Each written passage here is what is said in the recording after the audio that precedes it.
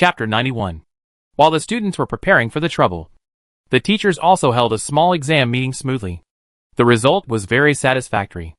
After Shichen arranged the teachers properly, he also arranged a separate exam for novice. As the only auditor who could keep up with their current progress, novice exams were all supervised individually. Shichen originally wanted to make the teachers work hard and rotate the time between the two sides. But who knew? If you are the only one taking the exam here, the pressure may be a bit high. But don't worry, kid. We have a new attempt in this exam. You can cheat with your own ability. The teacher will turn a blind eye. Shichen patiently told novice the special features of this exam and gave a few examples. It can be said that other kids don't get any treatment. After all, Shichen still has some conscience. He has been cheated so much. So it's not a problem to give him some sweet treats. Shichen also cleverly hinted, everyone should be very interested in this exam method and actively participate in the exam. Novice carefully pondered and felt that he understood and didn't understand. What does it mean? Why does the assessment emphasize that cheating is allowed? Is it because they are worried that he won't pass? So they give him a backdoor? Principal Screech shouldn't be such a person. Right? Besides, Novice thought, what's the point of mentioning other students? For example, to criticize him? Or do you hope that he won't tell his classmates about his specialness? Novice didn't want to make malicious assumptions about the principal. But the principal's backdoor was too obvious. He could understand it. But he felt that this was not conducive to promoting the relationship between teachers and students. And he shouldn't live up to the principal's kindness to him. Teacher, I have learned very well. Don't worry. I won't cheat, Novice assured Shichen. Shichen paused with a smile, blinked slowly, looked at this little guy who didn't know if he thought too much or not, and suddenly sighed softly. This made Novice more certain of his guess. I didn't expect that Screech was still a kind-hearted teacher. He must have seen that he was trying so hard to stay and was related to Bori. So he wanted to make him feel more relaxed. But he had to refuse firmly. He couldn't become a stain on Screech. Little did he know that Shichen sighed because the little guy was smart enough to find a handle for himself. He actually got a high score in this test. And he was not harmed by cheating. I don't know if the little guy can take a beating. It seems that a beating may not solve the problem. Shichen looked at Novice with mixed feelings, but still smiled against his will. Okay. Then keep going. The teacher will introduce you to the classmates in person after the test. I guess it must have been fun then.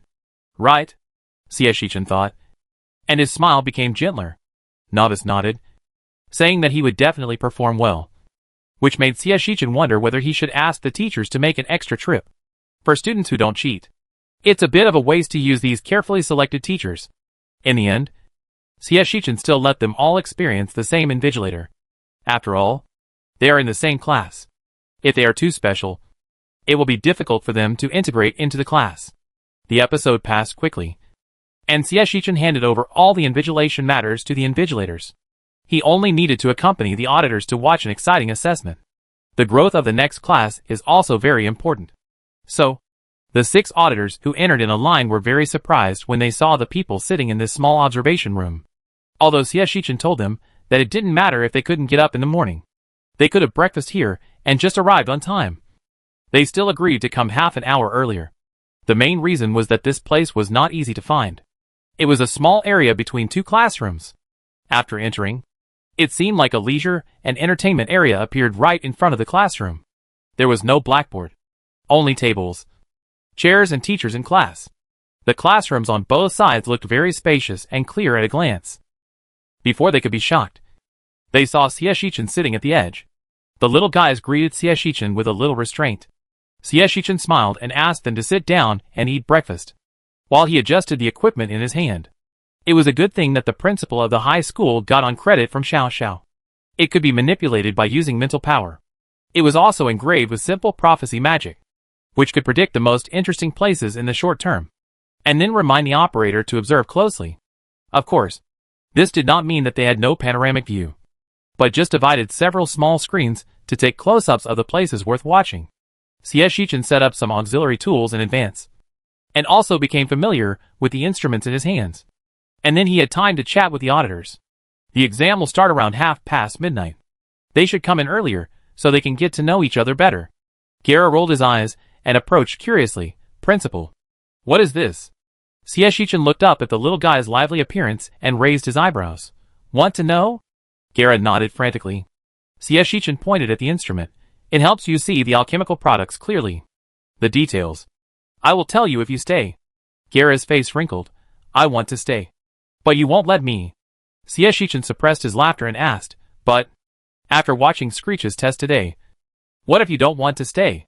Gara vowed, no way. I will definitely want to stay. It seems that her family is not easy to deal with. The little guy originally wanted to act first and then report. But now, he is very melancholy. Shichen leisurely adjusted the instrument. And his tone was also leisurely. Then you have to watch it carefully. The test is very fun. When Gra said this, he remembered the previous assessment and didn't believe it at all. Except for Gra, who was more outgoing and could talk to Shichen. The other students were relatively introverted. They found a place to sit down and ate breakfast awkwardly without much communication. Shichen knew that they would not feel comfortable watching them like this. So he started to find topics to talk to the little guys and ease their restraint. Would you like to know more about your future seniors in advance? Of course. When finding topics, you have to find outgoing students first, and then induce other students to come forward and chat. Gra became the communication device. What did Skricky say? They were their future seniors. Didn't this mean that he also acquiesced that he would stay? Gra echoed loudly and energetically, I want to. Shichen casually called up a video of Miami's class. Because it was a theoretical class, everyone was relatively quiet. After muting, it looked more like a static photo. You should know a few of them. They are all from the royal city like you. He was talking about Chris and the others. The auditors also knew who they were. It was because of these aristocratic students from the royal city that their families increased the weight of sending them here. Some of the other seniors are from the church. Some are civilians. Some have high magic talent but no magic affinity. And some are called untalented muggles. Shichen randomly took close-ups of some students' faces, and then said in a gentle voice, perhaps you haven't understood even though you have worked hard in the academy. Now, they are at least honorable junior magicians. Really? Stephen was so shocked that his black-framed glasses couldn't cover his expression. Really untalented? Are they really all junior magicians? Of course. This is supervised by the president of the Magic Association and many elders, and the accompanying examination team. So there will be no mistakes, Shichen said, looking at several auditors. So the academy does not look at talent when recruiting students. You stayed until the end, and your efforts and perseverance impressed the academy. I hope Screech can impress you too. Stephen touched his nose and whispered, I am already very impressed. Wow. Isn't this much better than his grandfather? He knew that learning magic at home had no future. Gara looked at those faces with envy. But she didn't have much of a fondness for magic now. So she asked Shichen, then can we not learn magic when we come in? Well, it felt a bit strange to ask the principal of a magic academy if we cannot learn magic. Shichen didn't find it strange, but asked curiously, why don't you want to learn magic? Don't like it? Or do you think it's obscure and difficult to understand? Gra hesitated and explained, I want to be a swordsman. A strong swordsman. And I don't want to learn magic. Shichen pondered, is that so? He found a short video clip recorded by the teachers, which was originally reserved for him to recruit students next year. Now they are recruiting students. So it's okay to take it out and take a look. He took out the video recorded by Shuzi. Do you want to be like this? Jella came closer to watch it carefully. The students beside him also subconsciously moved closer. The scene in the picture shows Shuzi holding a giant sword and practicing sword in the back mountain, in order to promote the characteristics of the academy. Each of his moves is accompanied by a strong power of martial arts. Simply put, every sword he swings can bring out purple-red flames, and a sword swing can flatten the mountains and seas. However, because the back mountain is Shichen's private property, under Shichen's supervision, no matter how big the noise they make, they have to find a way to restore Shichen to his original state. So although Shuzi's moves look cool, they basically do not damage the forest. But it can be seen with the naked eye that these moves are controlled very accurately. They deliberately avoid these densely packed forests, but fly out through the gaps, exploding fireworks in the air. Brilliant and powerful. Gra's eyes are already starry. Yes. Yes. I like it. I like it very much. Oh. What about this kind of swordsman? Shichen picked out the image of the new teacher. The mechanic. This time it was a man whose face could not be seen clearly. The weapon in his hand was different from the usual one. It was a weapon that GRA had never seen before. Very short. It seems that there is no way to kill. But the teacher did something. He raised the weapon in his hand. And a series of black and white light spots spread around with a sound. The overwhelming black and white spots have strong penetration. Although not gorgeous, they are very calm. As long as you are present, almost no one can escape his pursuit. Stephen asked hesitantly, "Is this really not magic?" Shichen shook his head, "No. But it is a combination of magic and martial arts? A Muggle teacher, may not understand the specific principles. But these teachers will definitely be willing to help you solve your doubts." Gara nodded frantically. "I like it. I like it too." Shichen laughed. "Little guy, these also include magic. If you want to be like them, you still have to lay a good foundation for learning magic." Gara hesitated a lot, always thinking that learning magic means being a fragile magician. But looking at the fierce looks of these teachers, she was very tempted. Can you really be both a magician and a swordsman? This time, Shichen dug out the photos of Lucius and Chris during the assessment. In the second half, they lost their magic wands, and almost all of their magic was done with their palms. In order to master the time, they were very skilled and even engaged in close combat when necessary. After Shichen showed GRA the video, he concluded, "In the academy, whether you want to be a magician or a swordsman, you must learn magic and martial arts. It's just that after you have a solid foundation, you can increase the proportion of these aspects according to your own preferences." GRA understood that the education at Screech was different from that at other academies.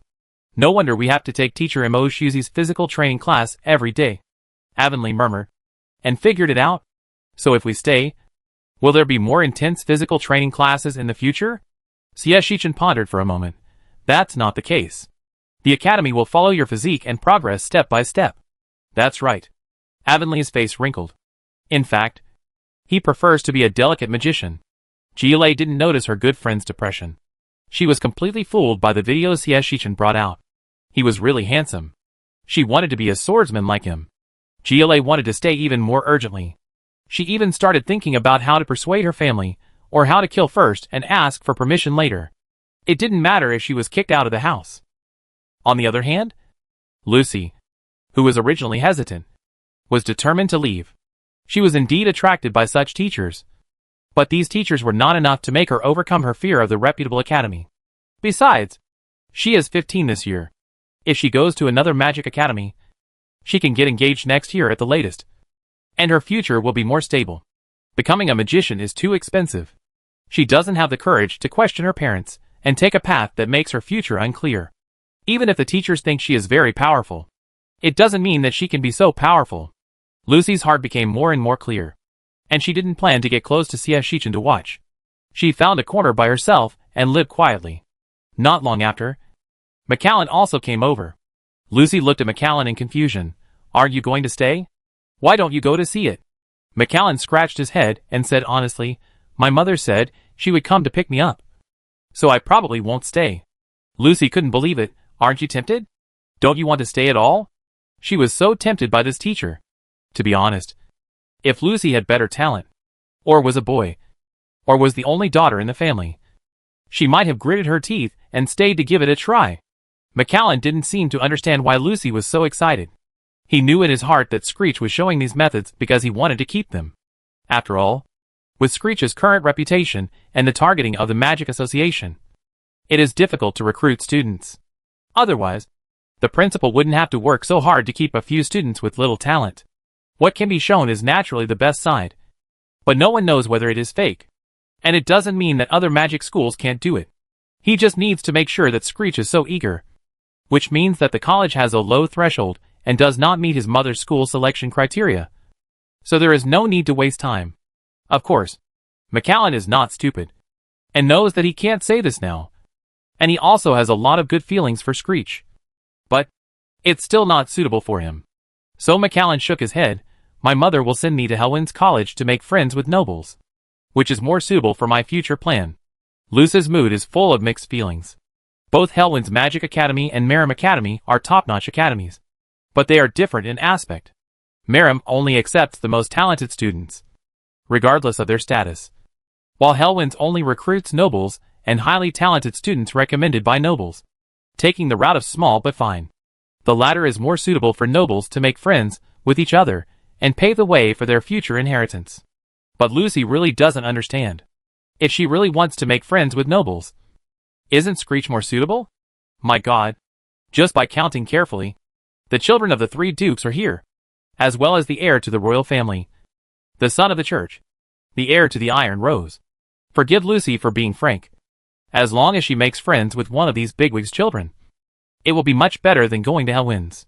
Ah, it's a pity that the future husband she needs must be a powerful magician. It is estimated that it is difficult for her family to marry into these families. Otherwise, she can actually stay. Lucy opened her mouth, but still didn't say much. Anyway, they were all going to leave, and talking too much would make people angry. Xieshichen's ears were very sharp. Can he hear what the little guys said? Since the students have already chosen by themselves, he will try his best to keep the students who want to stay. He glanced at the 2 children sitting in the corner, and didn't say too much to embarrass the little guys. He just continued to introduce the teachers of the academy to the children around him without distraction. When Hollinger came closer, he asked him if the academy had any teachers who were good at magic. Xieshichen, who really wanted to show off with Aurora, held back and sighed as he called up the image of Gore, of course. Little guy. In order to keep the academy, Skricky has teachers from almost all departments. Hollinger got what he wanted and saw Gore's handsome appearance when he manipulated the magic wand to use dual system magic, and gradually widened his eyes. Is it the Great Mentor? Well, there is also this. Well, it can be regarded as a teacher of the special department. Xieshichen found the image of the Beastmaster. In the image was a woman in light clothing. She casually threw out a handful of contracts, and in an instant, a bunch of little balls appeared around her. Then, the formation in her eyes moved slightly, and the little balls were controlled by her to swell one by one, turning into adult giant beasts, roaring at passers-by who took pictures of them. Hollinger and Stephen were both stunned. It can also grow bigger and smaller? You can rob houses when you advance, and you can rub them at will when you retreat. Isn't it very practical? Xieshichen asked with a smile. Very practical. The little guys nodded. Hollinger suddenly asked, is this teacher proficient in contracts? Xieshichen replied, of course. She is a Beastmaster, and she has a deep understanding of contracts. Then, the little guy seemed to become a little silent. But Xieshichen didn't have time to pay attention, because this year's candidates came in. As if it was agreed, the candidates walked in almost at the same time, with more than 10 minutes left before the exam. As soon as he came in, Beauroy started looking for the next batch of students who might appear. Why didn't I see the students that Brother Xie mentioned? Villa rubbed his face. As if he hadn't slept well, the teacher will definitely not let you see it. Otherwise, how could he set a trap for you? So reasonable. Beauroy understood it instantly. But if he does this, isn't he afraid that I won't cheat with my status? Chris pulled the corner of his mouth. Then you can? Beauroy smiled shyly. I can't. The small group rolled their eyes collectively. What else can they say? Everyone found their seats according to their habits, used their mental power to activate their seats, and sat down, waiting for the invigilator to arrive. I don't know who will be the invigilator. Bori had nothing to do and started to chat again. Asuto, you have to help me this time. Your prophecy system is the most useful. When the time comes, we brothers will work together to create miracles. Asuto nodded. If you don't know anything, just ask me. Scritch said it himself. You can whisper to each other. Amelia found an inconspicuous place to sit down, a little far away from the public, and Bori took the trouble to invite Amelia to come closer. Amelia, be sociable. Be sociable. If you sit so far away, we can't take care of you. Amelia was speechless. I'm afraid you will affect me. Bori looked innocent. How is it possible? I'm just a simple and kind junior magician. If it really affects you, it must be the fault of our not simple and kind teachers. As he spoke, Natha pulled his clothes in a familiar way. Originally, Bori was going to continue to persuade him regardless of this slight influence. But who knew that Novice had cast too heavy a shadow on him recently? He instantly felt that this scene was very familiar. So familiar that it was distressing. Beauroy's whole body was stiff, and he subconsciously wanted to slowly turn his head. Little bastard. You are always telling lies. If the teacher doesn't love you and doesn't care about you, Why would he come to supervise you? An old voice said unhappily. Look at my face. Isn't it pure and kind? Bo-Rui, really? Are there really pure and kind people who call themselves that? Bo-Rui's pupils trembled. He asked hesitantly, You are not. The team that came was an old man and a young man. The old man was carrying a strange white broom with a long beard, and the young man next to him was holding a thick stack of test papers. You can imagine how much they were tortured. 20 people. Using such a thick test paper bag. And it was only for one subject. Did Screech want them to die? The most important thing was that the two teachers looked very unfamiliar, which made them feel a little embarrassed to use their tricks to trick the teacher. After all, the new teacher didn't do anything. The old man smiled and nodded. That's right. Young man. We are the new teachers recruited by your teacher Xie. Let's not talk about names for now.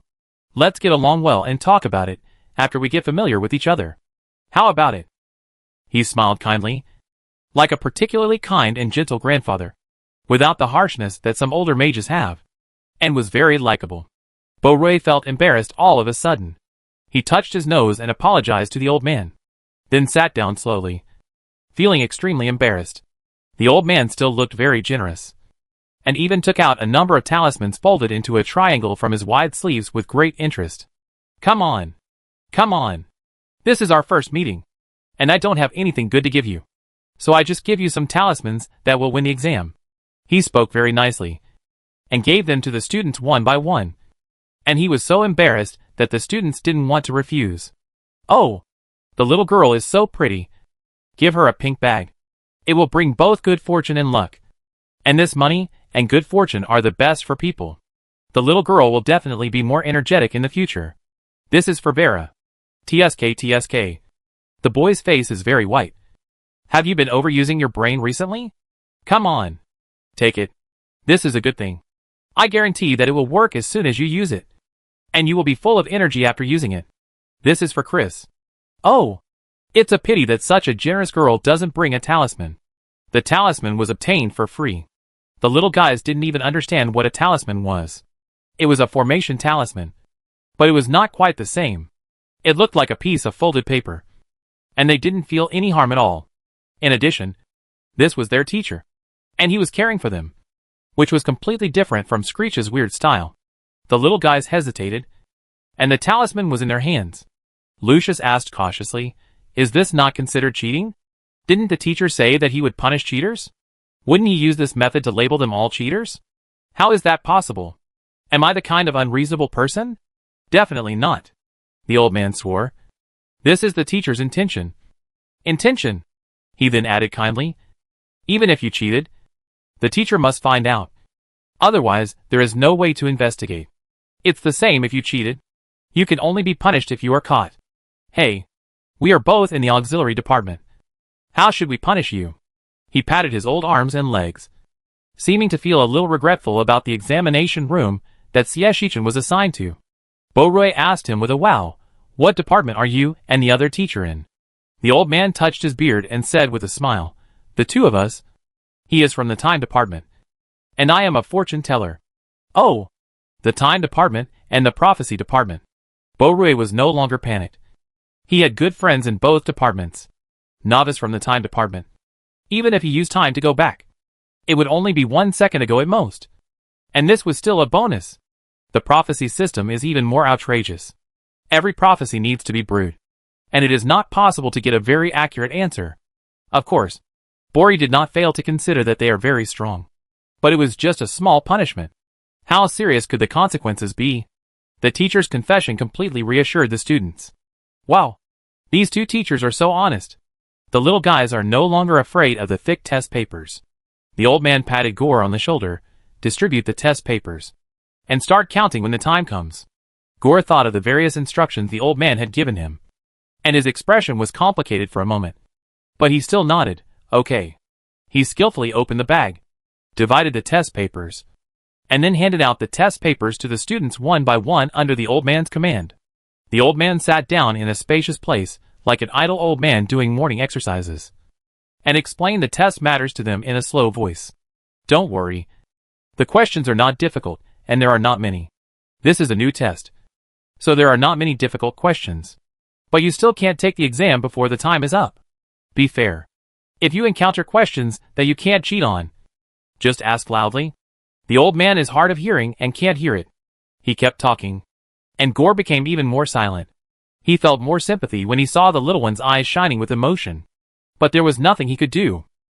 He was not the examiner of this exam. He was just a person who did things. He hoped that the little ones would not be too sad afterwards. Hey, it's really hard to be a teacher. Gore was still sighing. And many students in the observation area of auditors were stunned. You can cheat in the exam? Really? Doesn't that mean you don't have to study anymore? GRA's pupils trembled. To practice the use of magic? But the seniors are almost all junior magicians. Can they do this? Stephen, who had learned a lot of knowledge at home, also found it very strange. Sieshichan pretended to be mysterious and said, "This is to practice everyone's flexibility. You will know later." Everyone shut up and watched Miao Miao take the exam more carefully, wanting to know what was going on. I said that I would be laughed at by the next class. But I didn't expect that Screech would still be kind and arrange a new teacher for us. Bo Rui was filled with emotion. This way, the next class won't be able to see their jokes at all. The new teacher is so unfamiliar. Maybe he has never experienced naughty students before? Bo Rui completely forgot how miserable they were when Emoshuzi and Eugene Gang came. Oh, that's not the case. They were rookies at that time. And they were not smart at all. Of course, they couldn't see the unfamiliarity of the new teacher. In Bo Rui's opinion, as long as they don't spend every day with Sieshichan, teachers can't become bad. Otherwise, wasn't teacher Fanny kind and gentle when she first started teaching? This theory didn't have much basis. But it had to be said that quite a few people in the class believed it. They all thought that it was Screech who led the teachers astray. In response, Sieshichan, who was watching, just left another photo stone and smiled without saying anything. There was not much time left for them to discuss. After Gore handed out the test papers, there were about 2 minutes left. Because they couldn't write, they simply read the test papers from beginning to end. Only 3. If you tell me that this is a surprise from Screech, I will definitely be very happy. Bo Rui no longer expected to get any surprises from Sieshichan. This is just right. It's just... Bo Rui was puzzled. Did you really not send the wrong test paper? Why is there no word on my test paper? There were only question numbers. No words at all. Let alone options. Bo Rui shook the 3 pages of the test paper, his face full of confusion. Chris and Lucius also noticed this. But they didn't say anything. But wondered if it was because the time was not up. So they didn't show up. This time it seemed that they were very fair. There were still 2 minutes. So they could wait a little longer. As soon as they finished pondering, the old man sitting next to them suddenly slapped his forehead, shook his head in annoyance and laughed. Look at me. I'm old and useless. I can even forget such an important thing. Students, ? The old man randomly found a blank test paper and introduced it briefly. Xiao Xie said that the time for this exam is tight. So we only gave you 3 sheets of paper. And the questions are relatively sparse. So you have enough time. The students listened patiently. The old man said again, but there are not many cheating questions. So what's the point of taking the exam? Isn't this going to delay your future? So Xiao Xie came up with a good idea. The students began to feel uneasy. How could it delay their future? They have been suffering for 2 months. What's wrong with giving them some sweetness? The students were almost gritting their teeth. And their attention was focused on Sieshichan, the culprit.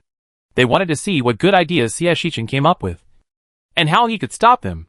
The old man smiled and pointed at the paper. Do you see the question number? When the mental power contacts the question number, inject the mental power. And you can read the question. Students. Huh? What the hell are you playing? Say it again? Say it a few times, and it's still the same. The old man touched his whisk and smiled mischievously. Oh, by the way, Xiao Xia also made a little surprise for the answer sheet. You need to inject mental power to answer the questions. He didn't let me tell you at first, and wanted you to find out by yourself. But I was worried that you were young and would not be able to finish the test after wasting your mental power. So, the old man asked worriedly, do you have enough mental power? Can you hold on? Students, It's hard to say. It's hard to say. Screech, you really are not a good person at all. Just because the new teacher can't control them. Do you have to treat them like this? Will they stop their cheating plan and become obedient because of this? No. This will only make them more rebellious and want to cheat. Catching Screech off guard. Thank you, teacher. We understand. Teacher, you take a rest, Bori said loudly, lowered his head, and began to think about how to finish the questions with less mental energy. Or, just ask the top student for the answer? But not all students are so optimistic. For some reason, Lucius always has a strange premonition in his heart. He feels that this old man who looks very kind and easy to bully is not as simple as he appears. It's not because he was accepted by Screech. The young teacher next to him, who was also accepted by Screech, gave him a much better feeling. It seems that he is really easy to talk to. Lucius is not optimistic about this old man who is very enthusiastic and kind from the beginning. It was his intuition. But he didn't feel any danger, so he could only take it as his own caution. Similarly, Amelia, who had been silent all this time, was also watching coldly. And even after getting the pocket from the old man, she silently hid in a corner several meters behind her. Don't ask. Her sixth sense was shouting that something was wrong. Amelia left the orphanage at the age of 5 and made a living on her own. Her other skills might be shabby, but her sixth sense was absolutely accurate, at least in her eyes. The two teachers were not easy to get along with, but the cheating plan was discussed by everyone, and Amelia did not mean to spoil the fun by saying that she would not participate. If her sixth sense failed, then they would have made a profit in vain and let Screech suffer. If her sixth sense worked, then they would have a reason to torture the bad new teacher. In any case, they had to be more careful in the cheating plan afterwards. Chapter 92. The students were not stupid. After going out for a while, they all became more cunning. Although their cunning was not very strong, they still had some. After getting the teacher's introduction, they first tried to cheat with the simplest cheating method to observe the teacher's reaction. Plan, whispering. Plan completed by Bo-Rui. Chris. This is a very great and difficult project. As a pioneer team, they are ready to fail. Bori and Chris put their mental energy into the questions as usual, and looked at the corresponding question numbers. The first question is generally not difficult, and Bori only spent a little time to choose the answer. He glanced at the two invigilators carefully. One old man had closed his eyes and dozed off, and the other took out a book and started reading it as if he didn't care. So loose. Bori first asked Chris in a low voice, Chris, what should I choose for the first question? Although the sound was not loud, it was obvious that the invigilators could still hear it. Sure enough, Gore looked up at Bori, then lowered his head and continued to read without any expression, as if he didn't care at all, which made Bori feel uneasy. In fact, this was the case. Before the exam, the old man told him directly that he didn't need to pay too much attention to the first exam. Give the students more opportunities, and just listen to his instructions when the time came. Gore really didn't know anything, and didn't need to care about anything. He just needed to offer his help at the right time, and everything would be fine. Oh yes. For some reason, this new colleague's calculation seems to be better than that of the magician of the prophecy department. Gore is not sure, but the other party's overconfidence makes him suspicious. The new colleague arranged what he should do at each node, and even said that no matter what accidents occurred in the field, it didn't matter, as he expected it. Gore was very curious about the new colleague, but these students didn't know. Otherwise they would definitely consider it carefully. At least the attitude of this new teacher is too similar to that of Emoshuzi and others. Now, the students who knew nothing seemed to have found a shortcut. That is, until their teachers caught them. No matter how much cheating they saw, the teachers would remain indifferent. This is too cool. Bo-Rui raised his voice excitedly. Chris, look at what you chose for the first question. Let's check the answers. Let me explain first. Bo-Rui, can do it, but I just want to get a perfect score to blind Screech's eyes. Sieshichan, who had a name in the examination room without knowing it, chuckled in the observation room. Little guys, remember, every exam in Screech is not easy. You must be vigilant. The kids fell silent. They didn't even know what the principal was up to. Wouldn't it be very convenient for the seniors to cheat? Whispering to each other. The most unpretentious way to cheat. C. Chris simply said his answer. The second question is, wait, how could it be C? Shouldn't it be A? Bori was shocked. He read the question carefully and calculated it quickly to make sure he was right this time. He laughed wickedly. Chris, have you been staying up too late recently? Why is the answer so outrageous? Ha ha ha. I didn't expect you to have this day. Chris's face was dark. It's C. No matter who you ask. It's C. His firm look made Beauroy feel unconfident for a rare time. Beauroy himself was actually not so sure. He looked around at his good friends nervously, hesitating who to ask. Asuto. You? Sorry. If you ask me, my answer is D. Lucius looked up proudly and sneered. Chris, didn't you sleep well last night? Or has love made you demented? Chris, eh? Chris also said coldly, you are not as good as you who was in the newspaper. Lucius, are you crazy? This question is clearly asking about the control of magic elements. And the stupid option D is not chosen by students who have never learned it. Lucius paused and frowned. But my first question is about the calculation of the formation of the magic circle. Really? Did you really not read the questions wrong? Bori couldn't help but ask loudly. My question is, the magic conversion of the legendary wizard. 3 people couldn't come up with the same question. Or even the same question type. Bori was shocked. Opened his mouth wide. And cursed. Bori cursed and had a headache. I knew it. What is allowed to whisper? Has Screech ever been kind? No. Chris and Lucius's faces were not good either. No wonder the invigilator saw them whispering without saying anything. It turned out that he knew they couldn't communicate the correct answer. Don't worry. We have to make sure whether the test papers in our hands are all different or the order of the questions is different. Ophelia's gentle voice barely calmed everyone's irritable mood. Yes, this is a very important point. If it's just the order of the questions that is different, it would be even better. They can remember the answers to each other, which is equivalent to 20 students working together to do a test paper. That would be very easy. If the questions are different, I beat up Screech when I find a chance. The little guys had fierce eyes. Super cruel. The old man raised his eyelids slightly, moved his fingers a few times, and showed a smile of watching a good show. Oh, children are just fun. The fun little guys had to spend their mental energy to go through the test papers and report their answers. Of course, the main force was Lucius. As a relatively abundant mental power, Lucius was the best choice to do this mental work. Lucius scanned it from the beginning and slowly began to report the questions. Question 1. Magic circle calculation. Question 2. The other students activated 10 questions first to see the overlap rate. The news was neither good nor bad. The good news was that there were indeed quite a few overlaps. The bad news was that Lucius did not have some of the questions that others had. So, no wonder Screech was not worried about the new teacher at all. He had already decided on the questions. Bori shook his head and snorted. Screech would also make mistakes. Like now. Asuto. Got it. Asuto took out the crystal ball that he had spent a huge amount of money on, listened to Bori's complacent questions, and began to chant magic spells. Soon, Asuto looked at the crystal ball and confirmed Bori's answer.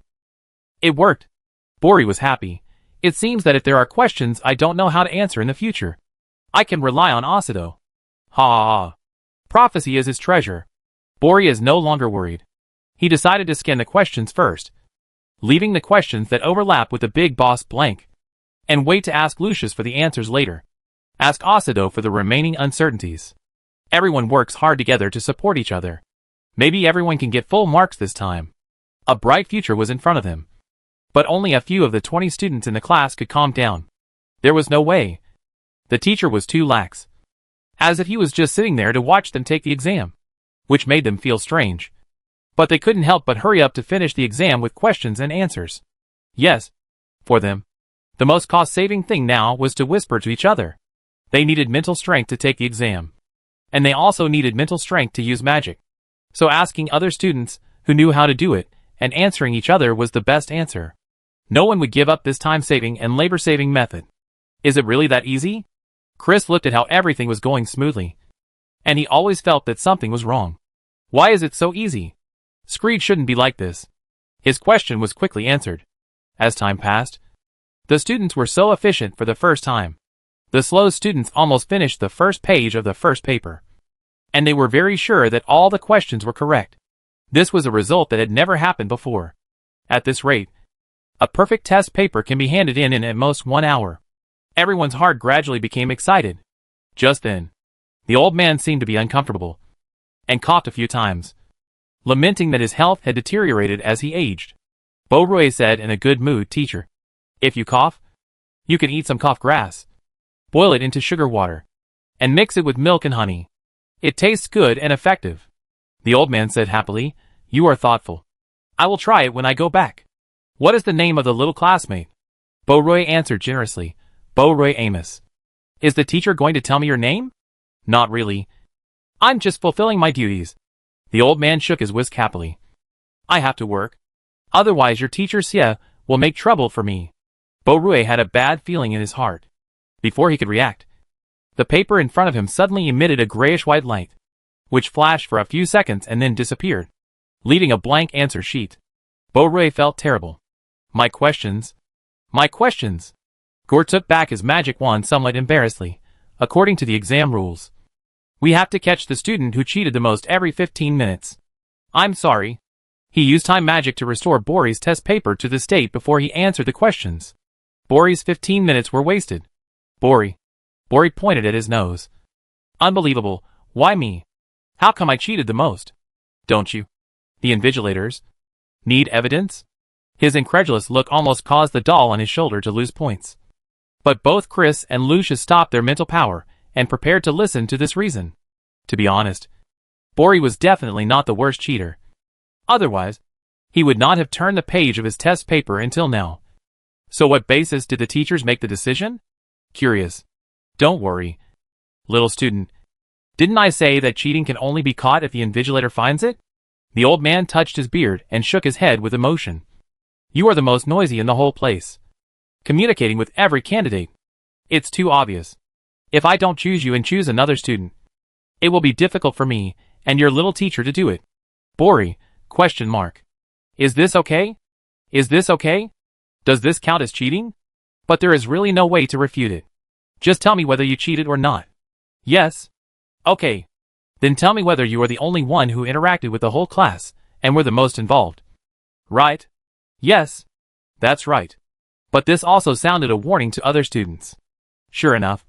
Cheating should not be too presumptuous. You never know what the teacher's criteria will be for catching people. But Chris and Lucius looked at each other and nodded calmly to show their agreement. Yes. That's how we should catch people. Sacrifice Bori for the benefit of the whole class. Bori, you've worked hard. Bori's shocked look is destined to attract the avoidance of the whole class. Catch one at a time. If they keep catching Bori, the others can finish the test in an hour at most. In the last 15 minutes, help Bori.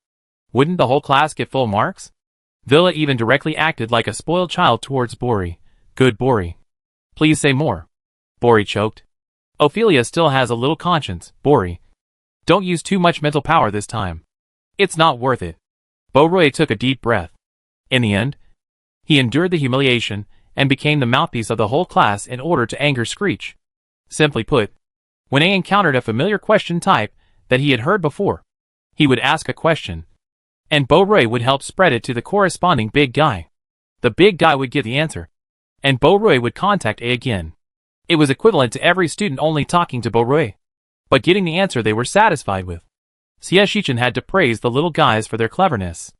If there was no big round of catching, their plan would indeed be easy to complete. Big round catch? Gara was fascinated by the sight of these seniors supporting each other, using magic, and competing with the teacher, which made them feel extremely dazzling. Didn't they expect something more exciting? Sia-Shichin smiled mysteriously. There are still 5 minutes. When there were about 2 minutes left, the old man coughed again. This time everyone was cautious. No one was doing questions anymore. Instead, they carefully observed the movements of the invigilator. Although the old man still looked kind, they didn't dare to underestimate him. They knew that the last time Bori was caught, it was most likely the old man's order. Sure enough, Gore began to chant silently again.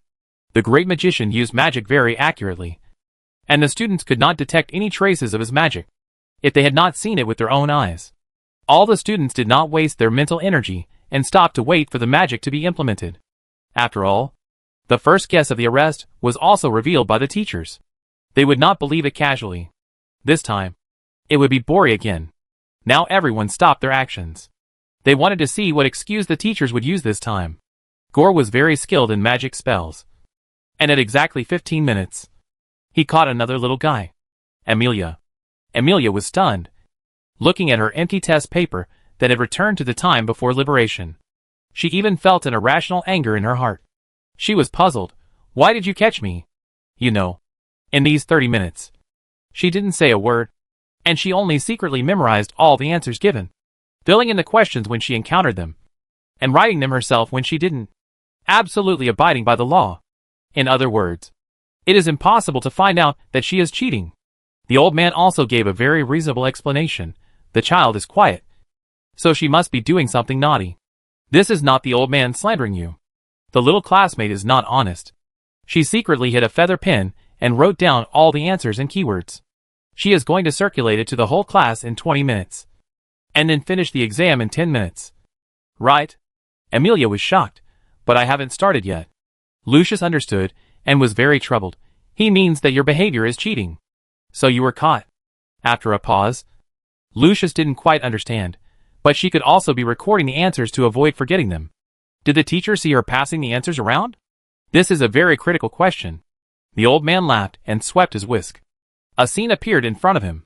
It was Amelia handing the test paper to Lucius. Lucius and Chris worked together to copy 18 copies. And then the whole class quickly answered the questions and handed in the papers. The old man pointed to his eyes. I'm sorry, little classmates. I'm a fortune teller. This didn't happen to you. But to me? Hey! Too dazzling.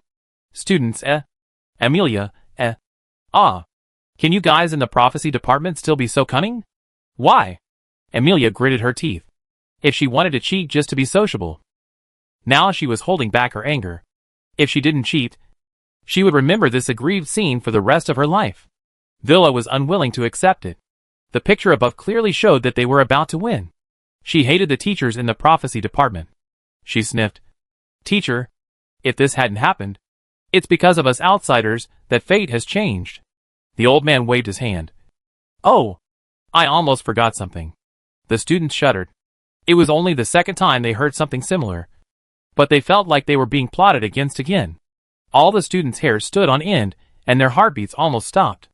The old man made a few seals with his hands. And the next moment, all 19 students in the class, except Amelia, suddenly felt a heat in a certain part of their body. Before they could react, Lucius, Chris and Osito all fell asleep with their heads on the table. The students sitting around them were stunned. What's going on? They didn't get an answer, because they soon got the answer. Vera's test paper was wet and still oozing water. She screamed and started to make up for it. Help! Help! Help! Ah, Chris! Help me! Help me! Help me! Chris was still sleeping. On the other side, Ophelia was also shocked to find that she needed to inject more mental power. But the test paper did not change at all. What's going on? My test paper. And Bori's test paper gradually became hotter and began to ignite sparks. He also jumped up and down to remedy the situation. Ah! Damn it!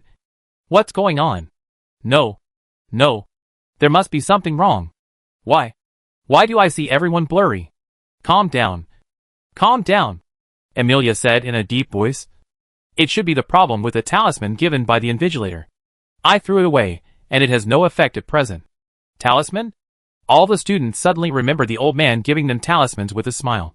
Praise Vera's beautiful face is full of moisture. My goodness. Vera's test paper is full of moisture. Praise Ophelia for her temperament and ability to do great things. My goodness. Ophelia's test paper began to release divine power. There are also a few who were said to have poor energy, and now they are all asleep. This. Bori choked. But didn't we punish Amelia this round? Your invigilator cheated. Good boy. This time the thief cried thief. Unfortunately, Gore shook his head with sympathy. Every 30 minutes, a group cheating arrest will be carried out.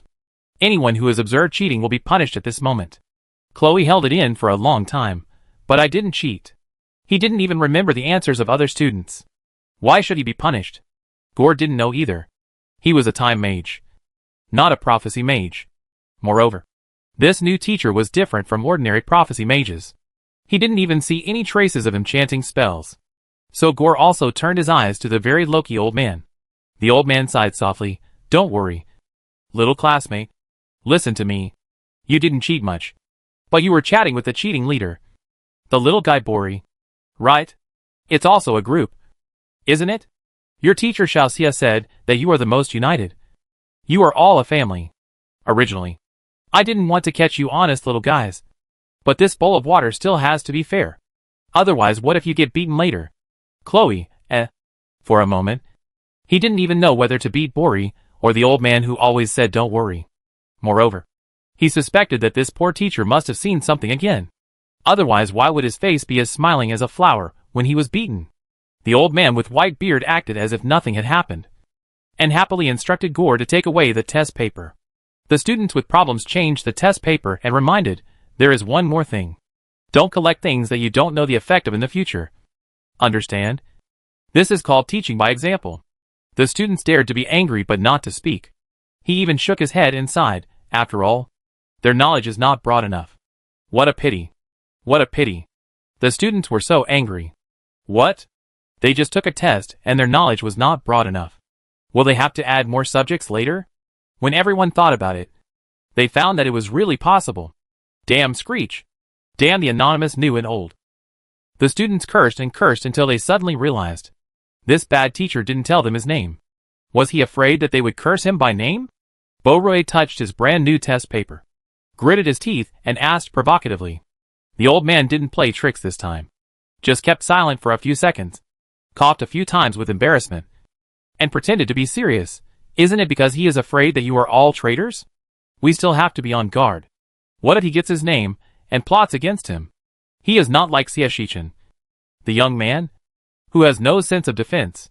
Xiaoxichan, who was dragged down, In short, because of the invigilator's stupid operation this time. Their first 30 minutes of the exam were in vain. Oh! If you say that the exam is not in vain if the answers are already known. That is not the case. The biggest variable in their exams is not the questions, but their mental strength. 3 consecutive days of exams. Each exam requires mental strength, plus the teacher's consumption. It is easy to run out of mental strength before the exam is over. Even if they have the answers, they don't have a pen to answer the questions, and they don't have eyes to see the questions, which is very dangerous. The students all understand. But can this stop them from cheating? How is it possible? They have been calculated like this. Just 50 contribution points. Even if they hand in a blank paper for this exam, they will give the invigilator a headache. It must be said that in the first exam, the students were aroused by the teachers with a strong desire to win. At this moment, in their eyes, the exam is nothing. They must make the invigilator busy. Bori gritted his teeth and began to chant a spell, burning Nathaniel's test paper. Then he apologized coldly while burning it. Nathaniel, I'm sorry. Let me do an experiment. He wanted to see. The test paper was gone. What should the teachers do? NASA silently looked at his charcoal-like test paper and raised his hand silently. No wonder he prepared so many test papers when he came in. The students came up with all kinds of tricks to torture the invigilator. But it didn't work. How can I say it? The hateful old man actually fell asleep again afterwards. He even covered his face with a whisk, not caring at all. This is really hard for Gore. Although it is not laborious, but it is very stressful. The students are too noisy. At this time, Gore even had the idea that it would be good for him to learn more from the new teachers. At least, he would not be at the bottom. Gore sighed and touched the test paper bag again, and found that there was no test paper. He glanced at the students in the audience, feeling a little embarrassed. It seems that Screech still underestimated the students' revenge, since the students used various reasons to tear each other's papers. They were not even keen on cheating or answering questions, and they must use up their stocks. Seeing that Gore was still, Herbert and Nathaniel, who had been cooperating with Bori, also became alert. Teacher, are there no more test papers? Just as Gore was about to answer, a familiar gentle voice broke into the examination room. No, there are still enough test papers. The owner of the voice did something, and suddenly walked out from the wall on the side of the blackboard. It was Screech. Xiaoxichan took out a handful of test papers, and put them on the podium. His tone was gentle and powerful. And he also encouraged the students, don't worry. Little guys, I will never let the examination room let you down. Come on. Take the exam. The teacher believes in you. Little guys, Sorry. But I seem to be even angrier. Xiaoxichan handed the test paper and ran away. And Gore also hurriedly distributed the test paper. lest the little guys couldn't help but come and beat him and his colleagues. The little guys were still calm, and after understanding the teacher's precautions, they had calmed down. It's impossible not to cheat or make trouble. It's impossible in this life. But they can cheat without leaving any trace. As long as the teacher can't see, oh, right, this exam can't be done this way. There is a teacher of the prophecy department here. Before Asado has figured out a way to restrain himself, it is not sensible to confront him head-on. The students thought calmly. At this time, there was only half an hour left before the first exam. When the students had answered half of the test papers, Chris and the others finally woke up. Chris and the others who had just woken up were still a little confused. Why did you suddenly fall asleep? The friends who were not asleep said nothing. Lucius rubbed his eyebrows and looked at the blank answer sheet in front of him. His mind was blank, and he could not remember what happened at all. Who can tell me what's going on? Chris also guessed. Did we sleep through the whole exam? I don't feel sleepy. Villa poked Chris and silently lip-synced. There's still half a point left. Hurry up and answer the questions. Don't bother. Chris, The second half of the exam can be said to be peaceful. It was so peaceful that the little ones, who just woke up, felt like they had traveled through time. Didn't we agree to cheat? But they couldn't get the answer at this time after all, because time was really running out. Only half an hour was left. And the students' attitude showed that they had no more ways to deal with the annoying old man. They could only be patient for the time being. Shichen watched in the observation room for more than 10 minutes, and was sure that the little guys had compromised in the first exam. He sighed regretfully. It seems that they have found the most suitable test method. Steven seemed to understand something. No cheating? No. Shichen shook his head and said helplessly, keep a low profile. He pointed at the students in the picture and gave a close-up of several of them. Amelia, silent, found something to plug her ears, then lowered her head to inject mental power into her test paper, reciting silently while doing the questions. Vera, using earth magic in her hands, made one clay figure after another, and placed them in a row on her desk, as if she had given up. But in fact, each clay figure was engraved with the answer. Other little guys also followed, and did some strange things. With 15 minutes left before the exam, Gore randomly selected a cheating student to restore the test paper. The next moment, Amelia and others suddenly started reading their answers at the same time. The other students who were running out of time were frantically answering questions according to the question numbers while distractedly memorizing the answers. It didn't matter if the questions were correct or not. The most important thing was to finish answering them. For those who haven't finished answering, choose as needed. For those with many answer options, choose the one that is most popular. Shichen couldn't help but laugh when he saw the little guys working together to fill in the answer sheets frantically. They are quite united. Gra got excited. Seniors should be able to win this time? Really? Shichen smiled but said nothing. Inside the venue, the students almost said collectively at the last minute, I hand in the paper. Yes. This should be the essence of the exam. Only a few people cheated randomly, waiting for the roll call every 15 minutes to get by. And then at the last minute, let the students who have finished the questions throw out all the answers. Hee hee. They are people who can memorize so many magic spells. Can't they be distracted and remember all the answers? Screech's teacher. Will they be tricked by them? The students' eyes lit up. They didn't believe that at this time. The old man could find any tricks to make them lose. The old man waved his hand, as if he had already admitted defeat. Okay. Okay. I won't punish the last big cheating. Gore, collect the papers. Gore responded with mixed feelings and collected all the test papers. The students' smiles gradually widened. Bori smiled and approached the old man. Teacher, can we exchange names now? We are all family. Really? Do you really consider me a family member? The old man opened his eyes and looked at Borui with vigor. Borui took 2 steps back cautiously. Could it be fake? The old man stroked his beard slowly. Not really. It's just that I am old and forgetful. Borui's smile gradually faded. Huh? Do you have any tricks you haven't told me? The old man sighed. Isn't this just to remind you that you still have to win the exam and have something good to say? His long explanation made Borui even more panicked. Then, the old man coughed a few times. The talisman I gave you has the effect of making your wishes come true. When you finally got the answer, did you feel that it was very smooth and you could find the same answer to each question? It's useful, right?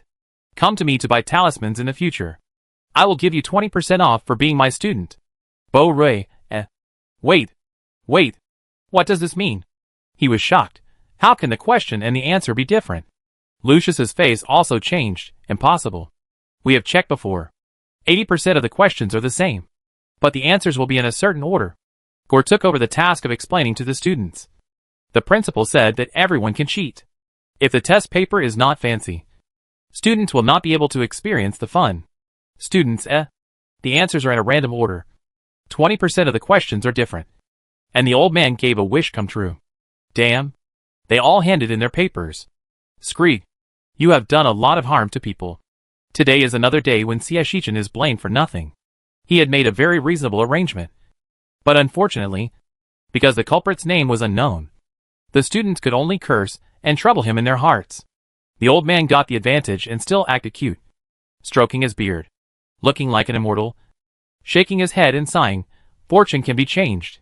But fate is hard to defy. The result that the old Taoist showed you finally happened. He pointed at Lucius. Little guy, you still have to believe in fate. Lucius, Yes, if you think about it carefully. Although they didn't make 18 copies, they did cheat collectively in this way. But I'm still angry. The resentment of the 20 little guys was so strong that Shichen could notice it from across the observation room. Shichen thought that he still had to find a chance to announce the teacher's name. He couldn't take all the blame, which was not in line with Screech's teaching style. The old man and Gore walked away happily with the test papers. The next test would be in half an hour, giving the students some time to recover their mental strength and energy. After the first exam, the students learned enough lessons and experience, and held a small meeting to review all their actions in the first exam. In summary, our current strength is low, our preparation is still not sufficient, and we underestimated the new teacher, Chris said calmly, and suddenly asked, why did we underestimate the new teacher? This question. Villa frowned. New teachers will not be as troublesome as old teachers, so it should be okay for us to underestimate them. Right? No. It's a big problem.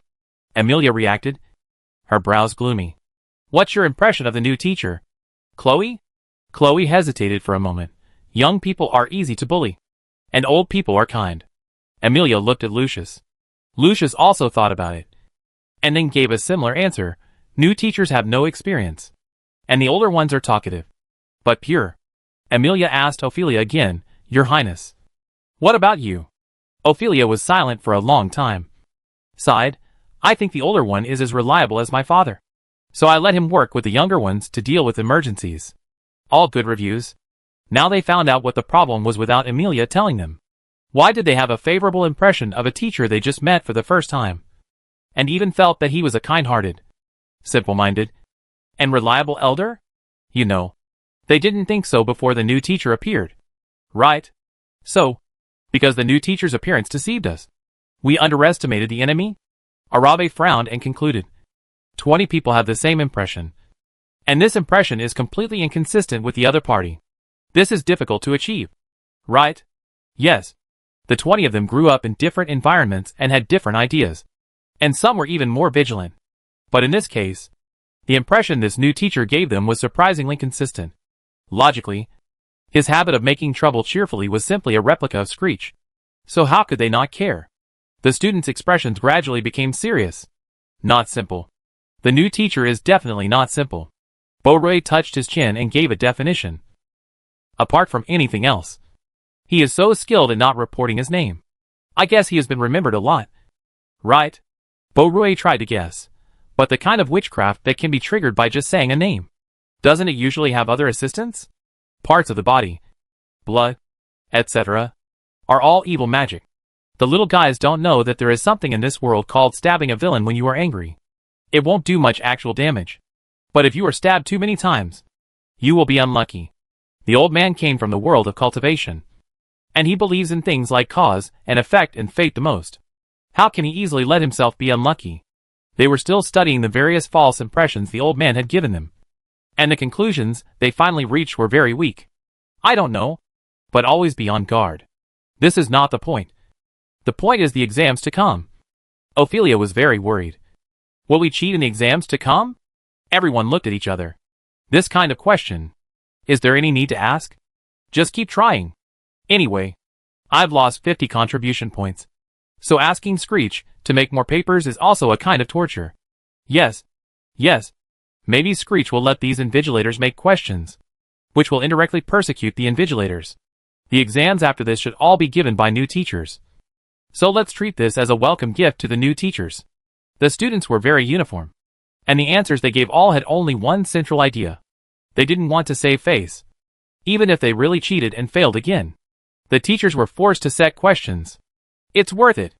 Unconsciously, the little guys have been sublimated.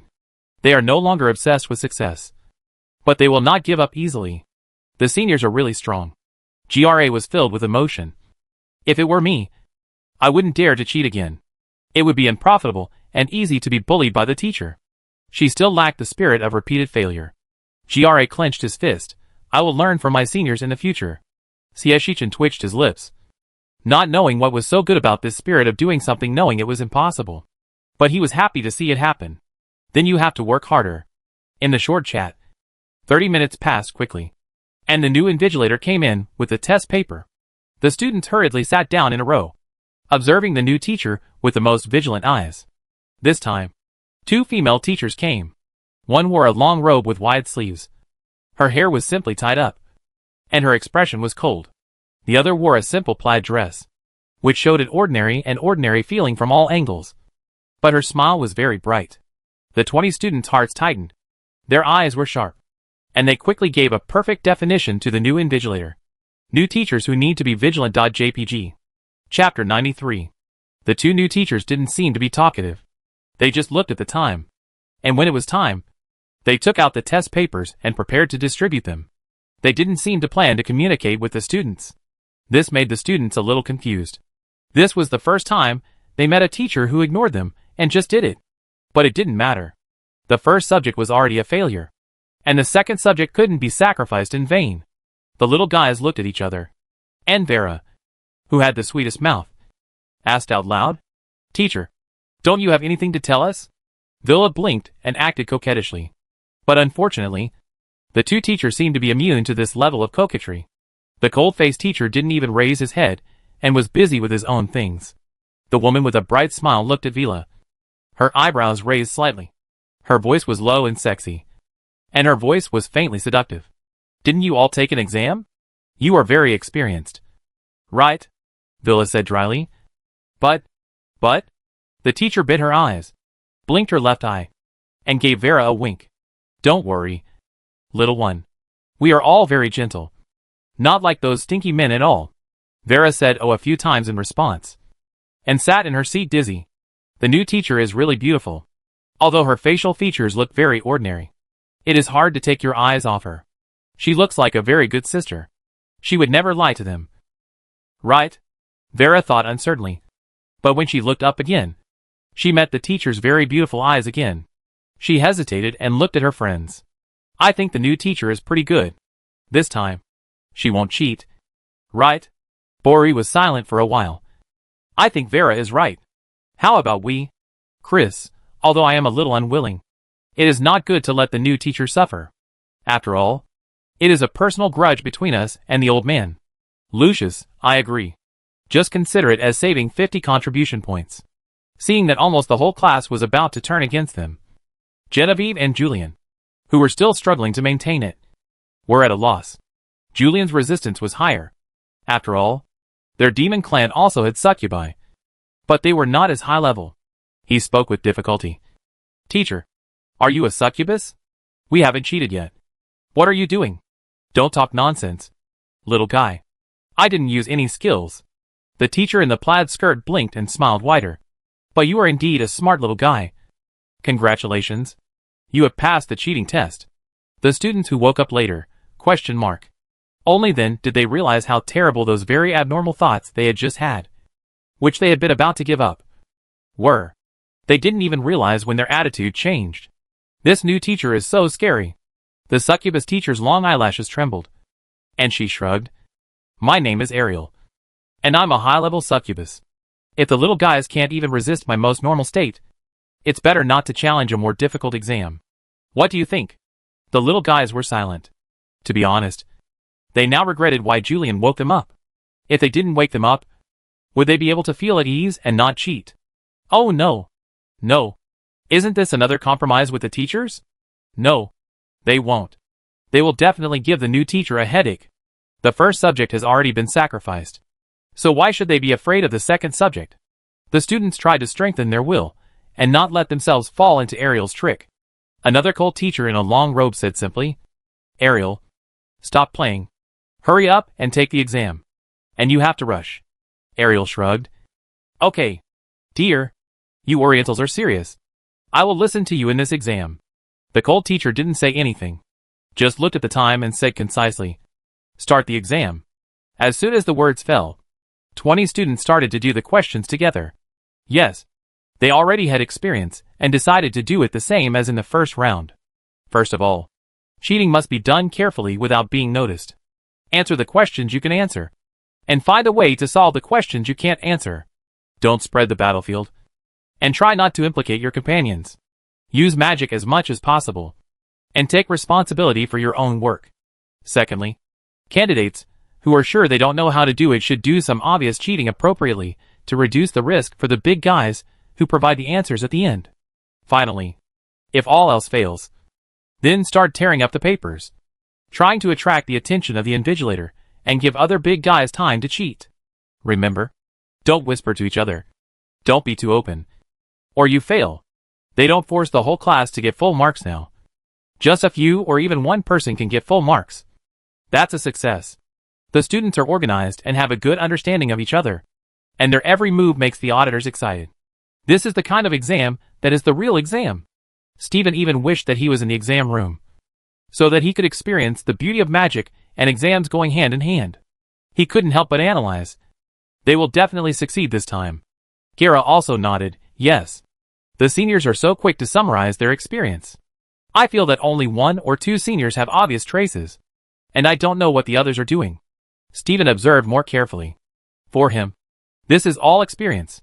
Maybe when they come next year, Screech will let them experience this kind of exam atmosphere. More experience doesn't hurt. Then, Stephen heard a very light low laugh from Screech. Did they guess wrong? The little guys subconsciously glanced at Siashichin. Siashichin did not explain, but just started to manipulate the screen to highlight the points. It was a bit interesting. In the examination room, the exam for the magic world really started. The intermediate magicians tried their best to apply a lucky magic to themselves, and then tried their best to answer the questions. And from time to time, they relied on the magic that they could use at the moment to cheat very slightly. Junior magicians also rely on their own efforts to get answers. For example, when Ophelia finds that she can't answer a question, she will use water magic to create various refractions to peek at Osido's crystal ball. When Osido notices the magic, he will silently start to recite the prophecy magic, as long as they don't say it. Who knows that this magic is recited by Osido for Ophelia?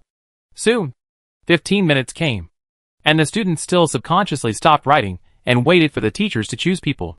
According to experience, whenever it comes to this point, no matter how much effort they make, it will be in vain. It is better to stop directly and consume as little mental energy as possible. But the horror that they did not expect came. Ariel snapped her fingers, and Osido was hung up in the scene. Osido was stunned. He couldn't figure out why he was the first to be caught. Logically, he only used a few magics, and he didn't know who he used them for. Neither the most nor the least. However, Ariel smiled. Children, didn't your teacher teach you not to act rashly when you don't know the enemy's details? She pointed at herself, her smile even more perfect. Teacher, I can read minds. Your plan. Your core. I know everything. Students, after the prophecy system.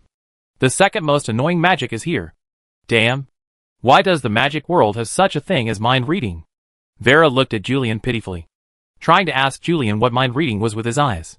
Julian was at a loss. The succubus of their demon clan didn't have this function. What is mind reading? Is there really a magician who can know what the other person is thinking at once? Isn't this too magical? The students didn't want to believe it, but the teacher seemed to comment on the little guy's strategy in order to absorb more hatred points. It's really good, but it's a pity that it's not very practical. I suggest that the little guys consider whether to cheat when they become magicians. Little guys, They all graduated by then. Thank you. Some students who were not convinced wanted to refute. But looking at those eyes and that smile, what they wanted to say fell back into their stomachs. Feeling dizzy, and not knowing what to do. Oh! Yes. Cheating. They were discussing cheating. It was as if their brains were numb. While trying to think about how to cheat. While thinking about how to get the maximum score on the questions. And another 15 minutes passed in a daze. At the 30th minute, the cold teacher who had not taken action also took action. Unlike most people, she first threw a mass to Ariel, then crushed a round object. And a burst of floral fragrance came. An invisible gas flowed into the students' mouths and noses along with the floral fragrance. The cold teacher asked Ariel, "Are you sure you all cheated?" Ariel covered her mouth and chuckled. "Of course. I read it out, and there will be no mistakes." "Okay. That's no problem." What happened next was simply a miracle in the eyes of the auditors. Ariel didn't even pull the small wheel alone. Every 30 minutes, another teacher would release a pill, and the students would repeat what happened in the previous 30 minutes. Just like they were cheating in the illusion. And what was even more terrifying was that no student noticed anything was wrong. They seemed to have blurred time under the influence of this fragrance. Every 10 minutes later, they came to their senses, remembered their cheating, and started cheating. Then, after 30 minutes, another pill made them feel dazed. After another 10 minutes, the effect of the pill disappeared, and their memories seemed to be covered for a while. And they felt that they had just started cheating. So they repeated it over and over again. Occasionally, when I encounter someone who is really vigilant, I haven't analyzed it thoroughly in my mind. And I enter a new cycle again. The auditors were dumbfounded. This. Siashichin shook his head and sighed. I would rather be invigilated by a teacher with strong martial arts than by a teacher with many tricks. I'm afraid that this exam will have to be retaken collectively. But it doesn't matter. Your seniors are very tenacious and have great perseverance. I believe they will cheer up soon. His gloating tone made it difficult for the auditors to not hear it. When he thought that he might experience this in the future. Gra whispered. I'd better be honest and not cheat. Stephen nodded. At least before I have the ability. I can't beat them. Hey. Thinking about the miserable situation of these seniors. It's also a bit gloating. For the students, the second exam seemed to pass without any experience. But when they heard the teacher announce the end of the exam and collect the papers, they realized that their time was gone. Moreover, the fastest person only finished the first test paper. Lucius couldn't accept it. How could it be so fast? Hasn't it only been half an hour? Why don't you think about it again? Ariel blinked. And like a signal, the students gradually recalled their previous doubts. After half an hour, they suddenly became dull. And when they came back to their senses, they found that they should cheat according to the plan. Osidos seemed to be caught, and they had to start plan 2 by themselves. Lucius's face was livid. Wouldn't such a punishment be too much? It's only 10 minutes. You should have noticed something was wrong. Teacher Qinglong said leisurely. You didn't. You continued to provide me with opportunities. Students, Ariel blinked. I didn't catch you individually. I changed it to once every half an hour. Isn't it very considerate? Students, So considerate. Unknowingly, they failed this subject. Not to mention the make-up exam. The little guys wanted to cry, but had no tears. Lying on the table, like a salted fish that had lost its dream. What do you mean by cheating or not? Screech just wants to play with us. Yeah. I knew it was a trap, but I still did it. I can't bear to see it end like this. Where did the new teachers come from? Why are they all the same as Screech? I'm a little suspicious. Screech just wants to collect our contribution points. So, the little guy who has been defeated repeatedly wailed in grief. Then will we still cheat? Still cheat? Knowing it was a trap set by Screech. Will we still do it? The little guys were silent for a longer time this time. After a long time, Bori carefully poked his head out. How about we finish the cheating plans we collected and then give up? Vera was the first to support. Good idea. Amelia also said, if it doesn't work this time, there will be next time. At worst, I can put the teacher in a sack when I am stronger, and then cheat however I want. That's the reason. Lucius also slowly replied. I understand all the questions, and I'm not worried about the make-up exam. I just want to battle with the teacher. Support? Support my brother. This is Anna who doesn't have many ideas of her own. Siashichin who has been watching, Sure enough. He has perseverance. Is this the desire to win of young people? It is conceivable how lively the exams of Screech will be in the future. Shichen collected all these pictures silently. Ariel is right. As long as the hatred is firmly held, even if they are defeated repeatedly, they will still fight again and again. For no other reason. Just to bet on that one chance. Wrong bet. Vivian? Why Vivian? Chris frowned, looking at the new invigilator, almost giving up thinking. Who is Vivian? Chris's low voice was only heard by the people around him. So Vera asked curiously. Chris couldn't laugh anymore. There was a great teacher of prophecy in Merrim. So famous that I knew him before I went to school. I don't know how Screech got in. The Grand Master of Prophecy? Damn it. They gave up just by hearing this word. Lucia's voice suddenly interrupted. I know that too. It is said that she received an average of 3 letters of complaint every day during her 3 years of teaching. At that time, I wanted to go to Merrim. My father collected most of the stories of Merrim's weird teachers and tricked me into coming to Screech. This one is the most famous. The content of each report about her is similar. It's all about the teacher adding to the students' learning burden without reason. Chris was silent for a long time. I understand. But why are you so loud? Without waiting for Lucius to answer, Vivian smiled slightly. Because I used the truth or dare magic on him. Isn't it very practical? Students, Ah? Lucius, a cold and arrogant little boy, was so frustrated at this moment that he wanted to report the teacher. He asked honestly, Can I report it to Screech? Is it a violation of the teacher's ethics to use the truth or dare magic on students? Vivian blinked. We signed a contract, and it cannot be cancelled unless the students are harmed. What counts as harm? Now there is room for debate. Anyway, if Mo Shuzi tortures students like that, then this probably doesn't count either. Right? Lucius gritted his teeth. We are still taking the exam. And you use magic on me. Isn't that unfair? Vivian said to Lucius gently, and with a little grievance. But the exam hasn't started yet. And the effect will be gone during the exam. I follow the rules. Lucius choked up. He really didn't understand why he was the only one who had to suffer this out of 20 students. Okay. Kids. It's time to get ready for the exam. Vivian blinked. I'm a very soft-hearted teacher. So it's better for you not to cheat. Right? I feel bad if I see you. The students were extremely disappointed. Chris simply asked directly. Will you, the prophecy magicians, plan to deal with us in advance because you saw us cheating in the future? Vivian covered her mouth in surprise. Is this possible? I originally thought that if I predicted who cheated, I would give them a perverse magic that always avoids the correct answer. The colleague next to Vivian was also surprised. Is there such magic? You are so awesome. Vivian. No way. You still have to control the group. Vivian smiled and boasted to her colleague. Can you summon 20 monsters at once? Not monsters. But 20 are fine. The colleague took out the contract and shook it. I guarantee that they will be scared to the point where they can't use their mental power. They discussed how to stop students from cheating face to face without restraint. And Myamu seemed to have seen their bleak future. 1 second. 2 seconds. 3 seconds. Lucia suggested calmly. I suggest that we stop here for this time and make plans after we get familiar with the teacher. What do you think? I agree. It's not a bad thing. I don't have many contribution points, so I have to spend them sparingly. Yeah. We are just junior magicians. We must learn to be low-key and learn to give up. The students all talked about how to plan their exams so that they would not be caught.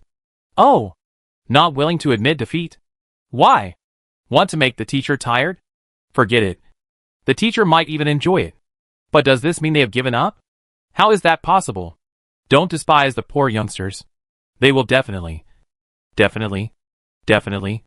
one day in the future, make the teachers helpless. The ambitious Miami finally bowed to the cruel reality. They are very sensible anyway. They know it too well. This exam went smoothly, and the 2 teachers didn't catch any cheaters, which was a pity. If we count our performance, I'm afraid we'd be at the bottom, Vivian said unconvinced. The Beastmaster was also helpless. You are too famous. But it's good this way. Next time students will definitely cheat in a targeted way, and they will pay more attention to us. The 2 teachers looked at each other, looking forward to that day. Anyway, with the new teachers taking turns, the 2-day theoretical exam ended, and the practical exam on the last day was relatively simple for them. But it didn't work. The practical exam and the theory were mixed together. Even if they had practiced, at most the next make-up exam would not require the practical content. But the exam papers would not be reduced. Moreover, how could we believe that a group of students who had been defeated repeatedly would say that they would not cheat? They just weighed the pros and cons and felt that the prophecy teacher was not easy to bully for the time being. So they suspended their plans. They would always try to confront the new teacher when they saw that he seemed kind and realized that the teacher might be easier to bully. And then, they would lose everything. More importantly, did they fail? Of course not. They succeeded. It was just that they were testing the waters a few times. And they knew all the questions. Cheating is not useless. But it is a waste of time and leaves them with a handle. In the end, they vaguely realized that Screech arranged new teachers for this exam. Brackets, I don't know where they came from. But they are like big devils. Oh! What made the students even more desperate was that Lucius carefully recalled that there were many overlaps between these teachers and the big devil list of Malum given to him by his father. Lucius reflected deeply. So, I came to Screech. But I didn't escape these big demons? Bori thought about it carefully. And although he was very depressed, he couldn't help grinning. So, Lucius, you listened to your father and chose Screech because of the existence of a group of big demons. But when you arrived at Screech, you found that the big demons chose Screech just like you? Chris was shocked. It seems that your school choice is a joke. Lucius, damn it. Is this what he thought? Shouldn't we ask why all these teachers were precisely recruited by Screech? Does he have a hobby of collecting big demons? Lucius didn't understand. And Lucius' defense was broken again. And this time, it was still difficult to recover. This is not the point. The point is that in the future, we will have more than 20 big demon-level teachers, Amelia said, closing her eyes. And Screech, who keeps attracting big demons. There will be an endless supply of new teachers who can teach one-on-one. And it will not be a dream in the future. The students who have finished the exam stared with their eyes wide open. Let's talk about something energetic. How many subjects do you need to make up? All. Aw? Didn't you cheat in a few subjects? I didn't have enough mental strength. I didn't do many questions in those subjects. I can't get to 90. Meow Mew and the others were silent again. Damn. Screech had already planned everything. Right? So, why did they cheat in the first place? Why do I feel like I'm just losing money and not getting any sweetness? Moreover, it's not just Meow Meow who feels drained. The auditors who watched the student assessment for 2 days also went from gloating at the beginning to becoming increasingly silent later. When they think about the same situation they will encounter in the future. Ask yourself, will they be able to resist provoking the teacher? No. Almost all the students who want to stay answer themselves in their hearts, if you can't win once, what's the point? Besides, according to the principal, they only need to pay a little price to take the make-up exam. And the score will be based on the highest record. Doesn't it give them the opportunity to do whatever they want? But think about it. Isn't it a waste to go against the teacher when you are not strong enough? The little guys thought hesitantly, always feeling that it seemed like a loss. But Xieshichan said to them, when you are in the academy, it is the easiest, most interesting and safest time in your study. Here, you will meet great wizards, magicians, and even magic saints, who will not reach the heights for a long time in the future. Here, they will train your ability to adapt to the environment and your ability to fight without any prejudice or murderous intent. Here, you will have the opportunity to observe the use of magic by powerful magicians and powerful swordsmen, and gain a deeper understanding. Then why should you care whether you have the ability or not? Whether you have lost money? Every opportunity should be seized. Only by going all out and experiencing it wholeheartedly. You will have a vague premonition when you are promoted to a wizard, a great wizard, a magic saint, or even a legendary wizard in the future. You are not unfamiliar with this class. Even if you seem childish or careless, you have fought against powerful wizards and swordsmen. Do you think you are much more powerful? This is really a beautiful statement. Yes, they joined the Magic Academy to learn magic in order to become stronger and understand magic more deeply. From the moment they chose Screech, their goal will no longer be to make friends with nobles of the same age, and no longer to learn magic with their talents. Their goal is to become stronger. It is to experience the charm of magic with the teachers of Screech and become more powerful. Perhaps it is because of this that the seniors are like unbeatable tumblers, and they will not give up easily before their methods are exhausted. They know that every opportunity is rare and needs to be grasped. They know that every confrontation is to increase their understanding of the teachers. So although they are pitted, they also gain a lot. You should not just look at the surface. Several students reflected in their hearts. And some honest people even stood up to thank the teacher very solemnly. Teacher Xiaoxia actually just wanted the students to use magic as flexibly as possible. And by the way, give him more contribution points. But teacher Xiaoxia never expected that his ordinary words of encouragement would become the fuse for subsequent students to work hard to save contribution points for the makeup exam. Not only did it make the entire Screech students have a more solid foundation on the road of magic, but it also made the students almost all poor. Don't get me wrong. The contribution points in their pockets are always in short supply. Anyone who says that he has a 3-digit contribution point deposit will be beaten by his good friends. I'm getting off topic. Although the result is very good and in line with Xie Shichen's expectations, it just needs some improvements and more experiments. But for Xie Shichen, this exam is perfect. Xie Shichen certainly knows that this attempt has dealt a heavy blow to the students. So in order to ensure that the students have the spirit of getting stronger and stronger and using it to innovate magic, he still tried to give them some sweet treats. Before the students could react, they were given various rewards for their study tour. And new talent potions have arrived. Please hurry up and find Principal Screech to claim them. The talent potions they had accumulated from multiple makeup exams, but had never really seen their effects, had arrived. Such a big thing.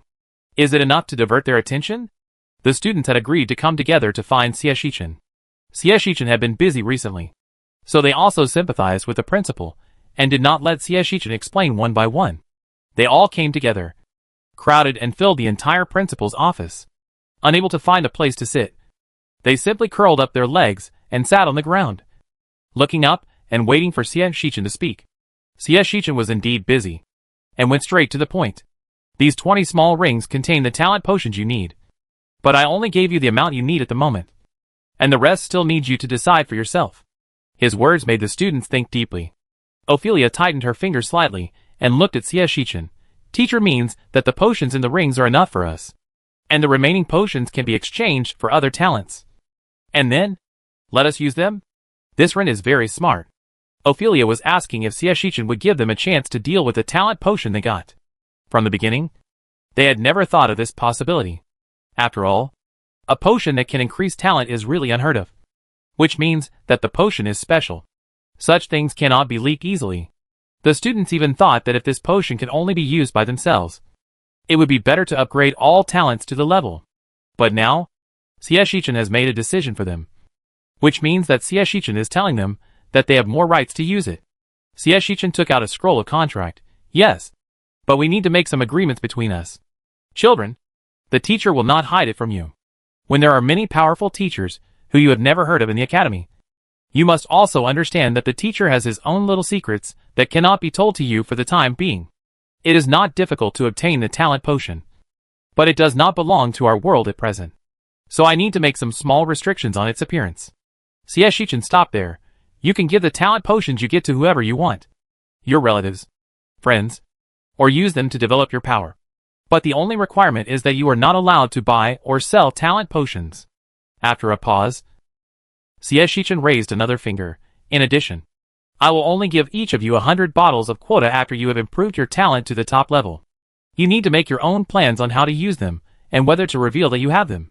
In a sense, Xie Shichen has always been skirting the edge of the laws of this world, slowly blurring out some less appropriate laws. For example, those with high talents can attract magic elements, and those with low talents cannot learn magic. Xie Shichen and Novice said it in a high-sounding manner, as if there are infinite possibilities. But this is a magic world. The magic world is filled with magic elements. All races are using magic elements. And intelligent species with low talents or even no talents are equivalent to being excluded by magic elements. What can they use to change and attract magic elements? Xie Shichen let the children have magic. First by using mental power, then converting it into magic power, and finally gathering it into magic through spells. In the final analysis, it is also through the path of magic elements. But he has added some catalyst additives. Then, the law that has stuck the theory of talent so tightly, and found that a large number of talent potions that can change talents appeared in his world. It is estimated that they will crash. Right? Moreover, the more critical point is that this potion is produced from the main god world. not locally. If it is local research, then they can slowly produce it. And even the law can't find any mistakes. But this is an alien object from the system space, marked with the main God World logo. You can deceive the law temporarily, and you can make a fortune quietly. But you can't be too open and above board. Just like the teachers recruited by Shichen. They can develop in the academy. But if they leave Screech casually, and create some major events unrelated to teaching, they will definitely be expelled at the first time. The same is true for potions. And Shichen is willing to give students more, rather than just letting them use their talents to the full. In addition to doing good for the students, he also has his own selfish motives. He needs his close students to slowly develop their own power with the help of themselves or their families, and to protect Screech in the future. Only when there are enough voices of support and only when the support is strong enough can Shichen develop the magic world without any worries. Even if the industry he develops will have a huge impact on the current system and beneficiaries. Change requires blood. But Shichen is just a teacher. He wants to moisten things silently and minimize losses. So he must consider all aspects. The students have top talents. They have many teachers to help them. Their backgrounds are also excellent. And they are all villains and cannon fodder related to the world line. They can do more impossible things. Moreover, Shichen himself is also worried that if his pace is too fast, when he completes his mission and leaves, the teachers outside the world he recruited will leave, and the academy will be hit harder. Therefore, he needs to plan ahead and wait in advance for this group of students who trust him wholeheartedly to bring him endless surprises. The answer given by Shichen would undoubtedly expose part of his ambition. But the students were used to it. Yes, the academy has so many treasures, so many good things that cannot be told to others, and they should be well protected. Scritch has so many reliable teachers, and he still puts his hopes on them. How much trust he must have in them. And I don't know what other guys think, but Bori himself has some selfish motives. Scritch has such a bad reputation now, and the Magic Association is even more arrogant. If they have enough power, can they fool? Oh no! Recruit more students for Scritch? Maybe before they graduate, Screech will be famous. But it's good to add icing on the cake. The better they are, the more they can become Screech's living signboard. Ophelia also held the ring she got. She knew that this was not only Screech's trust, but also an opportunity to satisfy her ambition. Even if it was only 100 bottles, she could use it to cultivate her own power. She had this confidence. There is no doubt that all the students signed this contract. They already had a plan in their hearts. After staying in Screech for so long, they saw more and more hope and had their own ambitions. Even if the ambition is not that big. Bo Rui even asked Shichen with a smirk, "Brother Xie, if the quota of 100 bottles is full, what can you use to tempt us to take the makeup exam?" Shichen was surprised. "You won't take the makeup exam if you don't have the talent potion?" Bo Rui argued, "But if you have it, you will take the makeup exam again and again.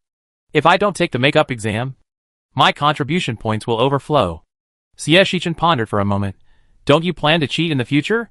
Students, Shichen smiled slightly. "It seems that the cost of this item is more than the makeup exam." Students, Ah. Enough. Enough. You can't even take advantage once. Right? Damn Screech. Lucius curled his lips, not giving any hope to these friends, who always stick their heads out to be played by Screech. He lowered his head to check his potions, and found that they were all dark talent potions. He hesitated for a moment, and asked in confusion, "Didn't you say that I need my father to suppress my dark talent, and it is not suitable for me to develop darkness for the time being? Why is it still?" "Oh, our new teacher just checked your body before." Shichen remembered that he forgot what Lucia said. So he explained slowly. "He said that your talent is too good and your body can't bear it. But with your father's help to suppress your talent, it can be better. There is nothing wrong. But if you don't mention talent anymore, it will be difficult to change your fate. It's better to suffer more while you are young. So it's best to drink potions regularly to improve your talent, and at the same time increase the intensity of physical training so that your body can adapt to your talent. When the adaptability is high enough, you can return your father's treasure." Lucius pondered this sentence carefully. "Does it mean that I need to increase my physical training in the future?" Shichen smiled and nodded. "Don't worry, kid. The college will hold a general teacher meeting soon. All teachers will work together to find a way to formulate the most suitable growth plan for you as soon as possible." Lucius is not worried. Lucius is just. His little face was gloomy. Scritch. That teacher is not the old man who supervised our exams. Right? Shichen was really surprised this time. How do you know? Oh my god. Lucius. Do you like this new teacher so much? Lucius choked. Is he worthy of liking this? I just think that this statement is a bit reasonable, and a bit perverse. Just like the teacher smiling and tricking them. Chapter 94. The little guy's potions have been replaced to some extent. But the ultimate goal has not changed. At most it is more detailed. Shichen also thoughtfully marked the approximate time when they can take the potion, as well as the subsequent approximate use plan. After the students put away their things, they prepared to say goodbye to Shichen. Before leaving, Borui also asked Shichen when the test scores would be released. Shichen calmly explained, during the class. The teachers need to run in recently, and there is not much time to correct the test papers. The main reason is that the test paper this time cannot reflect the student's true level. So the explanation and review are not so urgent. It is better to give students a good rest for a while, so as not to miss the chance later. Have a good rest. The holiday is coming soon, and the study is very hard recently. Bori was puzzled. Is there any connection between the holiday and the hard study? No, Chris added calmly, but a reason that can make you work hard. Bo-Rui, Are you the master of summary? So insightful. Before leaving, Lucius asked the new teacher's name. He didn't understand. Why can't you tell us the name? Are we people who can use spells? Shichen couldn't help laughing. That teacher is a teacher who pays great attention to fate. He believes that if a person is talked about too much, he will be unlucky. So, Shichen said tactfully, after the meeting of all teachers, the teachers will announce it on the bulletin board. Whether or not the students can find the old man's hidden name depends on their luck. The students listened and looked thoughtful. They probably wanted to practice whether scolding the other person more would really make him unlucky. But that had nothing to do with Shichen. Isn't that how their academy always does? It's better to let my friend die than to let me die. He himself felt that his luck had been a little worse recently. Perhaps it was because he was forced to take the blame for these teachers. Little Sia passed the buck without any pressure. After the students finished their exams, they had 3 days of rest. And these 3 days were also the integration time for the teachers. The first day was very important. On this day, they would hold the first teacher conference of Screech. Oh! The small meetings of a few people before did not count. They were too informal, and not serious at all. All the teachers recruited by Shichen in the school had temporarily adapted to the life of the academy. When they rushed to the meeting room for the meeting, they were not too nervous. Everyone was a great magician, and they had to learn to be mature. This doesn't mean they aren't curious. Excluding Shichen, there are 21 teachers in total. Gradually, the teachers gradually filled the long table in the conference room. They looked at each other. Some were familiar with each other. Some had only heard of them, and some had never seen them. But there is no doubt that some tutors are so famous that they have heard of them even without introduction. For example, Gorgio, Vivian, and Aurora. So, how did this small broken courtyard of Screech do it? They actually became colleagues with the legendary wizard? Many teachers slowly opened their mouths, staring at the familiar yet strange figure in amazement. The other party sat calmly beside the long table, holding a thick stack of information in her hands like them. Obviously, her identity was no different from theirs. They were all here to develop training plans for students. But, this is a legendary wizard. The legendary wizard that the Lucky College can occasionally invite to give a lecture is now teaching at Screech. This. Even a famous teacher like Vivian couldn't help but get excited. Gore! Look! It's really Her Majesty Aurora. She patted Gore's arm frantically, and threw aside her ladylike demeanor. Oh my god! Am I really not seeing things? Screech actually has this ability. Why is he still worried about not having a teacher? The original tutors of Screech Academy must be regretting it to death. Right? Before joining the company, they all knew about Screech's current and previous situation. It is said that just because Screech wanted to recruit a small number of untalented students, those arrogant magicians, senior magicians, and great magicians did not even bother to cancel the contract and directly tore up the contract and left. And now, if Screech's current teaching staff is exposed, those magicians who left will regret it to death. Wow, they don't seem to have torn up the contract. So can they come back if they are thick-skinned? Vivian's eyes widened. Oh my god. Although she has a kind personality, she really doesn't want to be a colleague with such magicians. She is really afraid that she will accidentally poke their arrogant hearts. Gore said helplessly. No. The principal must be prepared. Besides, even without Her Majesty Aurora, Screech is attractive enough for us to stay. This is true. Maybe Her Majesty Aurora also chose to stay because of Screech's treatment? Vivian thought curiously. There was not much time left for them to get to know each other. Soon, Xieshichan also walked into the meeting room with a pile of information. He was the last one to arrive. After closing the door, he began to preside over this meeting. Sorry for the long wait. First of all, I would like to formally welcome everyone to join Screech School of Magic and become a teacher of the School of Magic. Together with Screech, we will face various challenges related to education. Xieshichan curled his eyes, put down the materials, pulled out a chair and sat down. Well, let's not talk too much. Time is precious. Let's start this first teacher meeting. After he finished speaking, all the teachers subconsciously raised their heads and calmly waited for the follow-up speeches. Xieshichan divided the meeting into 3 parts: acquaintance, discussion, and summary. The first part was relatively brief, and he asked everyone to introduce themselves to each other and get to know each other. For the growth of the students, everyone had worked together for a period of time and had a good understanding. But because the teachers were not all present, it was a bit regrettable overall. Then let's get to know the new teachers first. And after we are familiar with their abilities and teaching scope, we can discuss it. After he finished speaking, he took the lead in extending his hand to Alela. Alela nodded slightly, slowly stood up from her seat, and said concisely, Water Mage Alela is responsible for the children's water-related courses. Xieshichan smiled and helped patch up to promote the relationship. Alela is a very powerful and friendly teacher. She is not as arrogant as other legendary mages. Therefore, when teachers cooperate with Alela in teaching in the future, they don't have to be too restrained. Remember to focus on the student's learning effect. Aurora felt relieved after hearing this. Yes. Please maintain sufficient professionalism during class. She is not a legendary wizard like Leonard, who is arrogant and conceited. Xieshichan continued to cue the next teacher. They were basically all the teachers he had newly recruited. The old man happily shook his whisk. My surname is Han. You can just call me Teacher Han from now on. I am a poor fortune teller. Ariel crossed her legs and followed the old man. Ariel, a high-level succubus, is good at illusions, mind reading, and mental control. Teacher Qing Lung also nodded. Mu Xian, an alchemist from the east, looking forward to future cooperation. Jiang Shui, Beastmaster, Bishop Contract, Beastmaster related, X, barely an alchemist, not joining the teaching for the time being.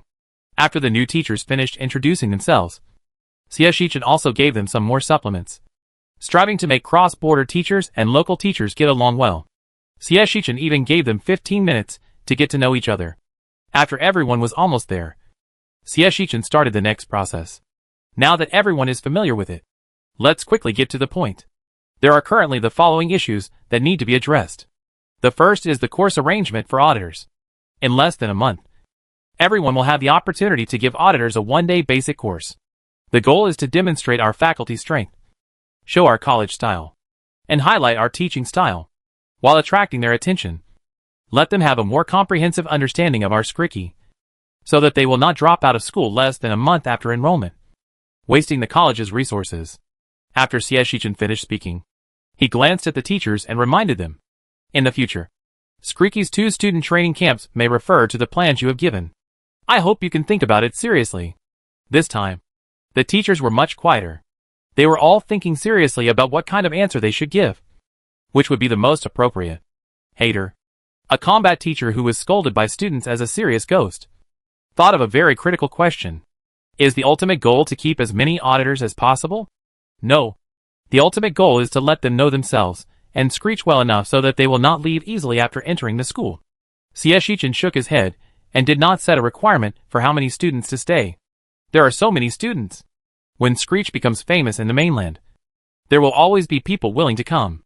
We are not short of students, but we will not give up any opportunity to recruit students.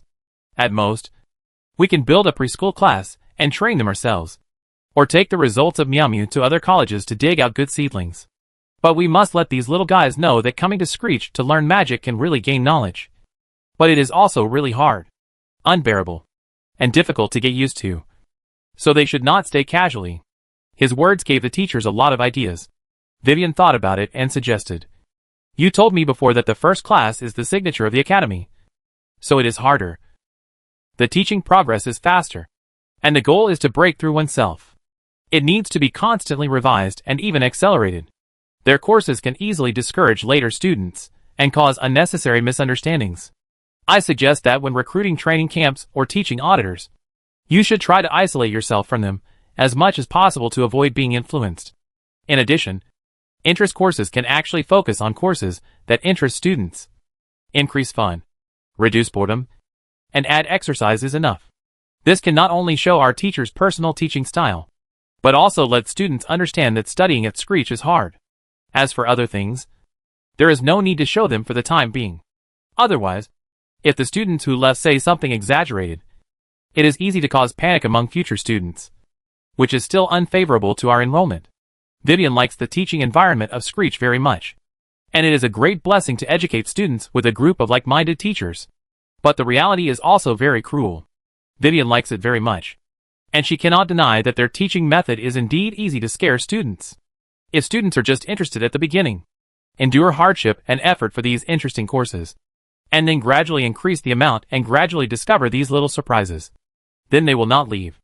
They have paid too much, and there are too many things that are difficult to give up. So Vivian believes that it is okay to give students a little surprise. But the most important thing is to focus on interest and gain. Chapter 95. C.S. Sheechan did not comment. He lowered his head to record Vivian's proposal and looked at other teachers. Hayter had to admit that this proposal was necessary. There are not so many freaks and geniuses in this world. There are young people who are willing to keep working for a dream. But more of them are just for their ordinary future. Hayter clasped his hands together and said with a smile, "Of course, I want to teach one great magician after another who surpasses me. But I think, Principal Screech, what you want to teach is one magician after another. Right? Then should our children's goals be changed?" His words surprised many teachers. "Why do you say that?" Only C.S. Sheechan's eyes were filled with a faint smile. Hayter was a thoughtful teacher. When he found that C.S. Sheechan had been emphasizing that people without talent could learn magic, he vaguely guessed the ultimate goal of Screech School of Magic. It is not to train the best magicians, nor to strive for students to become legendary magicians, but to enable many students without talent to learn magic. In other words, to be realistic, Principal Screech is more like shaping a better dream. Of course, for Had, this is not something that surprises him. After clarifying this layer, other actions are easy to explain. He urged the students of the college to expand their influence and recruit more students. As for what will happen in the future, Had dared not think about it, nor could he imagine it. But now, after he understood Screech's positioning at this level, he also raised a key point. Not all students want to become great magicians. They want to make their lives better, or even achieve class advancement.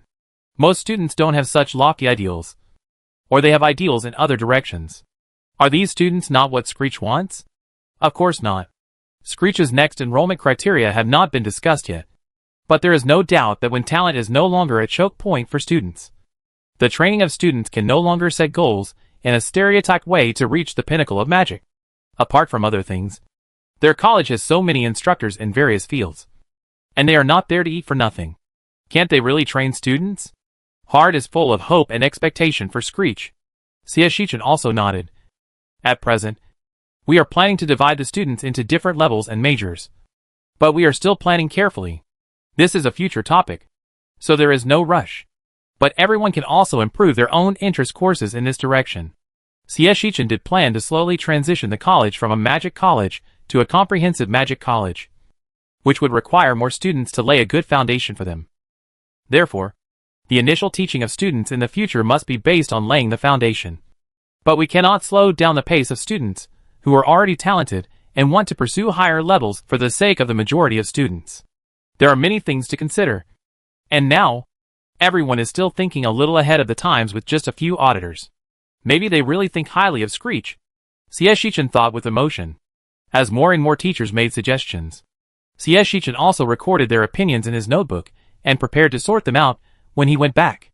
They have got a lot of ideas and have already thought about what kind of courses to teach in the interest classes for auditors, and how strict and interesting they should be. After roughly determining everyone's courses, CS Shichen concluded, tentatively, one teacher will teach the interest class for one day. The specific arrangement will be arranged after the students' courses are arranged. We will schedule classes for everyone when we have time. It is not ruled out that there will be a situation where everyone needs to work non-stop. Are there any questions related to auditors? The teachers were silent for a while, and Mans asked carefully, aren't we one-on-one with students? What other courses need to be arranged? Let us work non-stop. He is a necromancer, and Emilia is the only one with necromancy talent in the whole academy. Mance racked his brains, but couldn't figure out what other student courses need to be arranged. 21 students. 21 teachers. Is there anything that can't be arranged non-stop? CS Shichen flipped through his meeting record notebook and reminded Mance. Dear, have you forgotten? Theoretical classes are required for all students. For example, the principles and prevention of necromancy, summoning of the dead, the secrets of the Sea of Dead Souls, 100 universal necromancy.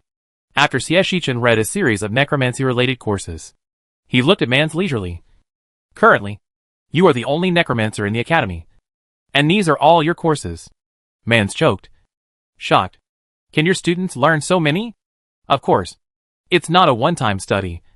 It's only 4 months, and they have to focus on actual combat. CS Shichen said casually. It's just an example. Also, they are our students, not my students. Be careful with your words. The students will be sad. Mance, as Screech's students, they should be the most sad. Right? Mance stopped talking. In fact, when CS Shichen read out the series of courses, all the teachers seemed to feel the fear of being called. It seemed that they would be called at any time, like Manance, and get a series of courses to take. Being a teacher is not easy either. The teachers were quiet as chickens, and CS Shichen continued to work on the next item as if nothing had happened. The next item is more important, and it is related to the current students of the academy, and it is to develop a growth plan for each student, since the growth plan needs to be modified at any time according to their talents, learning, experience, etc. This time our arrangement is a 4-month cycle. That is, until the end of the year. The first student, Lucius, an intermediate magician, has dark and light talents, mainly dark talents. As the student's information, talents and personality were explained one by one, the relevant teachers also made notes and gave themselves relevant plans. Emoshuzi took out the plan and said concisely, he has poor physical fitness, and physical skills will account for the majority of the next 4 months. But he used to study light magic and is not very proficient in dark magic. He needs to change his thinking and spend a lot of time on dark magic. Gore also calmly refuted. Eugene raised his eyebrows. Although he has poor alchemy talent, it does not mean that he cannot learn to become a dark wizard. He is very suitable to study with me. Emoshuzi was not happy with this. Then it's better to learn from me. Learning from me can save lives. A man should punch a kid. Eugene smiled. Rude. Lucius is so elegant and noble. How could he learn such rude moves? Okay. We are all colleagues. What is there to argue about? Old man Han stroked his beard with a smile. In my opinion, the boy is so smart. It's not that he can't grab with 2 hands. Grab with 2 hands? Gore, Eugene, and Emoshuzi asked the old man in unison. Which 2 hands? Old man Han, CS Shichen tried to hold back his laughter, and coughed a few times before he could hold back his laughter. Everyone is doing this for Lucius's sake. We can first look at Lucius's needs and prioritize them. He led the teachers to gradually improve Lucius's training, and at the same time listed some common skills that everyone thought students needed to master and put them in their notebooks. Waiting for the second round of screening, the discussion of Lucius alone took more than half an hour. But the students behind were more difficult to deal with. Chris, Olayla spoke up. Water system. I think you should learn with me. You can't say that. Right? A teacher mustered up the courage to confront Olayla. Ice system is obviously more aggressive, and he is not proficient in using ice system. He should have learned more about ice system. Olayla sneered. You think water system can't beat ice system? Superficial. They quarreled again. CS Shichen had a headache, and finally stopped. The next one. Novice. This. Before he finished, Gore and Emoshiji battled again. I must take the majority. This time Gore was not in a good mood at all. Teacher Emoshiji, this is a student with a talent in the time department. He is not proficient in the use of time. He needs me. Emoshiji snorted coldly. You already have Lucius. Why are you so greedy? This little guy also needs to practice his body. Otherwise his body can't hold up. Do you know what is sealed in his body? Gore was not convinced. Time is the most fascinating thing. It can do many unimaginable things. Besides, doesn't Lucius also want to learn physical skills from you? How can I be considered greedy? Emoshiji was also unconvinced. There is only one day of one-on-one training a week. Lucius was not with me that day. Come to think of it, can you teach 2 students a day? Don't be too greedy. Sieshichan, Sieshichan had a headache. But it is true that the advantages of the little guys and the shortcomings that need to be made up are very obvious. He was indeed very entangled and couldn't make up his mind for a while. But because of this, every focused discussion afterwards was like a quarrel. Genevieve, the little girl who can control the seawater and sing, makes Ariel and Aurela confront each other directly. Valentina? Eugene thinks that the little girl is very suitable to learn from him. And Mance also thinks that he can teach her how to practice corrosion. Not to mention Emoshiji. He will get involved in any good physical skills. The most terrifying one is Ophelia, a student who is all elemental. Many teachers even rolled up their sleeves and used the files that obviously have no difference to prove that their part needs to account for a larger proportion. Everyone had a point. And it was not without reason. Sieshichan also understood that students could not have so much time.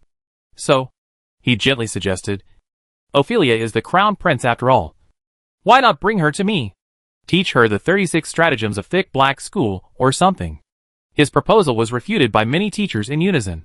No. What grade is this? Of course. Martial arts is more important.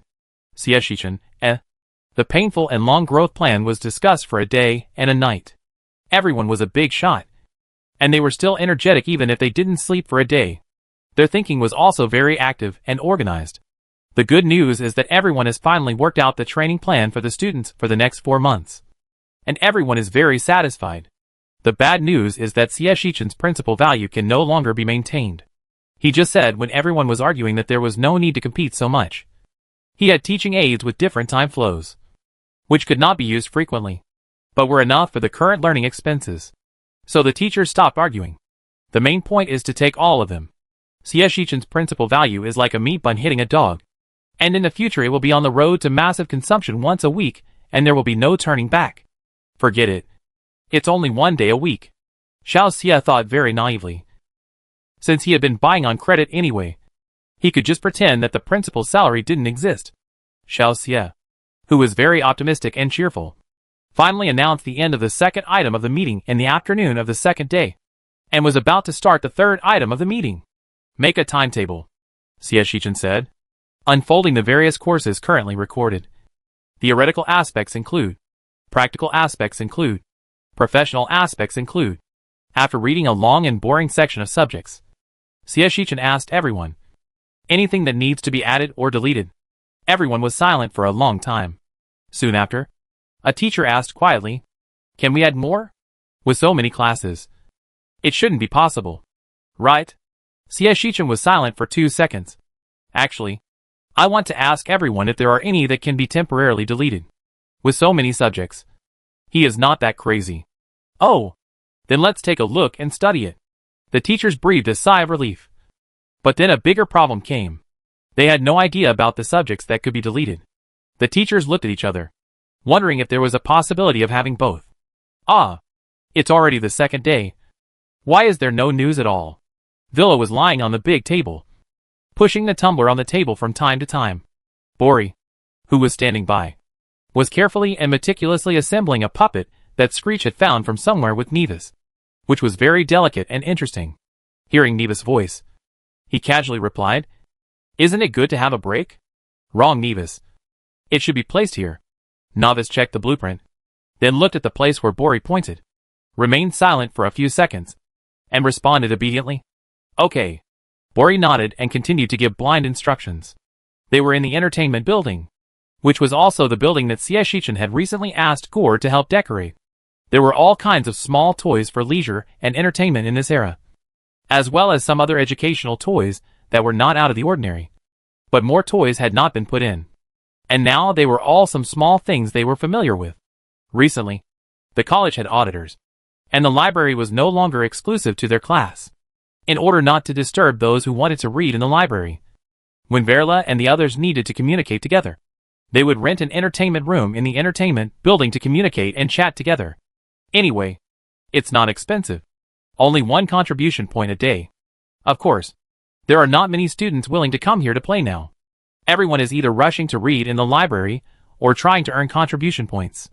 There are still a few who are really willing to relax and play.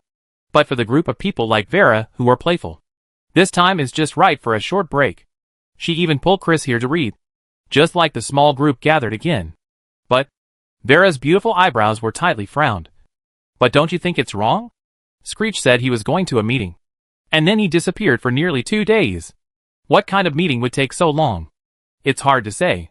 There are so many new teachers, and it will take a long time to deal with the new teachers, Bori analyzed. And the auditors. It will take some time to deal with it anyway. What Vera is worried about is probably discussing our affairs. Chris casually turned a page. Calmly. For example, Lucius.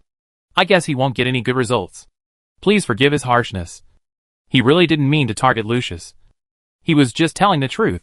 Being remembered by that old man, and being told by Screech that he needs to work harder. What good future can he have? Of course. Although Chris thought so.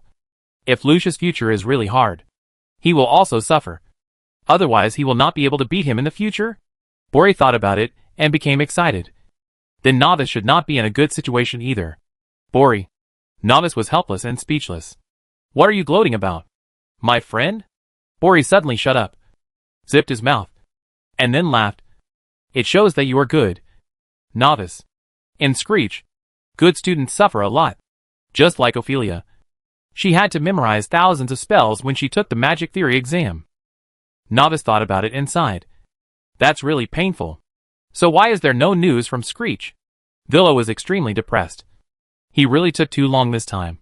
In the past, when didn't they start a new chapter by immediately discussing the test papers after the exam? This time, not only did they have time to get the talent potion, but they also had a 2-day window period. And they were not even told when the class would start. This was too much torture. Oh, Vera, if you can't wait, why don't you go and see the auditors?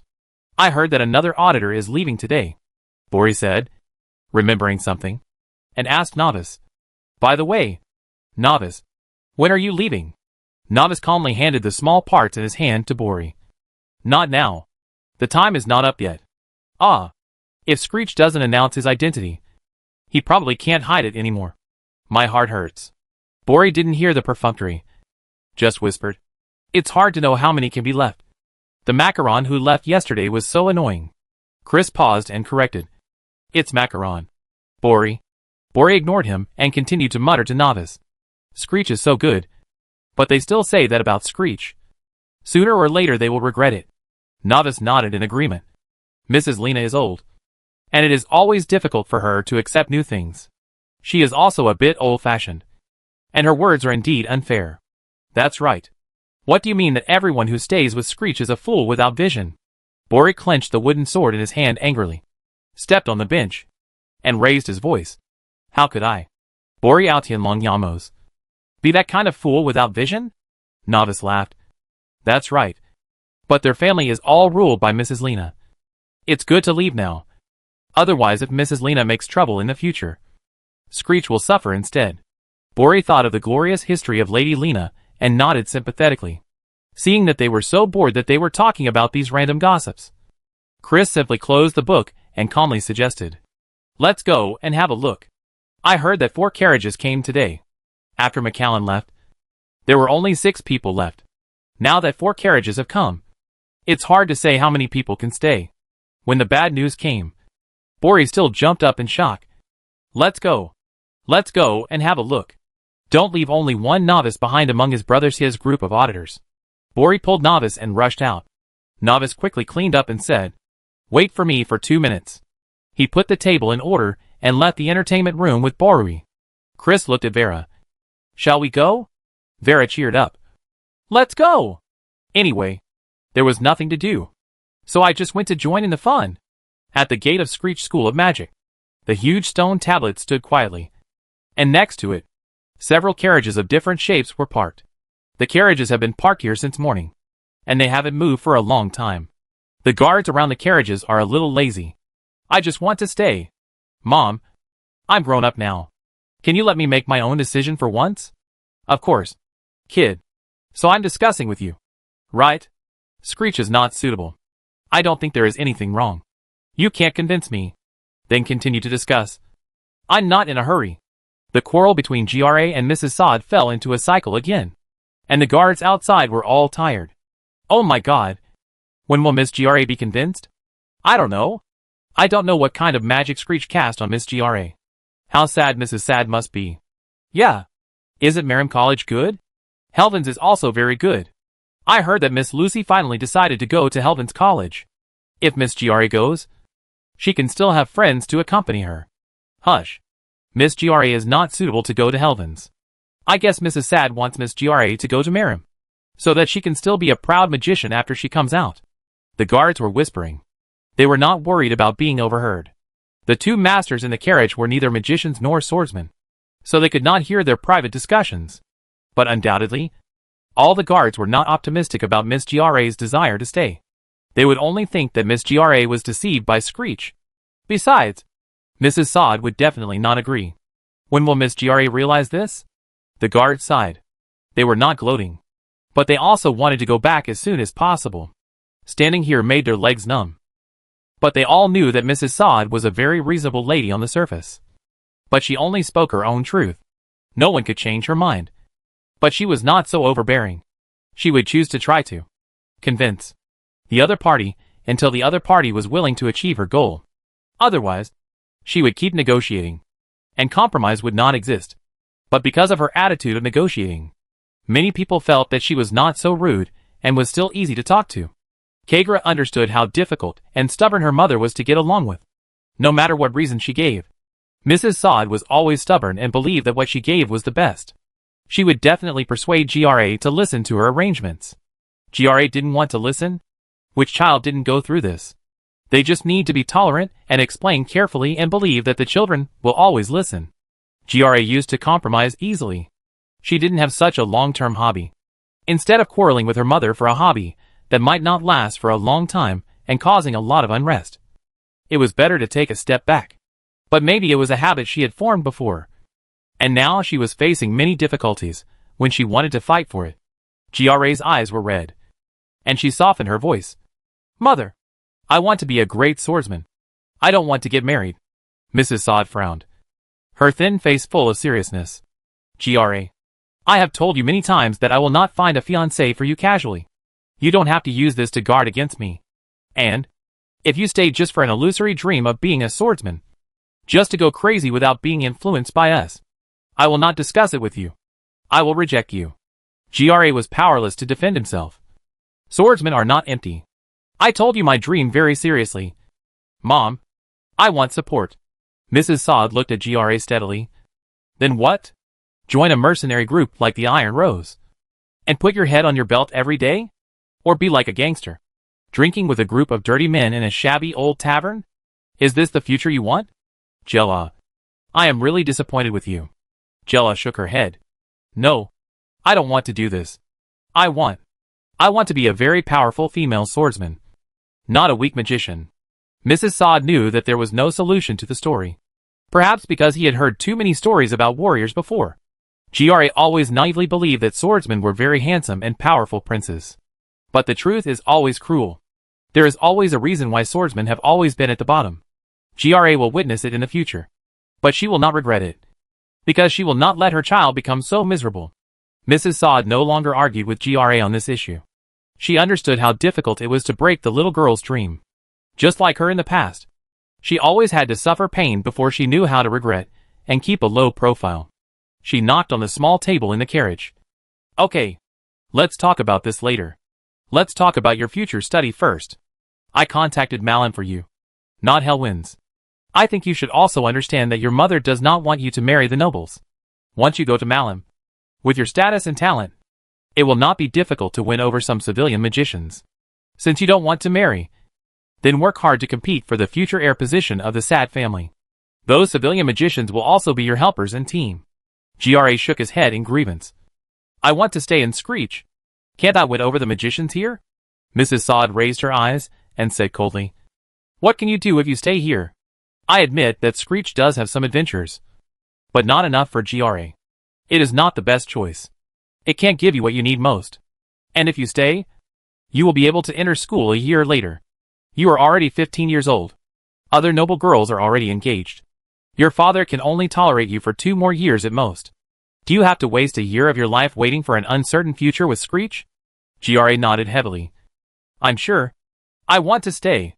Mrs. Sod paused, then said, There are many benefits to going to Merrim.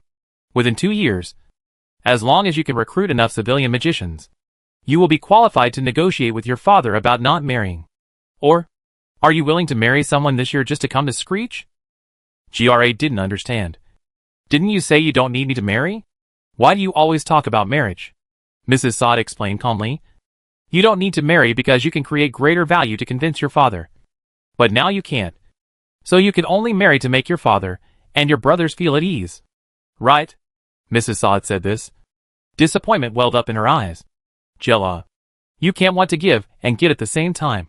You should understand that there is no such beautiful thing in the world. Jella pursed her lips. Tears were about to fall. But I just want to choose a magic school by myself. You followed me in the royal city before. Why now? Mrs. Sod sighed. I am discussing with you.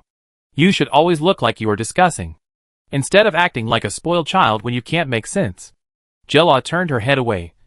She didn't know how to discuss it well, and let herself stay. Talk about the good points of Screech? Mother admits, and looks at it objectively. But Mother thinks Screech is unstable, and not suitable for her. Talk about her own dream? Mother disagrees, and says that if she talks about it again, she will pack up and go to Malum. Say Malum is not suitable for her. Then Mrs. Sod will say that the only way left is marriage. Jella doesn't understand why her choices are so poor. She choked up and said, Before, you said I didn't look like a lady, so you wouldn't let me go out. And because Screech recruited auditors, you packed me up and brought me here. Now I want to stay. But you don't want to. When can you let me make the decision? Even once? Why is she always the one who compromises? Why can't she get the respect she deserves? Mrs. Sod said coldly and ruthlessly. Because you don't have the strength to resist. GRA. And you don't have the ability to make us feel at ease and trust you. How can we dare to let you make the decision? Your father is not like Sheldon, who is so strong that he doesn't need to rely on his descendants, and can support the Duke's mansion by himself. So you are destined not to be as free as Vera Muster. You are not like the child of Edmund's family, who is so powerful and scheming that Duke Edmund can only choose him and wait for him willingly. So you can't choose Screech just because you like him, Mrs. Sod said, looking at GRA. You want to discuss with me to stay, but your reasons can't convince me, and my reasons can convince you, but you are unwilling to give in. So you are playing tricks. GRA's face turned pale. She really couldn't convince her mother, and she was even faintly convinced by her mother. She couldn't find a reason to stay. Principal Screech once told them that he hoped they would think carefully, and that they could stay only because they wanted to. Now her mother told her that not everything can be accomplished just by thinking, and there must always be some price to pay. GRA couldn't tell what she was still struggling with. But she had never heard her mother put the relationship in front of her so coldly, telling her that she had only one choice, because she was not strong enough. She had no right to resist. They couldn't even talk about feelings, because once they talked about feelings, she would definitely be the one who compromised. GRA was stuck in a dead end, and even wanted to give up. Seeing GRA's loosening, Mrs. Sod breathed a sigh of relief. Fortunately, this child was not so stubborn. She lowered her head and drank a sip of tea. After moistening her mouth, she analyzed it to GRA from the beginning. Child, Mother doesn't want to force you. You don't want to marry and mess up your reputation in the royal city. Your father was furious, but Mother still helped you cover it up. Didn't she? Mom never thought of treating you as a cold marriage pawn. GRA was silent. She didn't know what to say. She had said everything she could, but she could never convince her mother. The thing she was most worried about finally came. Mrs. Sod didn't care. She had some experience in educating children, and knew there was no need to push too hard. I know you want to stay because the courses here are interesting, and you can listen to them. But can you guarantee that these courses that you find interesting will definitely be useful to you, and make you a great magician? Mrs. Sod hit the nail on the head. You can't. I even guessed that you want to stay because Screech has a good education in swordsmanship. Do you think you have a chance to realize your dream here? It's not that she hasn't paid attention to the stern entertainment news. She understands what makes Screech's education different from other academies. She doesn't agree with it. But she knows the first time she sees it that her child may need a lesson. Jella choked up and replied, Yes, Mother. I think I can. Then what? Even if you can, and you work hard, what happens after you become a swordsman? Mrs. Sod asked back. What can you do? What can you bring to the family? Can you graduate successfully? Can you calm your father's anger? You became a swordsman and are very happy. But because you are not a magician, you are not famous in the royal city. You can't find a suitable fiancé. You can't get more respect from people. And you can't bring more benefits to the family. Can your father really let you finish your studies? Mrs. Sad asked the most realistic question. Even if I agree now, and you accept Screech's quota, what will happen after you go back? Your father can't see your future, and will definitely arrange your marriage. But you don't want to. Gra was about to say that she could. But Mrs. Sad turned around and said, Even if you are willing, without the blessing of Malam, Hellwinds, and the magician, you are just a down-and-out swordsman. Can you find a reliable fiancé? Gra was silent. Perhaps what Stephen said was right. Among them, maybe only Stephen will be able to stay in the end. And she is the least likely to stay. Just because she thinks that she is too naive and irresponsible. She has been willful for 15 years. Maybe now is the time to obey. Gra couldn't help but think of Lucy, who had a very clear goal. After watching the exam, she also actively persuaded Lucy to stay. But Lucy saw through it very clearly. Gra, I haven't thought about what I can do, and what I can get after staying. I am not suitable to stay. I don't have the courage to venture into the magic world. I don't have the support to learn magic. I'm just an ordinary girl. I just want to live a better life in the future. Let my future husband respect me, and can't do without my help. That's all. She thought about the strange beliefs of the people who stayed, and the appearance of Screech's students, and said with emotion, Perhaps only those who are sure of what they want will be more determined to stay. Gra didn't understand at the time, and thought Lucy was really timid. Why didn't she dare to try? She felt that if she missed it, she would really regret it for the rest of her life. But now, reality has dealt her a heavy blow. Jella couldn't help but start thinking, what does she want? Does she really want to be a swordsman? What can she get? She looked at her serious and calm mother, and suddenly realized that she seemed to be really willful and unreasonable. Obviously. Excuse me, Madame Lasade. I hope you can forgive me, Bori Amos, for my rudeness. Bori politely bowed and asked with a smile outside the carriage. Excuse me, can we chat? Although it is rude to join your conversation, I think we still need to correct the mistakes in your words. Novice replied as usual, and replied to the words that were difficult to say due to Bori's identity. Swordsmen will not lack respect, nor will they be in decline. On the contrary, a strong swordsman will make the magicians afraid. Novice Edmund expresses his most sincere apologies to you. If you don't want to chat, it doesn't matter. I just hope you can tolerate our monologues. Oh, Bori asked Novice with an exaggerated expression. Novice, you still have me. How can you be considered talking to yourself? Novice deliberately said. Because I'm going to start praising Captain Amos. Bori, do you want to follow me? Bori coughed lightly. Forget it. I'm not that shameless. Mrs. Sada's face turned pale because of the two people singing the same tune. What an impolite child. They have all learned bad things after coming to Screech. She took a deep breath and prepared to lift the curtain to send people away. And a cold boy's voice slowly sounded. Chris Croft expresses his sincere apologies to you. I am sorry to point out the omissions in your words, as a student of Screech. As he said that, Chris raised his eyes and answered her proudly. Sir, let's not talk about the distant past. Our Screech's physical trained teacher once fought a legendary wizard one-on-one in front of us. Can't such a swordsman get the respect of the nobles and magicians? The nobles and magicians in the royal city are really blind.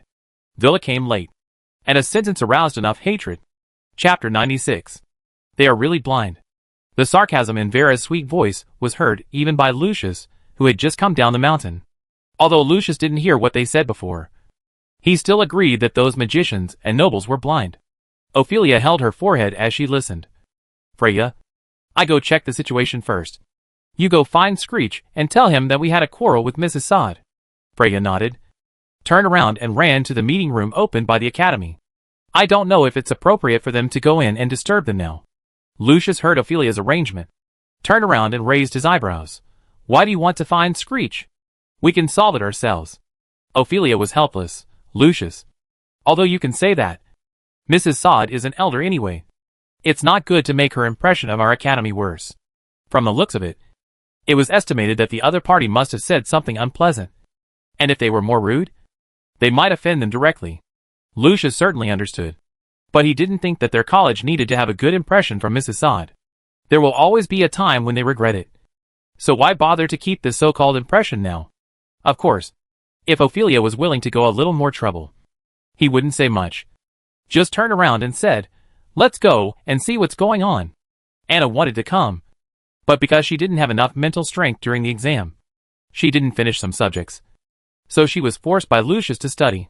Lucius still had to report to Anna what exactly happened. Several students hurried to the foot of the mountain. At the entrance of the academy, Vera was still speaking to Mrs. Sod in that sweet voice that could kill people. Madam, why are you silent?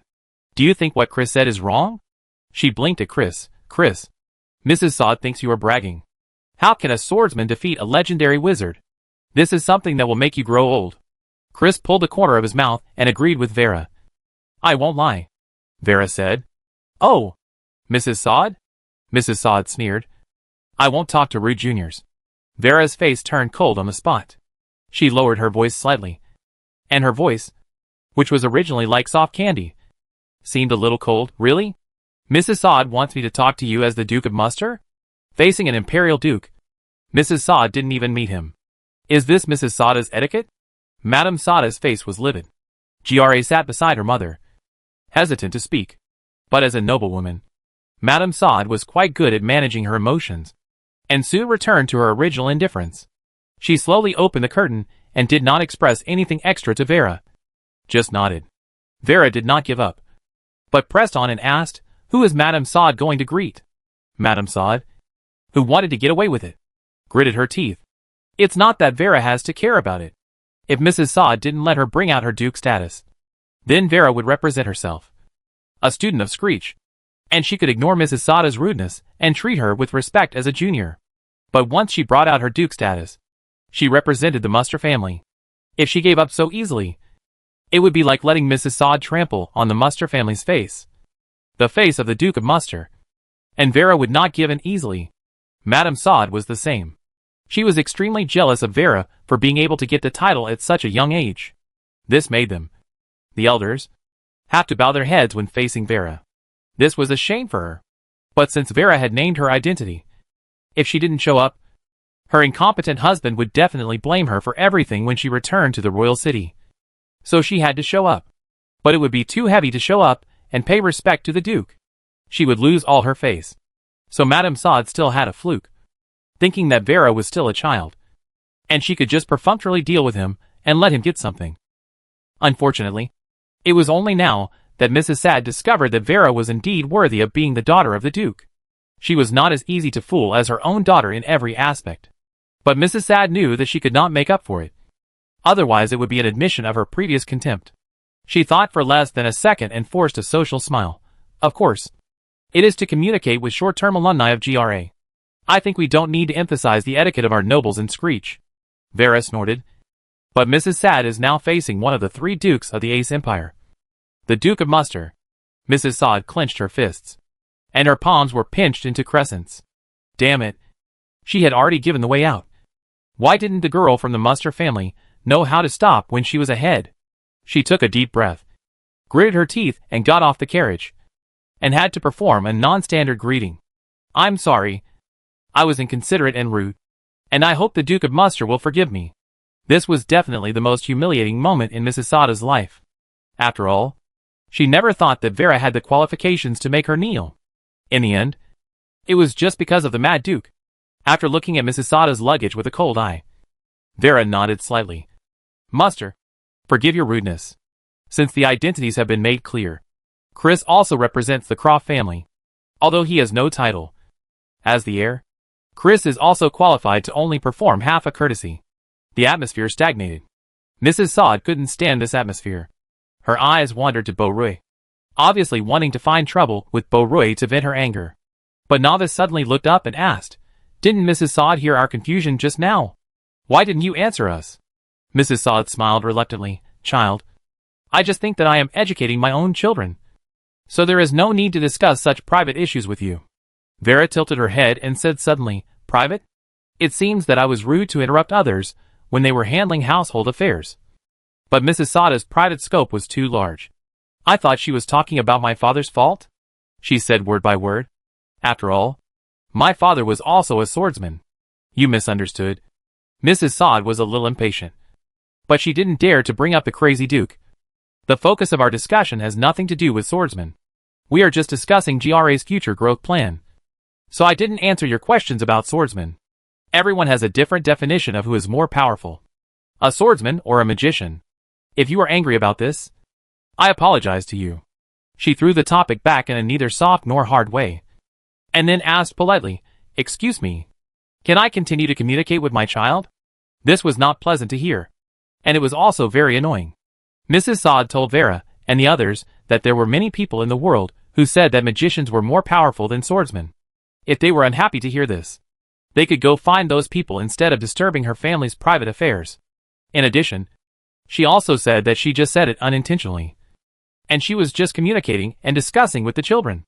If she made them angry, she could apologize. With such politeness, the little guys became the ones who were making trouble. But Vera didn't need to be polite to her. Even if the news spread to the royal city, she, Vera, was the one who was right. She said with a fake smile, "No, madam. I think just apologizing is not enough. You have to admit that you are wrong. Right? Because of your short-sightedness, you think that swordsmen are all bugs in the stinky tavern, which has caused serious damage to the reputation of our swordsmen. I think Lord Sod should have taught you what it means not to talk nonsense behind your back. Right?"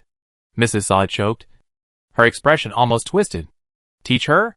Why should that weak and incompetent man teach her? What was she wrong about? Swordsmen are useless. Mrs. Sod gritted her teeth, but still had to endure it. After all, who let her husband not even be a count? She lowered her eyes and explained softly, "It's my fault. I didn't expect that the child of Captain Amos was also here. I said something I shouldn't have said." Novice laughed angrily. "Sir, you did say something you shouldn't have said. But I think you made a bigger mistake." "What do you think?" Mrs. Sod clenched her fingers. She couldn't admit it. Once she admitted it, she would be the short-sighted one. Good afternoon, Mrs. Sod. Ophelia is here to send you her best wishes for the morning." Ophelia bowed to Mrs. Sod politely as soon as she arrived. Her smile was gentle and powerful. "Oh, what happened?" Mrs. Sod breathed a sigh of relief. "Good afternoon, Your Highness Ophelia. With Ophelia here, she should have a way out." Ophelia blinked and said to Mrs. Sod, "Excuse me, can you tell Ophelia what happened? You seem very unhappy." Mrs. Sod noticed something was wrong, and she replied perfunctorily, "How could it be? I just had some disagreements with the students of Screech. The students of Screech are really lively." She emphasized the students of Screech because she didn't want to be forced to apologize by the power. After all, she is an elder, and she is not willing to apologize to these children for her own words that are not wrong. Ophelia said, "Since Madame Sod doesn't want to talk about it, then Ophelia won't ask. There's no need to ask about things that make Madame Sod feel unhappy. So just let it go." Madame Sod. Villa pursed her lips and subconsciously tried to pull Ophelia's sleeve, but Ophelia grabbed her and hid behind her. Ophelia smiled. "Villa, you are a duke. Why are you still so willful? You're unhappy just because you say you're unhappy? Did something unpleasant happen?" Villa nodded continuously. It's okay that she disrespected the Duke of Munster, but she also called the swordsman a bug. Mrs. Sada's face changed drastically. "No, Your Highness, I didn't." Ophelia sighed. "Mrs. Sod, how could you, Mrs. Sod is an elder. She should know more about etiquette than Ophelia. Right? Then, should you apologize to Vera? It's really hard to appease little Vera when she's angry. Her words made Madame Sod suddenly realize that Ophelia had been emphasizing that she was unhappy. She wanted to put the blame on herself, saying that she was stingy and didn't know etiquette. And she had to argue with a proud little girl who had just been made a duke. She said that she called the swordsman all bugs, was short-sighted, and looked down on the duke because she was an elder. Damn it. How could she admit it? Madame Sod immediately apologized with a smile. I was wrong in the end. I'm really sorry. My GRA kept wanting to stay and be a swordsman, but I wanted GRA to be a less hard-working magician. In this hurry, I said something offensive to the Amos family, and the Amos children heard it. Look, Duke Muster is a little unhappy. It's all my fault, and I hope your highness can help me coax the little duke. She can't bring Vera into it. The crazy duke won't tell her what's right and wrong. An iron rose is more cost-effective. Ophelia suddenly realized. Then Mrs. Sod should explain clearly. I thought Mrs. Sod looked down on swordsmen. It turns out that she just wanted to coax her daughter. Mrs. Sod's smile gradually became forced. Was she forced to admit that swordsmen were better than magicians? Mrs. Sod swallowed her anger and said, Of course, swordsmen are also very powerful, but they are too hard. They are all big figures that I can't compare with. I thought Ophelia would also lightly expose it. But unexpectedly she asked again, Madam. Although it is very rude to ask this, please forgive my rudeness. Scritch is a regular magic school. Why do you and GRA think that we are here to be swordsmen? Mrs. Sad and GRA were stunned. Ah? Isn't this just an excuse? Novice smiled and said, Yes, we are a magic school. Learning physical skills is also convenient for escaping and manipulating magic. How come it has become a swordsman's school? If you want to be a swordsman, you still have to go to the Mercenary Association or the Special Warrior Association. Right? Novice asked as if he was unsure. Are there other places? As a magician, I know too little about swordsmen. Ophelia whispered. The Royal Knights are also okay, but it depends on their strength. Lucius came over with his hands folded. The Knights of Light are also okay, but they only accept those with light attributes. Mrs. Sod choked. Who wants to know where to be a swordsman? But their singing in unison made GRA react. She nodded frantically. Yes. Yes. Yes. I stayed here just to strengthen my body. I definitely want to be a magician. Ah. It was her mother who asked her what her dream was. And she couldn't think straight. She should just stay. What swordsman? When little GRA agreed, Mrs. Sod's face turned black. No. She looked at Ophelia and the others with a little apology. My lords, please forgive my impoliteness. I need to leave first and have a good talk with the children. Ophelia nodded and asked one more question. So, do you want to apologize to Vera, Chris, Bori, Novice, and the others before leaving? She smiled slightly. After all, we are all children, and a word can have a great impact. Mrs. Sod, hold on. She suppressed her anger and tried to smile, and apologized to these little guys one by one. After getting their forgiveness, she rudely dragged GRA back to the carriage. Ophelia turned around and poked Vera's forehead. You can be more aggressive next time. What are you afraid of? Vera touched her forehead and smiled. It's because I don't want to cause trouble for Screech. Who knew she was so stubborn? Ophelia was helpless. Don't reason with them next time. Even if you reason with them, they won't listen. Right? They only listen to what they want to hear. Villa was thoughtful. Novice also nodded. I've learned a lesson. It seems that I need to improve in this aspect. Villa suddenly thought of the little girl, covered her mouth and worried. She seems to want to stay. Now her mother. Ophelia said softly, It's up to you. Leave the rest to Screech. Let's go back first. Lucius hummed. If she really wants to stay, Screech will help her find a way. If she is convinced, it will be useless to regret it later. Anyway, coming to Screech is a sure win. If Screech himself is not soft-hearted, who will take care of these students? They walked back one after another, and their curiosity about the auditors was also reduced. Let Screech worry about it himself. But they didn't expect that they would be able to meet Siashichin when they returned. Vera's mind became active. Teacher. She blinked and stared at Siashichin with a pair of very bright and eager eyes. Teacher. I want. You don't want to. Siashichin smiled and put his hand on the little guy's forehead. saying leisurely, "Go back. The schedule has been made, and the books will be distributed in the afternoon. Don't you want to take a look at our next class first?" The little guys trembled suddenly, and Vera's smile was forced. "Teacher, this schedule. Siashichin thought for a while. "Don't worry. These are all very reasonable arrangements. We, more than 20 teachers, came up with them together." Little guys, Wow. That's really. I don't want to watch it. Lucius asked the key question, "When is the class?" Siashichin patted their heads one by one and smiled slightly. "What are you thinking about?" "Of course. Tonight." "Students. Tonight? How did they manage to distribute books this afternoon and have classes in the evening? Is this really reasonable?" "Is it reasonable?" Principal Sia said that it is very reasonable. "Didn't we always have evening self-study before? Now we just use the time of evening self-study to talk about the test papers and the subsequent course arrangements. It is still very relaxing." The little guys didn't feel relaxed at all. They felt that everything that Siashichin said was relaxed had to be discounted. For example, "Now of course it is very relaxing. The teacher will not lie to you.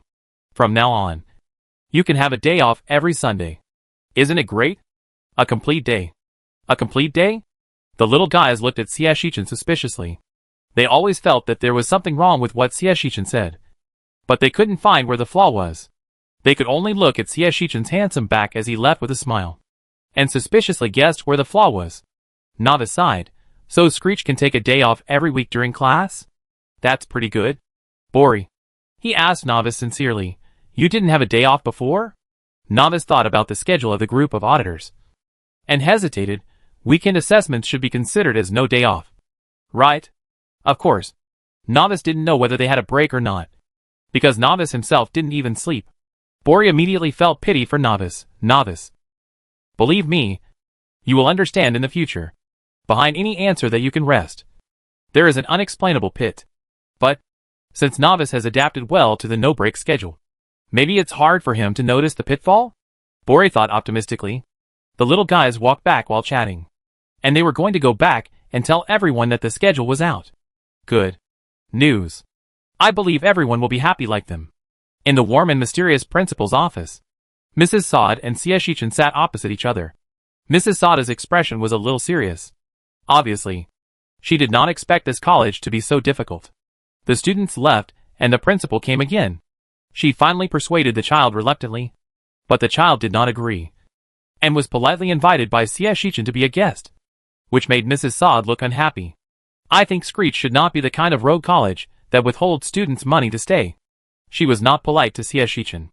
Siashichin did not care, but pushed the red tea and replied with a smile, "Drink tea. I am sorry to chat with Mrs. Saad in this way. I just want to understand the parents' thoughts." After a pause, Siashichin blinked.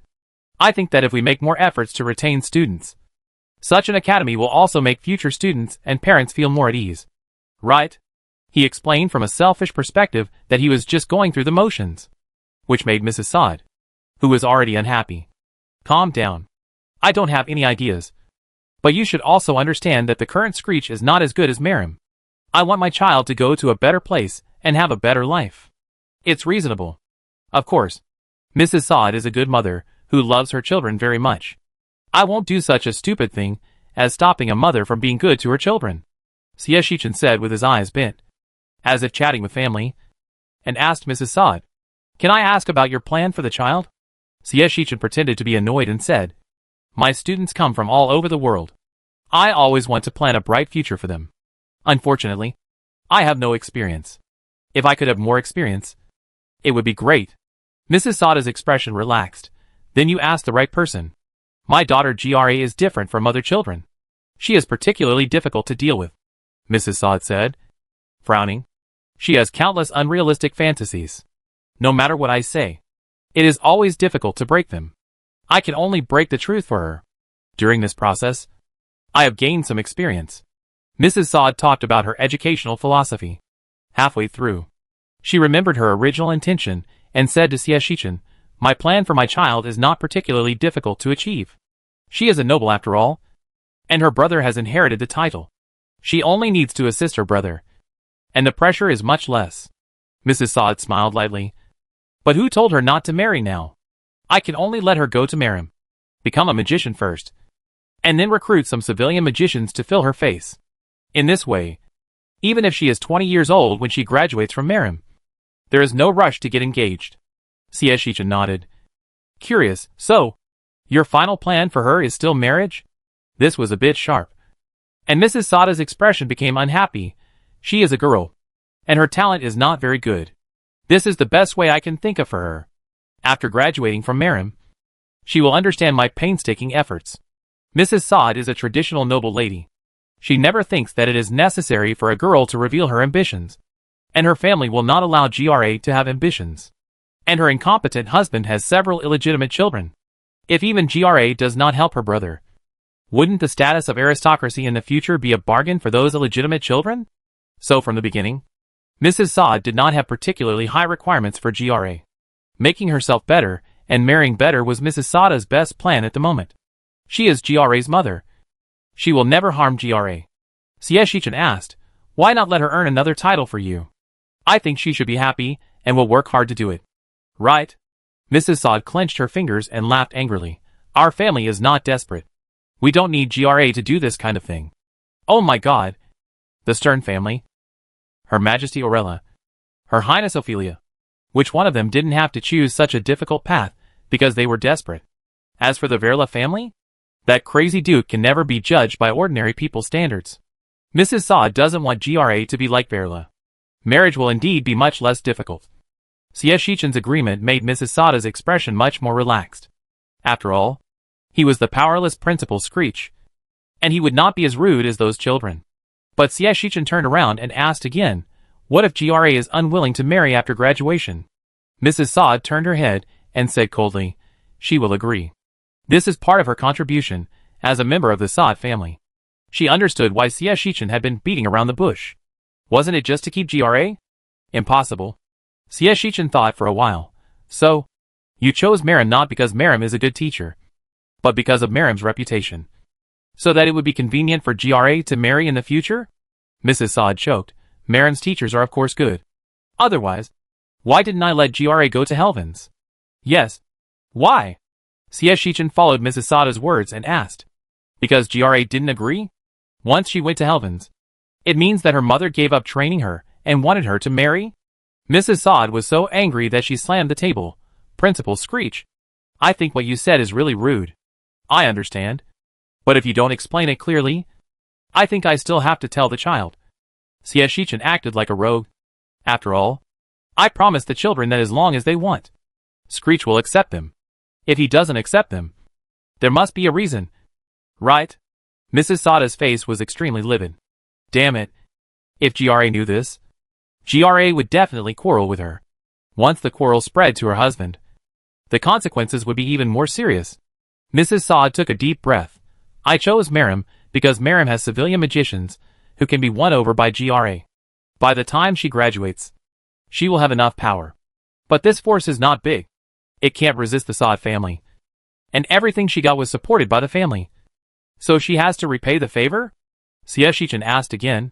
She explained Mrs. Sada's plan clearly. Mrs. Sod gritted her teeth. So what? I can only do this. GRA has a more capable brother. If her brother is capable enough, he won't need her help. Facts have proved that he only looks capable. And he is a waste like his father. He still needs the support of his mother and sister. Right? Shichen said bluntly. Mrs. Sod was so angry that her face turned blue. She even wanted to leave immediately. But Shichen had already grasped her handle. If she didn't make it clear, GRA would definitely quarrel with her again. Mrs. Sod took a few deep breaths. Of course she can choose not to marry. But she has enough strength. Right? Her father is not so easy to talk to. Shichen was waiting for this sentence. Hearing Mrs. Sod change her words, he smiled and handed her tea. Drink tea.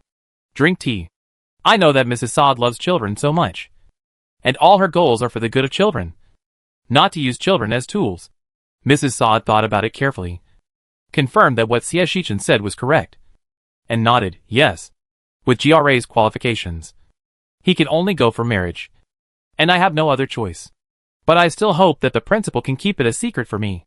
If there is no other way, I will not choose this method that makes the child sad. Of course. I understand. I Anshin Scrige. Am a responsible principal, and will never destroy the relationship between children and families.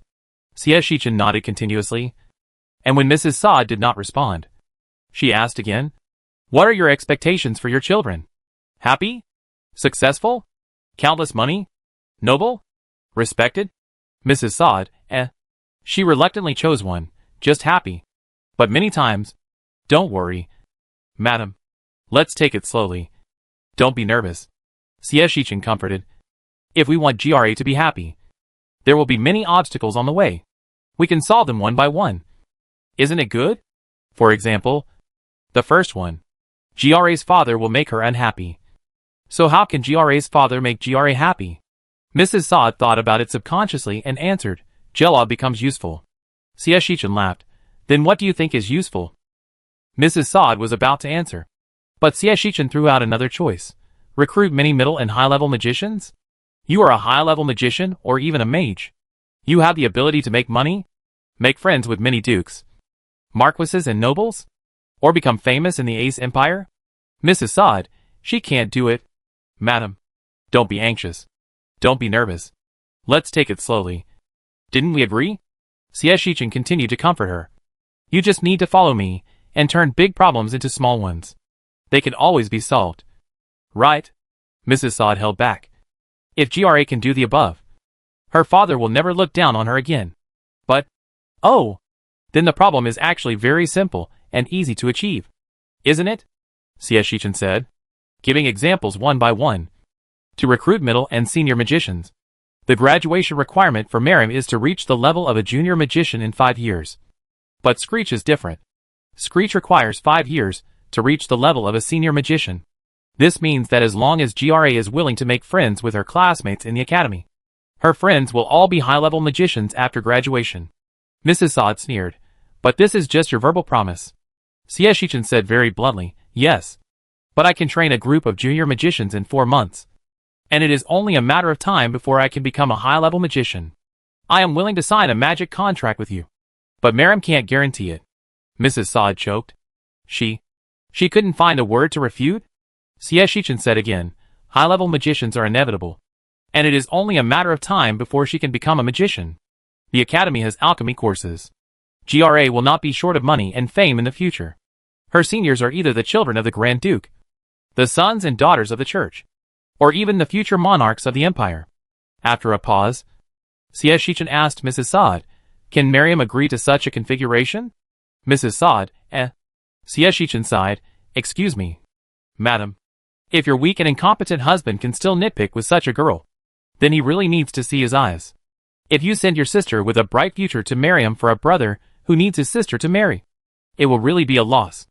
A smart mother never does such a loss-making business." "Right?" Sieshichin said, shaking his head. "If I were you, I would think about how to make my children live in harmony, instead of giving up a bright road. What do you think?" Mrs. Saad, If she refuses, will she be called stupid?"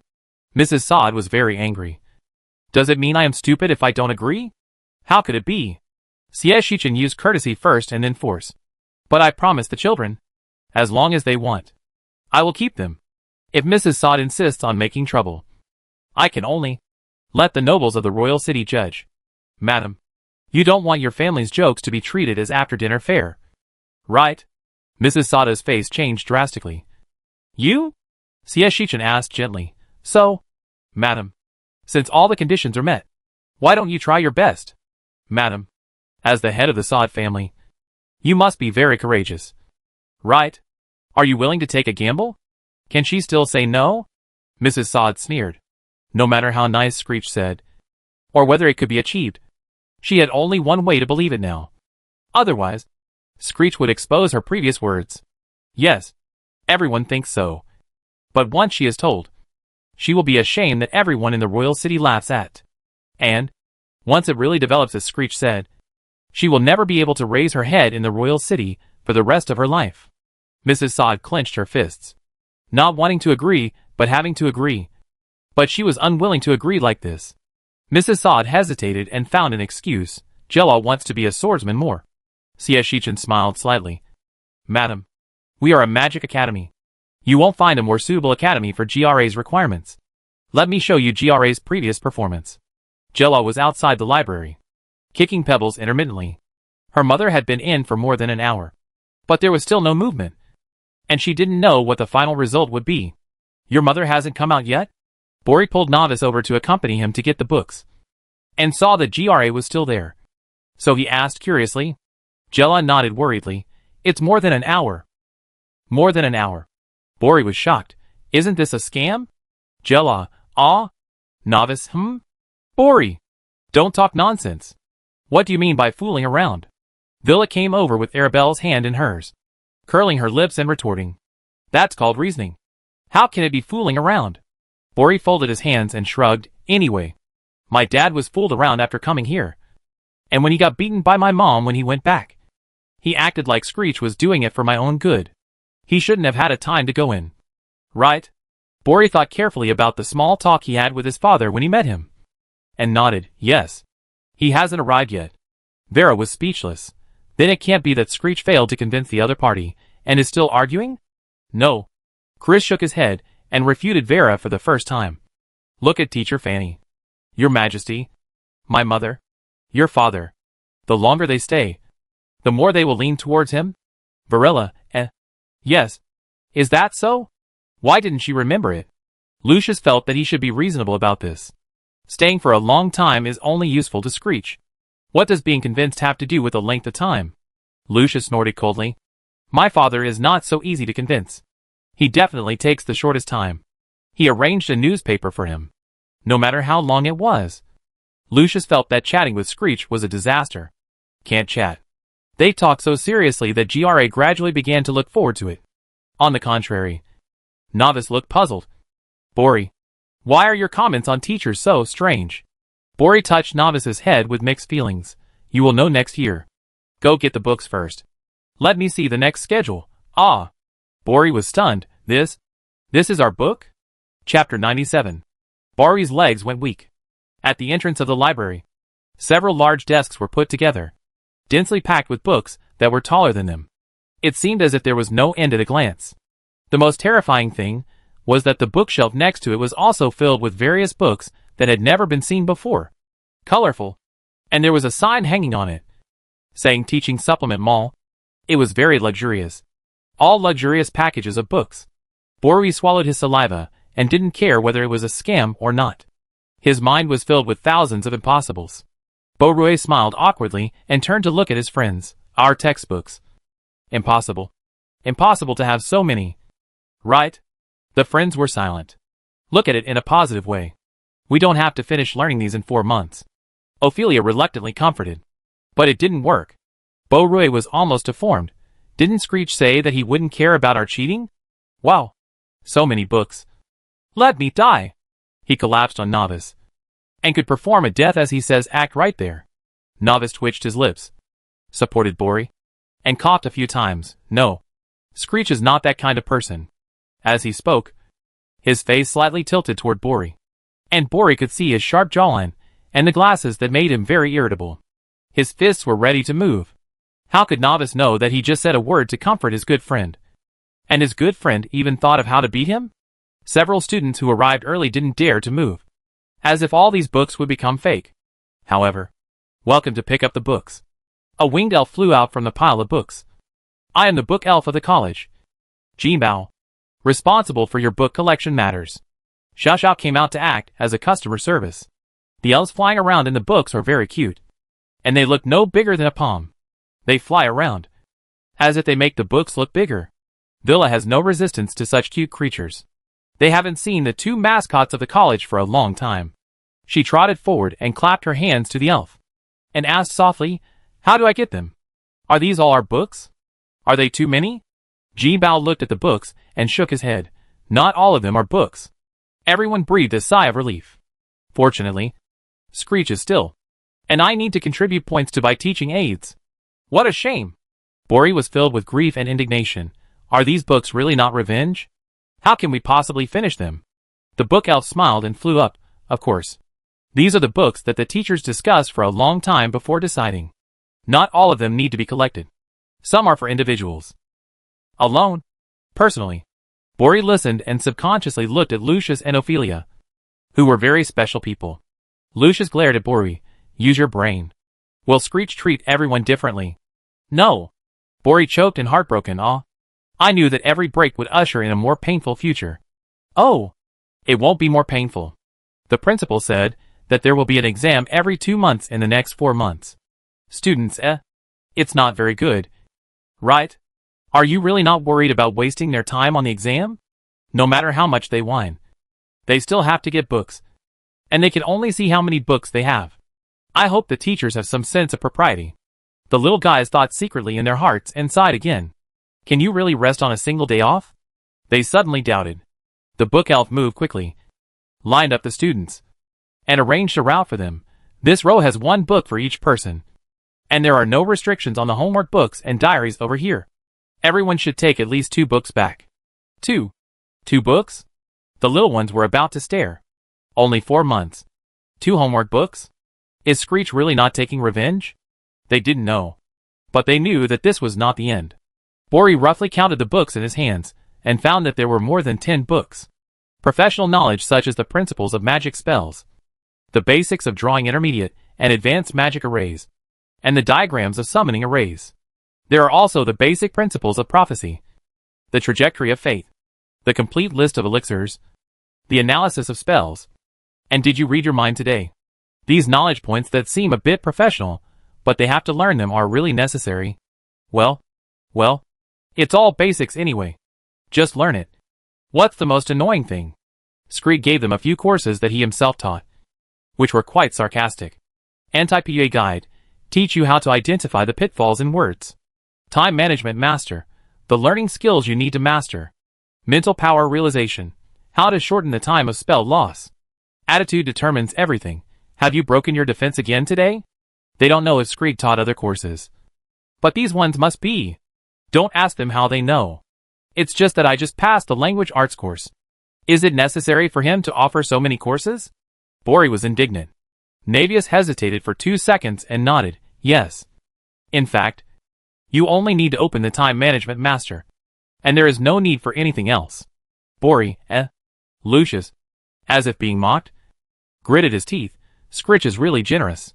Isn't he afraid that he will teach us and not fall into his trap in the future? Chris thought for a while. No. You have learned the language arts and micro-expression studies. Now you can understand Screech's expression and avoid his trap. Lucius, No, Screech is always smiling all year round. He can set traps for them with a smile. Or give them a holiday with a smile. It's totally confusing. Screech's words are the same. Sometimes he can say something ordinary. But then he will be wrong. It's outrageous. Lucius's face is gloomy. Fortunately, there are no dolls to grade now. Otherwise, he will be deducted points again.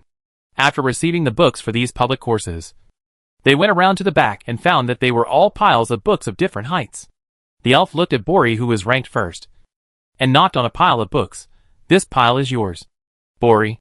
Bori compared them carefully and was surprised. Mine is the least. Screech really loves me. No. The elf asked Bori to open the book and take a look. There are few but concise. Bori curiously turned the first book. This word. The elf answered obediently.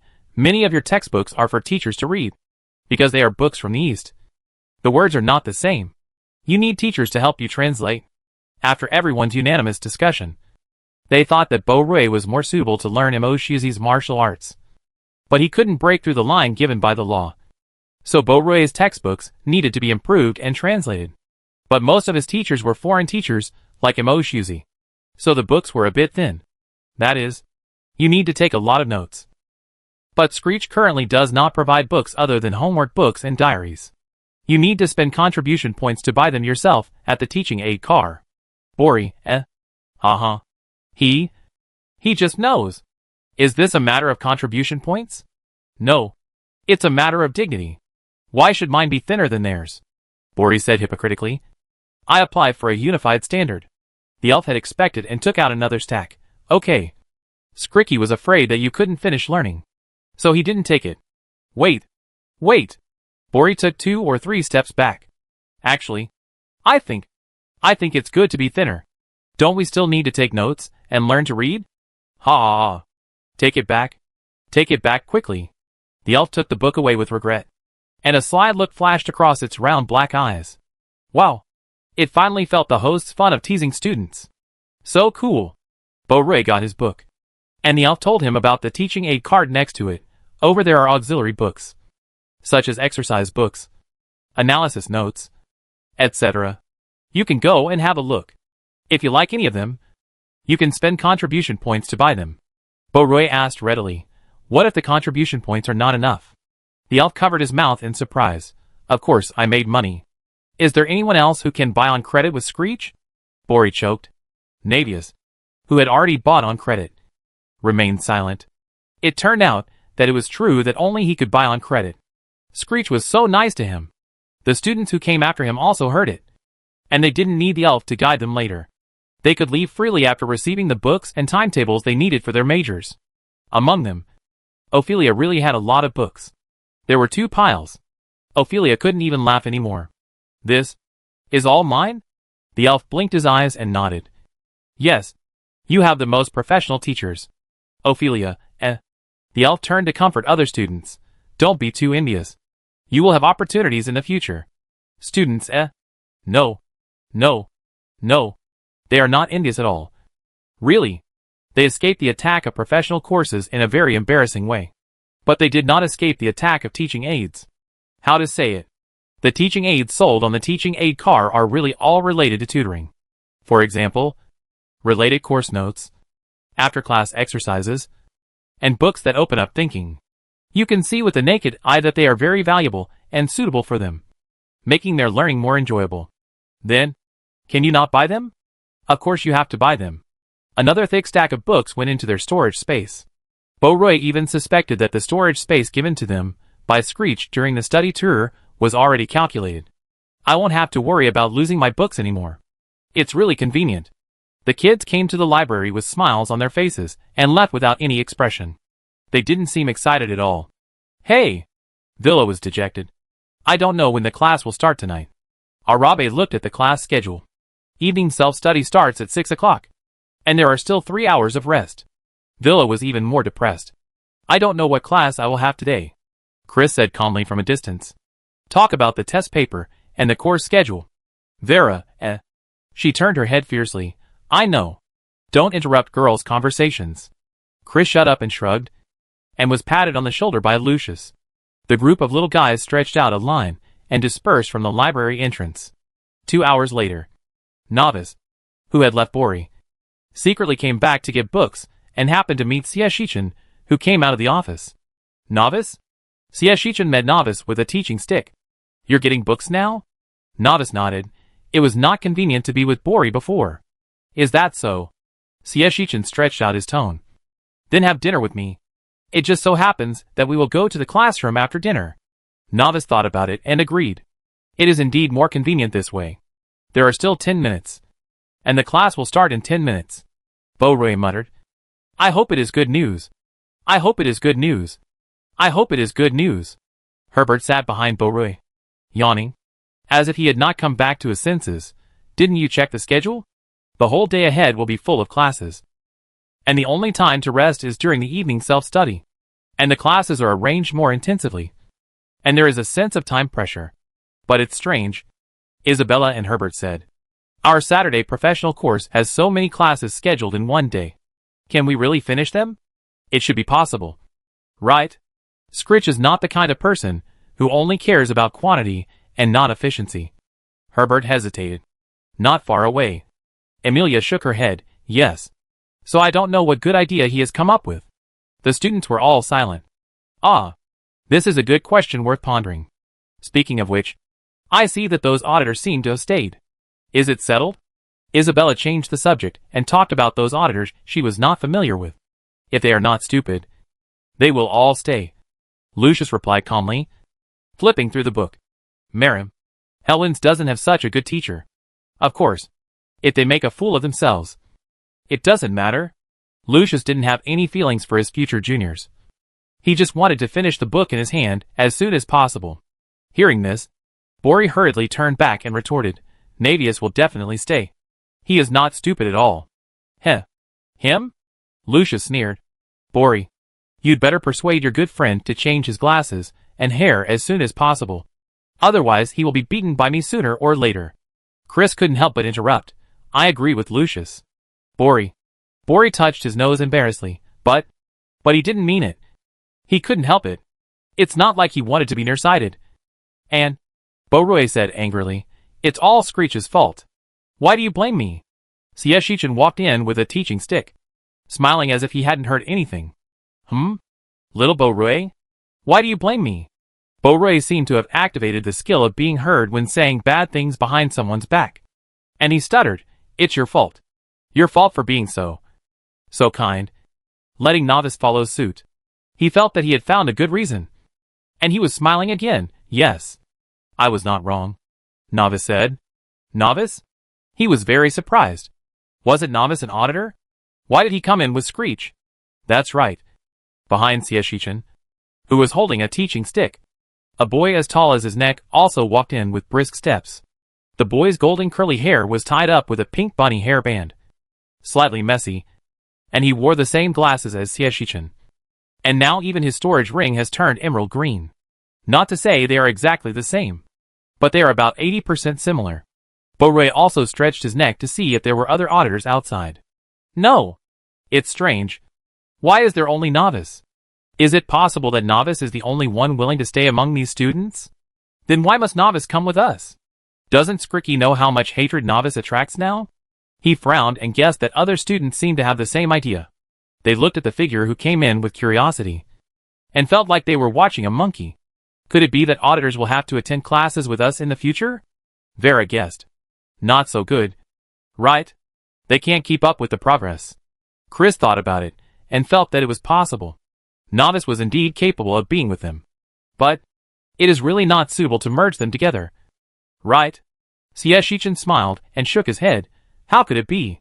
The auditors will have interest classes in the future to experience the Screech courses, which are completely different from your courses and cannot be put together. Everyone looked at Novice uncertainly. Then Sieshichin waved to Novice, who strode to Sieshichin's side. The sight of the two made Lucius's teeth ache, so he covered his eyes to avoid seeing anything. Sieshichin curved his eyes and said in a gentle and powerful voice, I'm sure everyone is curious about why I brought Novice here alone. He patted Novice's shoulder and said, let me introduce you. Novice Edmund, a transfer student in our class. Novice has worked hard in the past few months to make up for the progress he had fallen behind, and has successfully passed every subject. So he was admitted in advance as an exception and became a classmate with you. Lucius, ? He suddenly put down his hand and looked at Novice in disbelief. This sandbag has become his classmate? Get along well with each other. We will be a family in the future.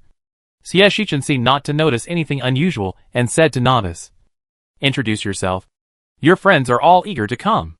Navies smiled brightly when he heard this. Hello everyone. I am very happy to be your classmate. My name is Novice Edmund. Please give me more advice in the future. Students. Boroy murmured in disbelief. He is not a junior? No. He is your classmate. Sieshichin shook the teaching stick and asked meaningfully. Because Novice knew Boroy. He wanted to give little Boroy a surprise. So he didn't tell him. Look. Isn't it a surprise? Boroy exhaled slowly. Surprise? It's more like a shock. Ah. What is going on? The students didn't resist this matter, but they just felt a little unbelievable. Wait. Chris suddenly realized. Doesn't that mean he has to watch Novice in this outfit for 5 whole years? Without waiting for Chris to ask anything, Sieshichin said to them with emotion, Little Novice really tried hard to be your classmate. When I said that he could cheat in this exam, he rejected me righteously and said that he would answer the question seriously and would not cheat. Although it's a bit regrettable. It's a good thing that Novice doesn't need to make up the exam. No need to retake the exam. No cheating. The kids got the point right. So, you really didn't cheat? Lucius asked Novice. Novice was puzzled. He hadn't seen their grades or exams at all. So he nodded and said honestly, I'm worried that this is Screech's test of me. Besides, I know all the questions. So there's no need to cheat. Right? Chris couldn't help asking, didn't the teacher encourage you to cheat? Novice hesitated. It doesn't count. Right? The teachers are all very nice. Very good. Very good. Isn't it just to beat up Novice as Screech wants? They can. Even Ophelia, who has the best temper, couldn't help it at this moment. She said with a fake smile, after Novice puts on glasses. He really looks like a teacher? By the way, Bori, what is Novice's talent? She added, we are all classmates. Let's get to know each other. Bori was silent for 2 seconds, and said, intermediate magician? Time system. Novice was a little surprised that Bori revealed his talent so easily, considering that he had kept it a secret from his father before. Thinking about it this way, these classmates were indeed enough for Bori to trust. So he didn't need to hide it anymore to show that he didn't trust them. Novice thought a lot and simply listened to Bori and gave him trust first. I am a time magician.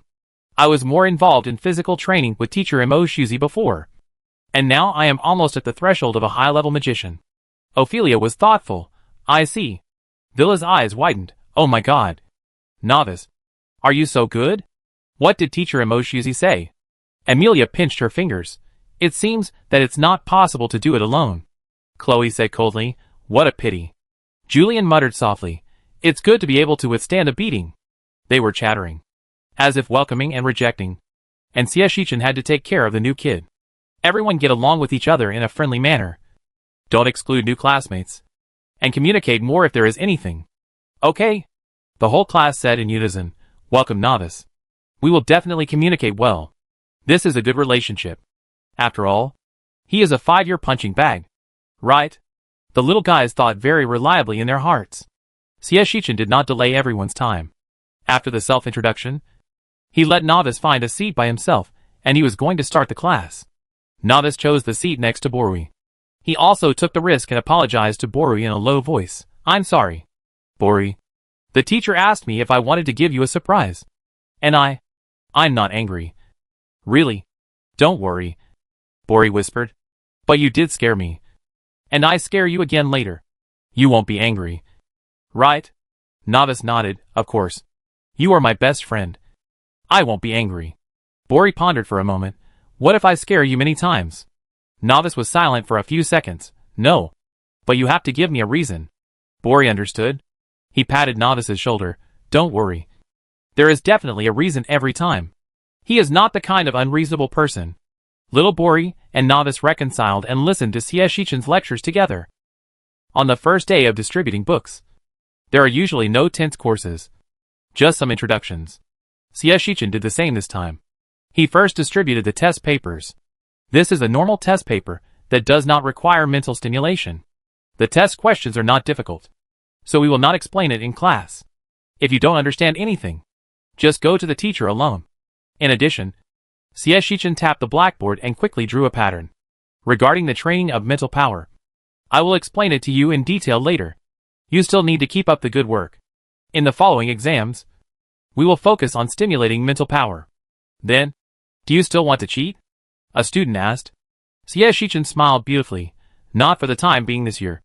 Just to give you some time to experience it. In the second half of the year, our focus will still be on combat learning. Everyone understood that they were preparing for the appraisal meeting. Sieshichin then said, but starting next year, every exam will be full of variety. You can practice your skills during this time. Opportunities always come to those who are prepared. Novice felt a little strange. Why does it feel like Screech's attitude is like he is looking forward to students cheating? Did he make the wrong choice before? Novice glanced at the whole class hesitantly. When everyone looked at him, they could not see any emotion. Some even smiled kindly. And they didn't look like they wanted to beat him up at all. So it shouldn't be a problem of cheating.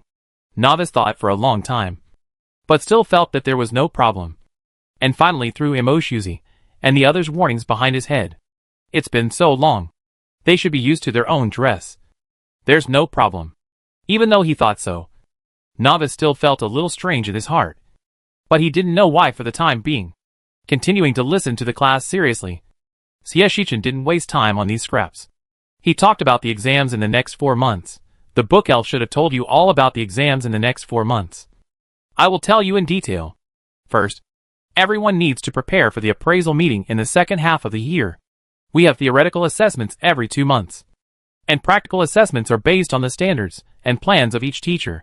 The specific teachers will arrange it themselves. You can ask more questions at that time so that you can be prepared. Secondly, The schoolwork in the second half of the year is relatively tight. It is recommended that everyone concentrate to make up exams in the early stage as much as possible. In the later stage, there may not be so much time. Xieshichen's words sounded the alarm for the students. This means that in the 2 months before the appraisal meeting, they may be so busy that even rest time is a luxury. Of course, there is another possibility.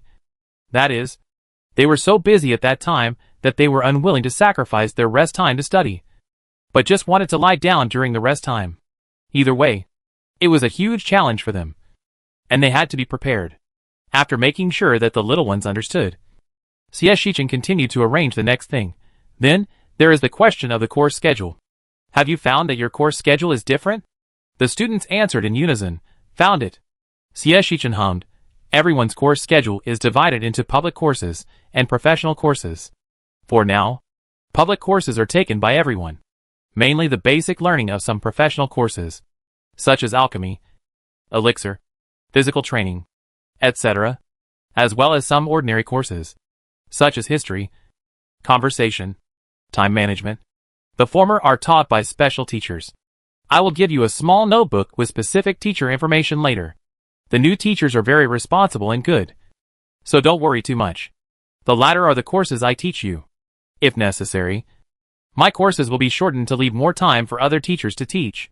Therefore, from now until the end of the first grade, there will be no special assessments for my courses to relieve everyone's pressure. So good? The students didn't believe it, and they always felt that Xieshichen had something else to say. That was, of course. Xieshichen smiled slightly. So I decided to wait until you have a holiday, and then take the exam on the course I take. Isn't it more relaxed? The students were silent. Emilia chose her words carefully. Is it an exam like the dolls? Xieshichen smiled but said nothing. That's the little surprise later. The students were silent again. Help! This surprise is so scary.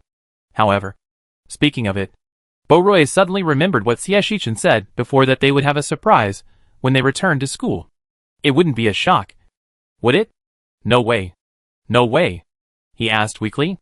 Xieshichen said calmly, of course it's a real surprise. Don't worry. Wait for the teacher to take his time. As he spoke, he still introduced the subsequent courses at his own pace, and your courses every Saturday are related to your major. For example, Lucius. He will take courses related to dark talents on Saturday, and with the help of teacher Mo Shuzi, he will exercise his body. And there will be some combat-related courses. But no matter what, it is related to his talent and personal development. And it is the training plan currently provided by the Academy. In the last month, the time proportion of everyone's professional-related courses will increase. I roughly understand. But, Lucius asked puzzledly, are there too many courses? Can't they be finished in one day? You're right. Lucius, you're really smart. Lucius's face changed drastically at Xieshichen's praise. The next moment, Xiaoxia smiled and said, of course, I won't let you not study in depth for the sake of the course. So the teacher spent a huge amount of money to buy a small black room to quickly learn alchemical items. There is a very precise time formation inside, which can be carried out at a ratio of 5:1. Spend 1 day and get 5 days of learning. Isn't it great? Student. Huh? Huh? Valentina and Genevieve subconsciously looked at Ophelia. At that time, Ophelia said confidently that no matter how much Screech squeezed them, it was just squeezing their potential and limits. Could he create 2 of them to learn? Impossible. Now, Genevieve really wanted to ask, what is the difference between extending their time and splitting them into 2? Ophelia opened her mouth, not even knowing what expression she should make. Unexpected, but reasonable. Screech accomplished what they thought was impossible in a very magical way. Silence. Silence is Screech's student tonight. They calculated carefully. So, we actually work 10 days and rest 1 day? Xieshichen shook his head. If you have enough contribution points, you can work for 10 days and rest for 5 days. Isn't it cost effective? If you calculate carefully, you can work for 2 days and rest for 1 day. Damn it.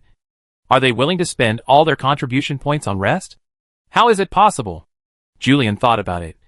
He raised his hand tremblingly and asked Xieshichen, Teacher, how many contribution points do you need to spend? Xieshichen smiled slightly. According to the speed. 1 day in the small dark room is 100 contribution points. If you want to work 2 days and rest 1 day, you need to spend a week. 500 contribution points. Okay. This is very scricky. Julian gave up. With 500 contribution points, he would rather use them to study. The little guy's dejected look is really adorable. Shichen is such a good teacher. How could he bear to make the little guy sad? He began to give sweet treats, with more courses.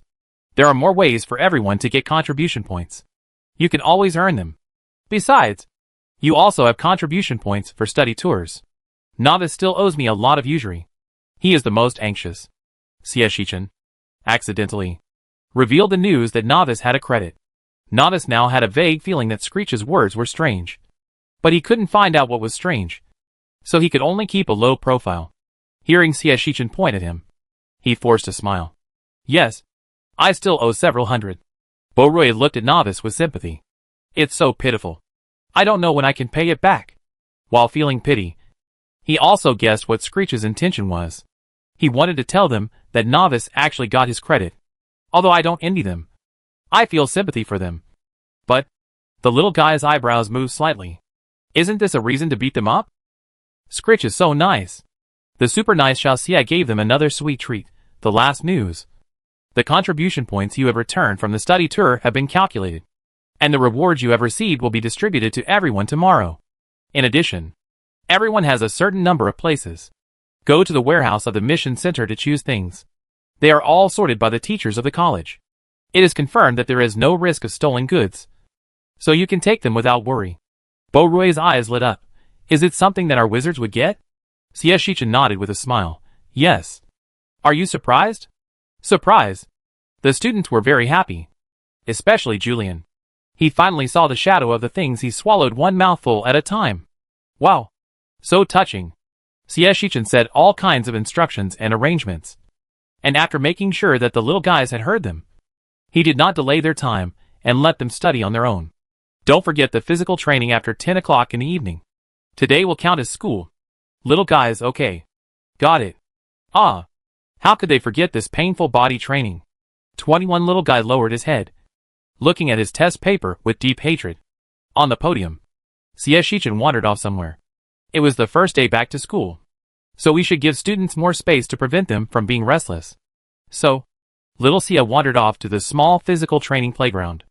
Mo Shuzi was renovating the training ground again. And it would tend to be mainly daily training. He would train the children on weekends as a professional. Of course, he also made a large-scale transformation of the place for body training. Now there are only these students. And everyone can squeeze together. In the future, there will be more students, and there will not be enough space. The infrastructure still needs to be improved. For example, the current body training pools are also divided. Not only for men and women, but also for students with different abilities to absorb the effects of medicine. He was busy flying, seeing Shichen doing nothing. Mo Shuzi was a little puzzled. You don't go to self-study? Isn't it good? Mr. Xia, are you slacking off now? Shichen calmly replied, this is the first day of class for students. And also the first day they meet their new classmates. Give them more space to communicate, so as to avoid bad relationships in the future. Mo Shuzi. He thought of Novice's ghostly look, and asked Shichen sincerely, what? Can't wait for a day? Are you not even worried about being found out that it was them who did it? How did you provoke them? Shichen thought for a while. It has nothing to do with me. Maybe the students are impatient and can't wait to warm up their relationship with each other. A good friend for the next 5 years. I understand. It's a good thing. Novice is too lonely. He only has Borui as a friend. He should integrate into the class as soon as possible. Otherwise, he will always feel alienated in the future. Which is not good. Mo Shuzi believed his lies and looked very complicated. Don't play it too much. Shichen looked innocent. What does the students' own affairs have to do with my principal Screech? Besides, with Borui here, what is there to be afraid of? Thinking of the sudden appearance of Novice on Borui's student status panel, his favorability towards Borui was ridiculously high. On par with that of Borui's parents. If I guess correctly, Borui is probably the only relative that Novice has recognized so far. Shichen thought. So, even if he was beaten again and again, what would happen? He can only choose to forgive easily. That's his closest relative. Chapter 98. How could Shichen have such a bad time? He had considered all aspects and placed a photo stone on Emoshuzi's territory. But he captured the most exciting scene. It was almost 10 o'clock, and the little guys began to come to the physical training class in 2s and 3s. They were dragging their feet, and everyone seemed to be dodging. Before Shichen could see the faces of the people clearly, he said firmly, "Let's do it." Emoshuzi approached curiously. "What are you doing?" His smile gradually widened, and he spoke loudly without any hesitation. "No. What's wrong with you little guys?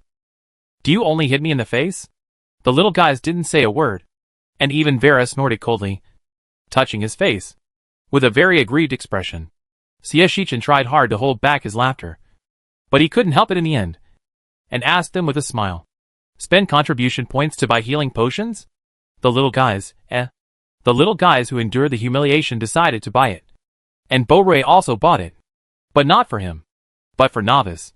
Yes, the reason why it became like this was because they finally decided to beat Novice. Shichen had provoked him so much. If they didn't beat Novice, wouldn't it make them look very kind? Since time was not so sufficient, they didn't make any more plans. Simply put, they asked Bo-Roy to help make an appointment with Novice. And then, they would have a fight at any time.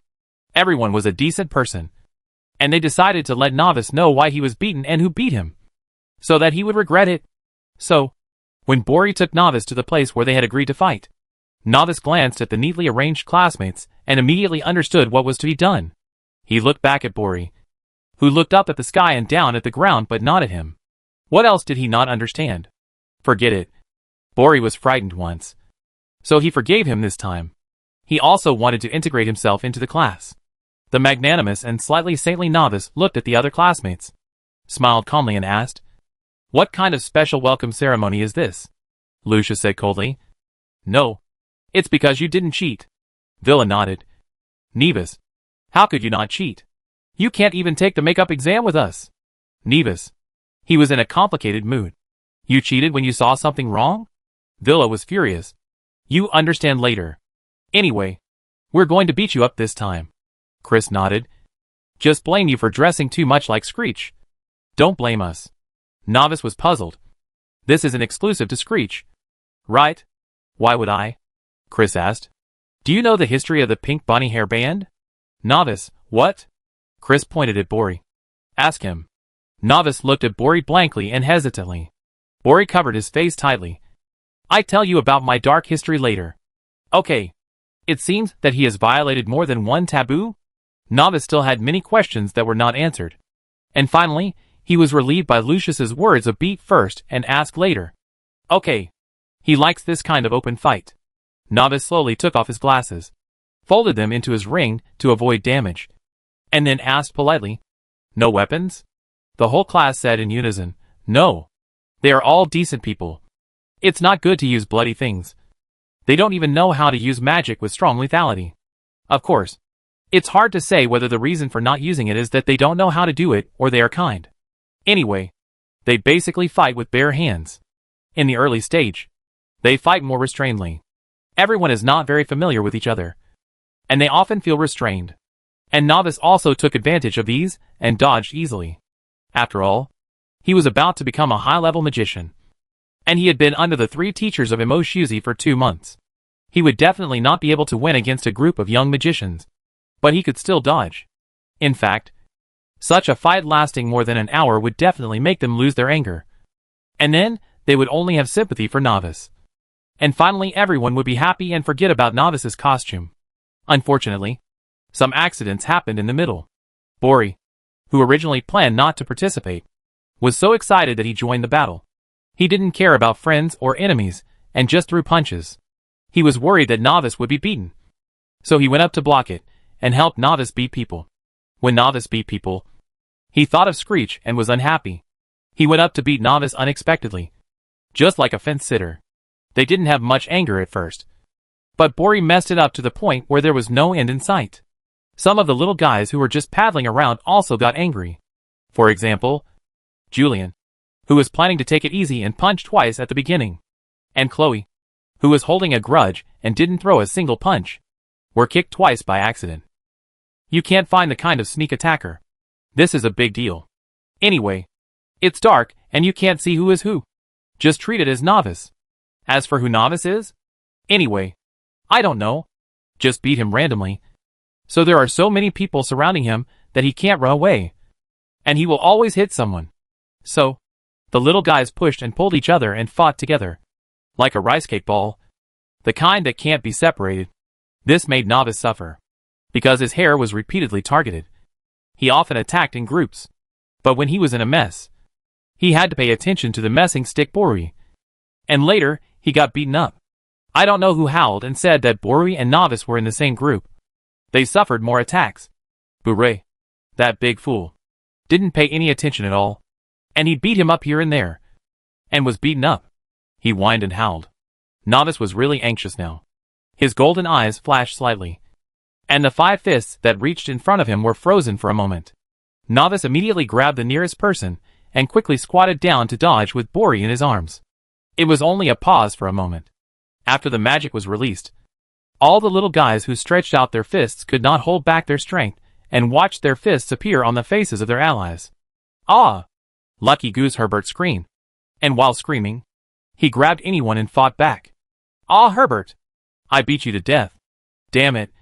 Who started this trend of not hitting people in the face? Just hit me in the face. Damn Screech. Damn Novice. Prepare to die? You beat me like Screech because you cheated? Are you really that outrageous? Who? Who hit Anna? I. Lucius. Today. Brother. It's you? You hit me. It was a mess. A mess? Novice was fast at dodging and good at attacking. But he still inevitably got bruised and swollen when he was beaten to death by a stick. The only good news is that everyone got bruised and swollen. After all, when they got angry, they just vented their anger on each other. And no one cared why they had arranged the fight. Until a dripping sound was heard. Novice said loudly, "It's almost time for class." Stop it first. The little guys who were not satisfied all paused, punched a few more times, and then coldly retracted their fists. As the fuse of the incident, Novice touched his 2 panda eyes with a smile, wondering, "Please tell me. There won't be a next time." Okay. Damn. His face must be swollen. Lucius snorted coldly, while tidying up his clothes. He said, "Besides, don't you know how you attract people?" Novice knew a little bit, but he still felt that his classmates were making a big deal out of nothing. He was just fooled into cheating and failed. He shouldn't blame himself. Why blame Screech? He ignored Lucius. It was useless to ask more questions. Anyway, they couldn't beat him, so it didn't matter. It was just... Chris was puzzled and shocked. "Borui? How come your face is so clean?" He even looked at all the classmates. All of them looked bruised and purple. Novice's face was so swollen that he couldn't wear glasses. What happened to Borui? Borui touched his face blankly. "Yes. I'm so lucky that I didn't get beaten." Novice was so angry that he lost control of his expression. "What do you think? Hasn't he been running with me all the time? If it weren't for Borui, the troublemaker, would he be so swollen that he couldn't wear glasses?" All the fists fell on him. Borui coughed a few times and smiled flatteringly. "Novice, my best friend, my dearest relative, don't worry. When Alfian Borui rises, I will definitely help you avenge today." Novice gritted his teeth and pointed at his right eye. "Here. You hit me." Borui felt guilty. "That's not it. That's too much like Screech. I give you a reason." Novice wanted to go back to the evening study and beat himself to death for saying he wouldn't be angry if he had a reason. What kind of shitty reason is this? Little Borui lowered his head and followed Novice to make amends. Lucius on the side touched Anna with heartache and directly took out his anger. "I knew that Borui and Novice were in the same group. It will still be 18-2 in the future. Anna, just cheer us up." Vera pouted. "Lucius, you are so domineering. Don't you even have mercy on your sister Vera?"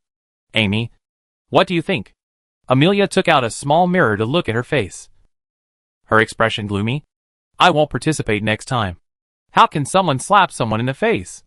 Do you know how important face is? Vera nodded with lingering fear. "That's right. It's too much. Actually slapping a lady in the face." Who took the lead? "Is it you? Chris?" Chris was furious. "Dear Lady Verla, you hit my face first." Verla paused and began to hold everyone responsible. and everyone began to shirk responsibility. Novice, who was led by Muddy Waters, said nothing and just dragged Bori away. Bori looked at Novice's face curiously while being dragged away. Why don't you fix it? Novice sighed. My magic is not that advanced. It can only be played back for a short time. I don't know when this face was beaten like this. How can I fix it? It's not a real healing magic.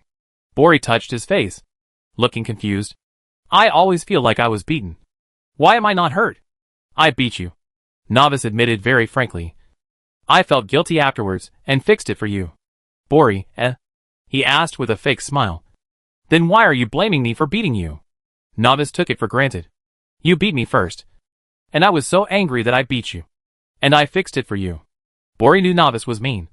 So I can only stand on the same front with you in the future. After all, I was the only one who got beaten decently this time. Novice kept silent. Obviously, Bori guessed right. If Bori jumped back and forth like this again, it would be Novice who would suffer. It would be better to strike first. Bori figured it out, and was ready to have an internal fight with Novice. Unexpectedly, the noisy army behind him also caught up. Although Lucia said he would beat him up next time. They did become closer after the fight. He asked directly, Your time magic can be cast instantly? Novice hesitated for 2 seconds and shook his head. No. Only short term. Less than 2 seconds of stagnation. Reversing. An acceleration can be performed instantly. And there will be a certain cooling time. The specific reason is unclear for the time being. Screech said that we can talk about other things after I improve my physical fitness. I see. No wonder you can avoid it. Lucius asked suddenly. By the way, why don't you call me teacher? Nevis, Yes. Nevis. Why don't you call me your favorite teacher? Villa heard it, trotted up with great interest, and asked Nevis without hesitation. Smile. Nevis. You don't look like a teacher now, if you don't smile. Novice. Novice gritted his teeth and said sarcastically. We all have the same face. What's the difference? How about I lend you my glasses? And you all smile? Villa. I can't see your eyes. Can I really wear them? Villa was so angry that he stamped his feet. Novice. Novice hurriedly pulled Bori and ran away, running very skillfully. Behind him, the classmates also chased forward one after another. Damn it. Even if Novice changed his appearance, they must beat him up to vent their anger. So, this is why you have a colorful swollen face. At that time, the little guys were drinking healing potions and waiting for the bruises on their bodies to disappear. They had nothing to do, so they simply sat in a circle around Xiaxichan and talked about the origins of these brave metals. Xiaxichan listened to the little guys talking at once, and concluded with a smile. This activity is pretty good. Teacher Mo, do you want to come and have a big fight at any time? The students were shocked. Scritch. How can this be? Xiaxichan immediately changed his face to innocent. I'm just kidding. It still depends on your teacher Mo. Mo Shuzi. Mo Shuzi waved his hand unhappily. Okay. I'm not that cold-blooded. The little guys all breathed a sigh of relief. Mo Shuzi laughed. If I don't do it now, won't they also have to fight with Novice? I do it later if we don't have an appointment. The little guys, Novice was silent. He felt like he knew where Screech was in the trap. He felt the kind of feeling that was not too excessive, but made people want to beat him, but couldn't. But that was not the reason why they challenged him to a fight. But you didn't beat Novice down. You can't do it. Mo Shuzi looked at the little guy and complained. 20 beat 1. Can't you divide the work?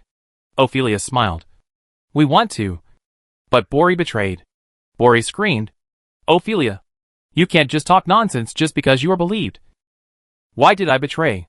I was the one who punched Novice in the face. It's my share. Shut up. Chloe's face fell. I beat you up if you keep making trouble. Nathaniel sighed directly. Bori, give up.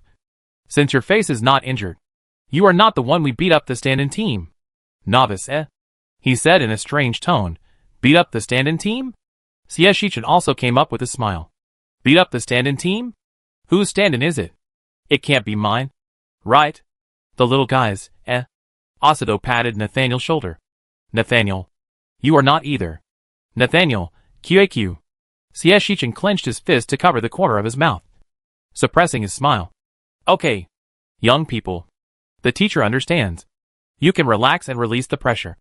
The teacher will go to prepare the lesson first. The radar suddenly sounded, and Valentina asked Sieshichin vigilantly, "Prepare the lesson? Is there really no other pit?" Sieshichin sighed. "Kid, how can you wrong the teacher like this? The teacher will be sad." Ophelia shook her head slightly, pretending to be obedient, and asked Sieshichin, "Teacher, I remember there is no class for you tomorrow." Sieshichin said, "I am afraid that you will not adapt to the new teacher. And I am also afraid that the new teacher will not adapt to you. This month, the teacher will follow the class throughout the whole month and provide some feasible suggestions to the new teacher." Ophelia thought for a while. "So you are preparing for other teachers' classes?" "Yes. Who makes me the class teacher? Those who are capable should work harder." As he said, regardless of the student's sudden silence, he patted his clothes and stood up. Before leaving, Sieshichin paid more attention to Novice. "They want to use you as my substitute, but I think you are you. And this outfit suits you very well," Sieshichin said, and asked, "Will little Novice change his style just because it's the same style as mine?" Novice, who did have some ideas, hesitated. Sieshichin sighed. "It's good to change. But this outfit is not exclusive to anyone. I hope it won't make you regret it. You know, regrets can have a big impact on magic practice." "Regrets?" "Yes. It's a pity. It's not like Screech is the only one who wears glasses and pigtails. Is he going to change his hairstyle and glasses just for Screech? What if he backs down at this moment and his magic can't be improved?" Nadius figured it out. "No. This is also exclusive to me. Novice, I have to wear glasses and pigtails. Anyway, they can't beat him, and he can run away. What's there to be afraid of?" Sieshichin patted the little guy's head with satisfaction. "Very good. It is with this kind of momentum that you will never turn back even if you hit the wall, so that you can move forward in learning magic."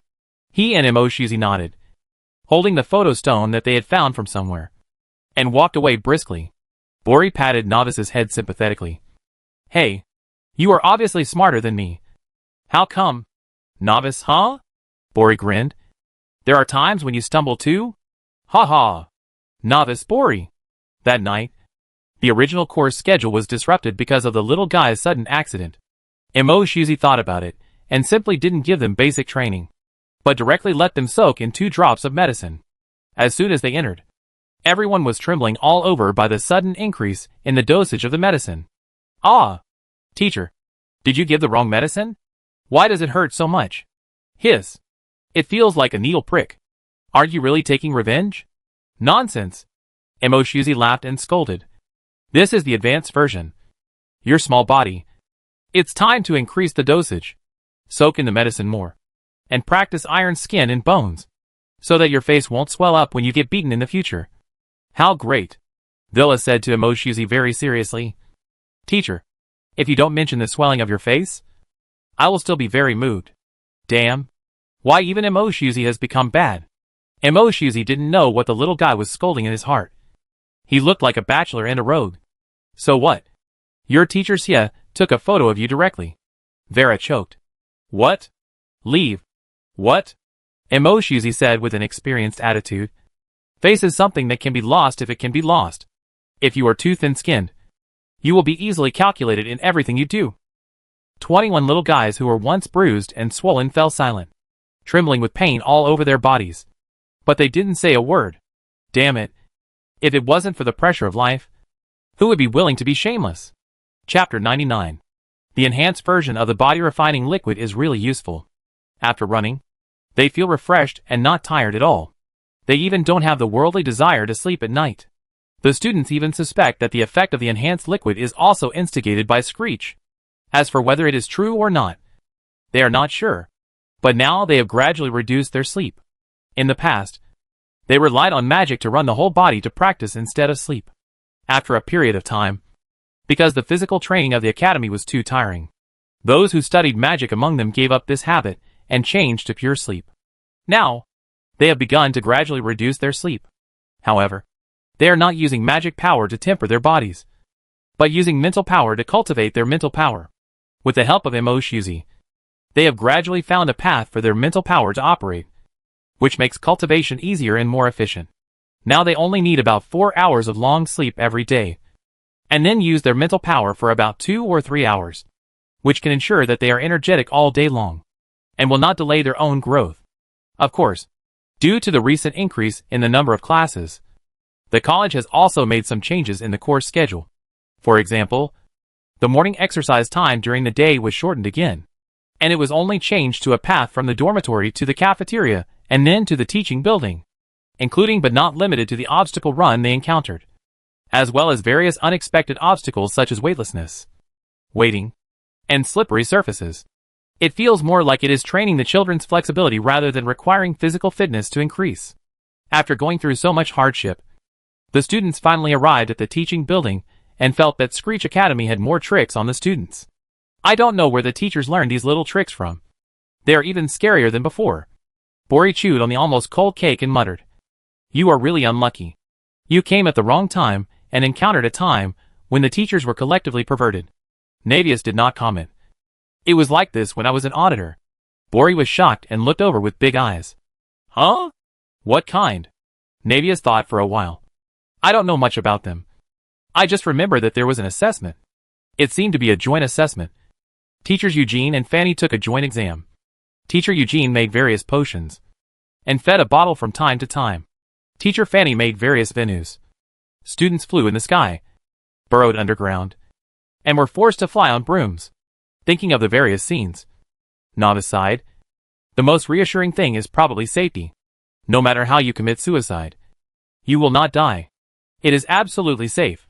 Bori, So it started to become abnormal from this time? He looked at Novice with sympathy. "I really can't imagine what kind of suffering you, a special seedling, will suffer." But Novice felt that it was okay. "I was just a little tired. I was alone and the teachers couldn't do anything. So, now that there are more than 20 people, it's very convenient for the teacher to play tricks. Right?" Villa pricked up her ears and asked curiously. Navius paused, but did not deny the possibility. Bori was desperate. "Well, I should have known that the teachers could have any bad intentions. They just want to be good to us." Chris twitched his mouth. "Bori, you are really getting better and better at persuading yourself." What can Bori do? He can only live like this with a happy face. The students habitually activated their desks, then cleaned up the desks and sat down to prepare for the new course. Oh, yes, I need to digress. The little ones found that the whole classroom had undergone a huge change since the exam. Not only did a huge operating table appear in the corner, which could provide them with a lot of snacks and drinks, but there was also a beautiful and gorgeous piano next to it. Screech really provided them with a relaxing service, although no student had tried it so far. But it didn't mean that they didn't envy. It happened that it was still early for class today, so Beauroy simply paid for 2 donuts at the bar, one for him and Novice. He looked at the various strange names of drinks in the beverage area, and out of caution, he only bought ordinary black tea. There shouldn't be any pitfalls with this kind of thing, right? Beauroy looked at the food in his hand, thinking uncertainly. Novice hesitated for a moment and gave a perfect answer. "Eat it quickly.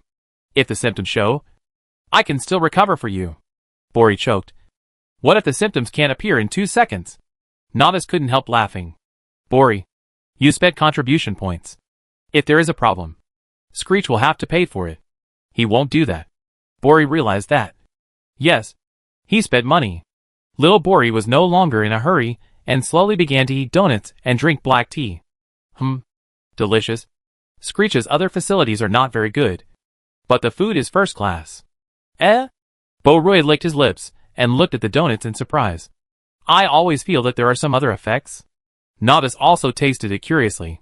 He originally didn't plan to eat it because he would feel sleepy if he ate too much. But now, he was also curious. What effect? It has an amplification effect. After all, it is something that costs contribution points. There is no need for them to try. Sia Shichin, who came in, had already explained it to them. For example, physical strength amplification, mental strength amplification. If you feel that you have difficulty in studying, you can also buy some to try. Although the effect is not great, it can help you calm down quickly, Sia Shichin said leisurely.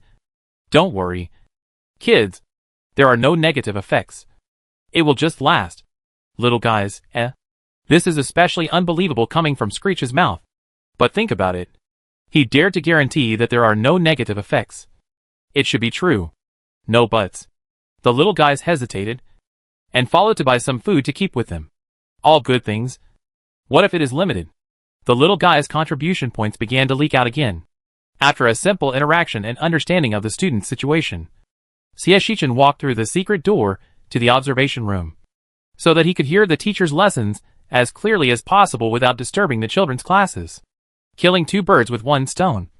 He really likes this observation room. Sitting on the soft sofa, with all kinds of prepared materials and some cakes in front of him, Shichen was ready and waiting for the students to start class. Because the 20 teachers and students were not too familiar with each other, the teachers' courses were almost fully scheduled in the first week, so as to give teachers and students as much time as possible to get along with each other, so as to facilitate the development of professional courses on weekends. For the first class, after careful consideration, Shichen decided to let Old Man Han teach. After all, he was the first invigilator and the one who impressed the students the most. I believe that if he is the starting point, the students will feel more friendly. As expected, when Old Man Han walked in cheerfully, many students stood up subconsciously, and after realizing that they had lost their composure, they sat down again in dismay. Wasn't this class about formations? Why was it this old man?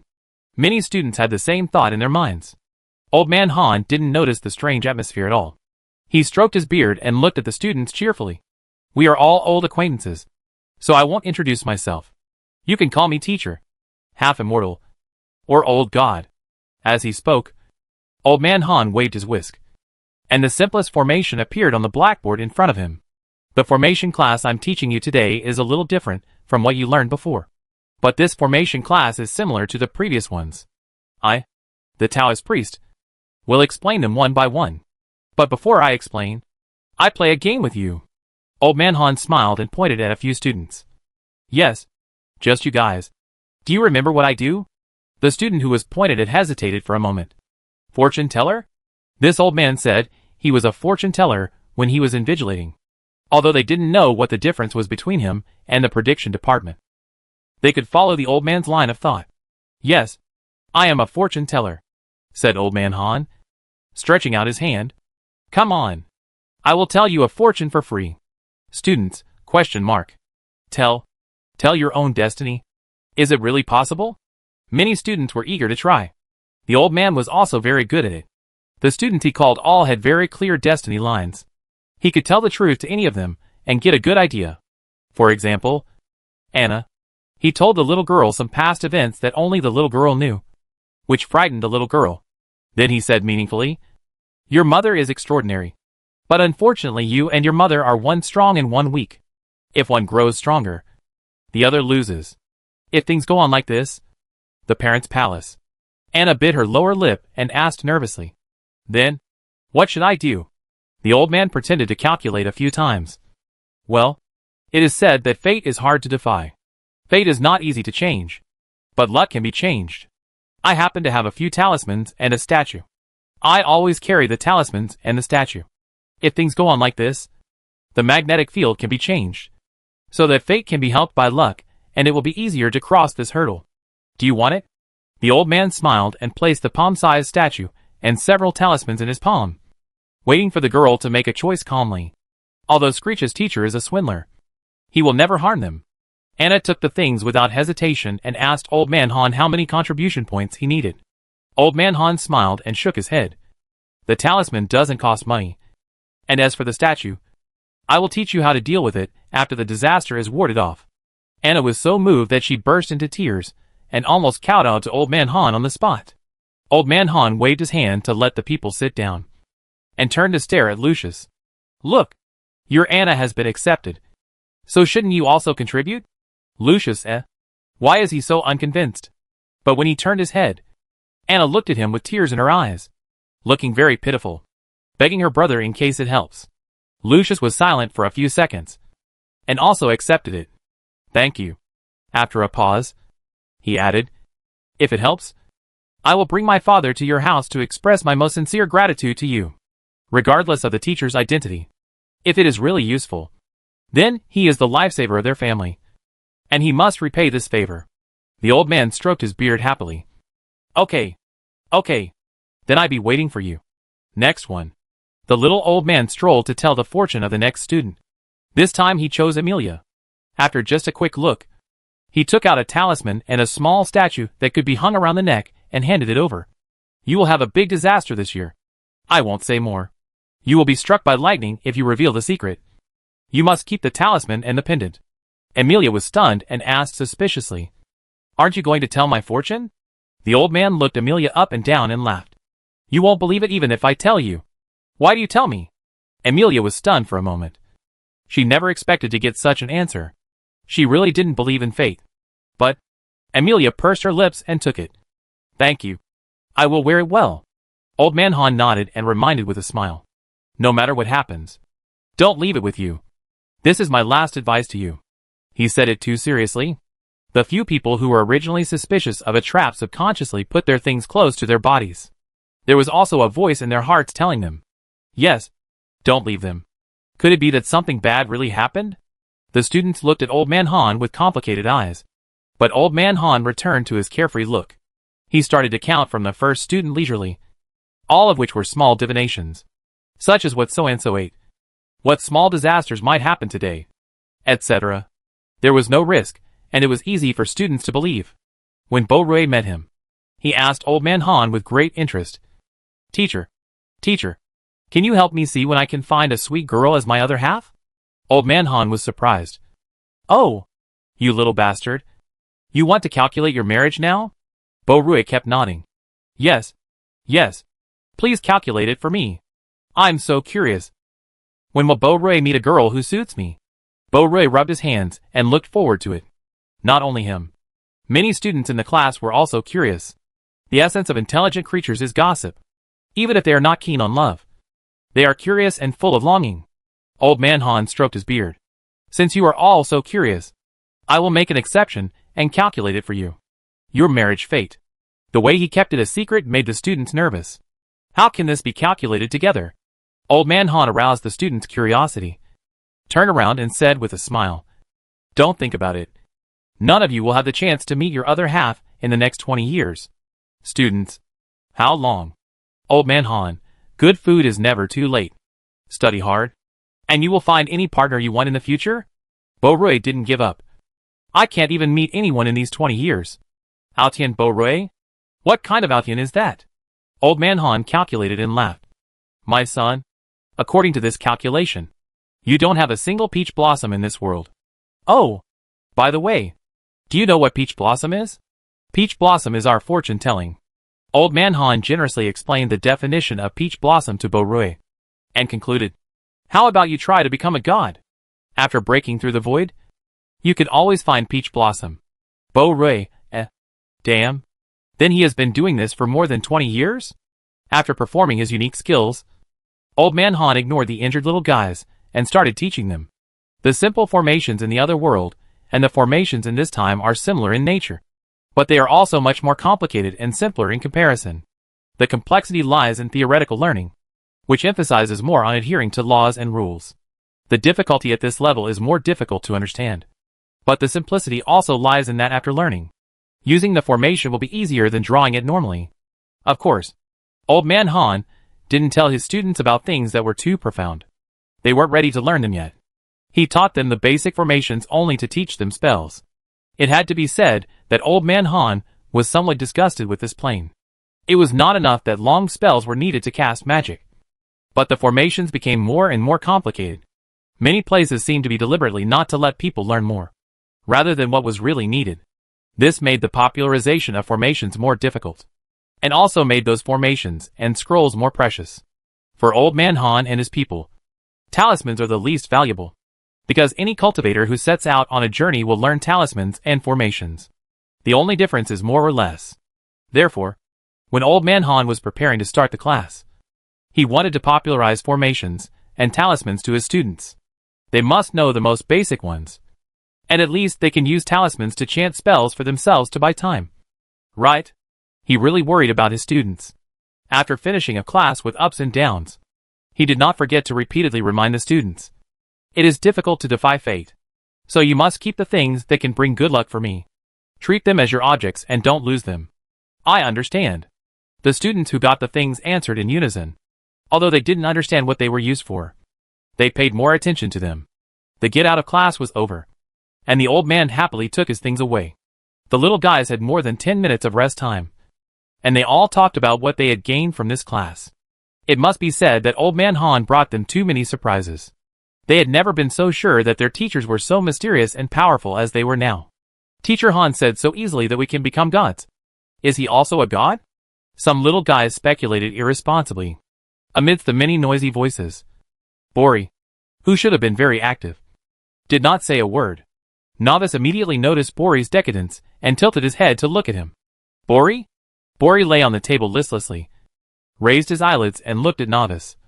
Ah, I don't know why. I suddenly lost the motivation to move forward. Novice thought about it, and probably understood. He had given Bori a bad idea. Why don't you go after Vera? I think sweet girl Vera is still happy to keep you hanging. Bori choked. Novice, this is a good suggestion. Don't mention it next time. Novice shrugged innocently, thinking about it this way. Are you motivated again? Bori, fighting poison with poison. Right? Novice laughed with his eyes bent, and was out of breath. When Bori was about to get angry, he held back his laughter and comforted him. Okay. Bori, I know. You just don't understand why your handsome Xingzi has been single for more than 20 years. And it is also stamped that there is no peach blossom in this world. Bori nodded heavily, and Novice said, but our studies are very tight. Right? Screech's plan for 10 years after graduation is in our schedule. If we can't finish it, we may have to postpone our graduation, which will take even longer. Isn't it normal that we can't find a partner? Maybe we really need to become a god in the future to graduate? Bori was convinced. That's right. With Screech's exploitation, he might be under Screech's control in 20 years. Think about it. There will be no chance for love. Right? Thinking about it. It's over. Herbert, who was eavesdropping on their conversation, also collapsed on the table. Thinking of this, I suddenly have no motivation. I will be tormented by Screech for another 20 years? After class, Old Man Han seemed to be rushing to reincarnate, and he was about to disappear. It was only because Xie Shichen was quick that he barely caught the old man's tail. Old Man Han laughed. Xiao Xie, what do you want to talk to me about? He felt a little uneasy. It's okay for such an out-of-this-world person to not be able to see the trajectory of fate. And it's okay for him to easily cause major changes. These have nothing to do with him. The more people can see through fate, the less willing they are to change it. Old Man Han was arrogant when he was young. But now, he is more Buddhist after suffering losses. So he is really afraid of people like Xie Shichen who don't follow fate. Of course, this is not the reason why he feels guilty when he sees Xie Shichen. The biggest reason is that Xie Shichen, this little bastard, will watch over others to write lesson plans. He is already a big old man. Just because he submitted the lesson plan half a day late, this bastard dared to watch over him every day to write lesson plans next time. He took a sip of wine, and Xie Shichen smiled and replaced it with coffee and tea. Choose one of the two. Drinking will delay your work. He ate a bite of barbecued skewers, and Xie Shichen confiscated it again, and then replaced it with a choking pastry. It's more efficient to eat it with strong tea. He wanted to take a nap, but Xie Shichen went even further and sent him directly to a hammock made of a rope, saying, teachers who haven't completed their tasks can only sleep in this kind of hammock. Do you want it? What do you want? He has never suffered such injustice in his life. But Xiao Xie's attitude was quite good. But he was stubborn. When Old Man Han saw him now, he trembled all over, as if he was going to be checked for teaching plans again. He was very scared. Xie Shichen also knew that he had done something unkind before. He coughed lightly and asked shamelessly, you have always said that luck can be changed. But fate is hard to change. Can you tell me in detail? I don't really understand. He paused and gave an example. If fate says that he will break his leg, but I, who is not destined. Come! Old Man Han shook his head and sighed. I know what you want to ask. Xiao Xie, you are an outsider. You don't understand the weight of fate. You helped A avoid a car accident and let us stay at home. But A will go out sooner or later and will encounter a car accident again. This is irreversible. Or, this is A's calamity. Forcibly changing it will make people feel more powerless. Fate is so unreasonable. Xie Shichen was stunned. His heart kept sinking. But do I have the ability to protect them for a lifetime? Old Man Han stared at them for a long while. Can you protect high-level magicians? Mage masters? Magic saints? Legendary magicians who have come into contact with the law? And gods? Xie Shichen, but... Old Man Han waved his hand. Even if you can do it, if you protect them for a lifetime, then they will be truly ruined. Xie Shichen remained silent. This was not the answer he wanted. Old Man Han shook his head and smiled bitterly. When I was young, I also felt that I was omnipotent. I knew any fate line, and I could make the fate lines intersect with a wave of my hand. I thought I was the center of the world. But what is the truth? I accepted a disciple with a rough fate, and I wanted to change his fate. In the end, he had no choice but to face every rough road. And I almost made a big mistake and became the biggest obstacle in his life. Later, the more I studied numerology, the more I realized that this world is so overbearing. You can change your luck, but you can't defy your fate. Xie Shichen still didn't speak. Perhaps people like them always have some inexplicable stubbornness. Or perhaps they don't believe in fate, but believe in themselves more. The old man understood too well. He was like this. The more he saw clearly, the less he wanted to believe it. He patted Xie Shichen on the shoulder. I won't say more. You understand. I can only advise you not to keep the child in captivity. You still need to beat him more so that he has a chance to overcome the obstacles. Xie Shichen grasped the key point. You mean? Fate is hard to defy. Which actually means that every disaster in their fate is difficult to avoid. But it does not mean that the final outcome cannot be modified? Old Man Han laughed. You can say that you should not try to protect your children from disasters. Their disasters are all predetermined.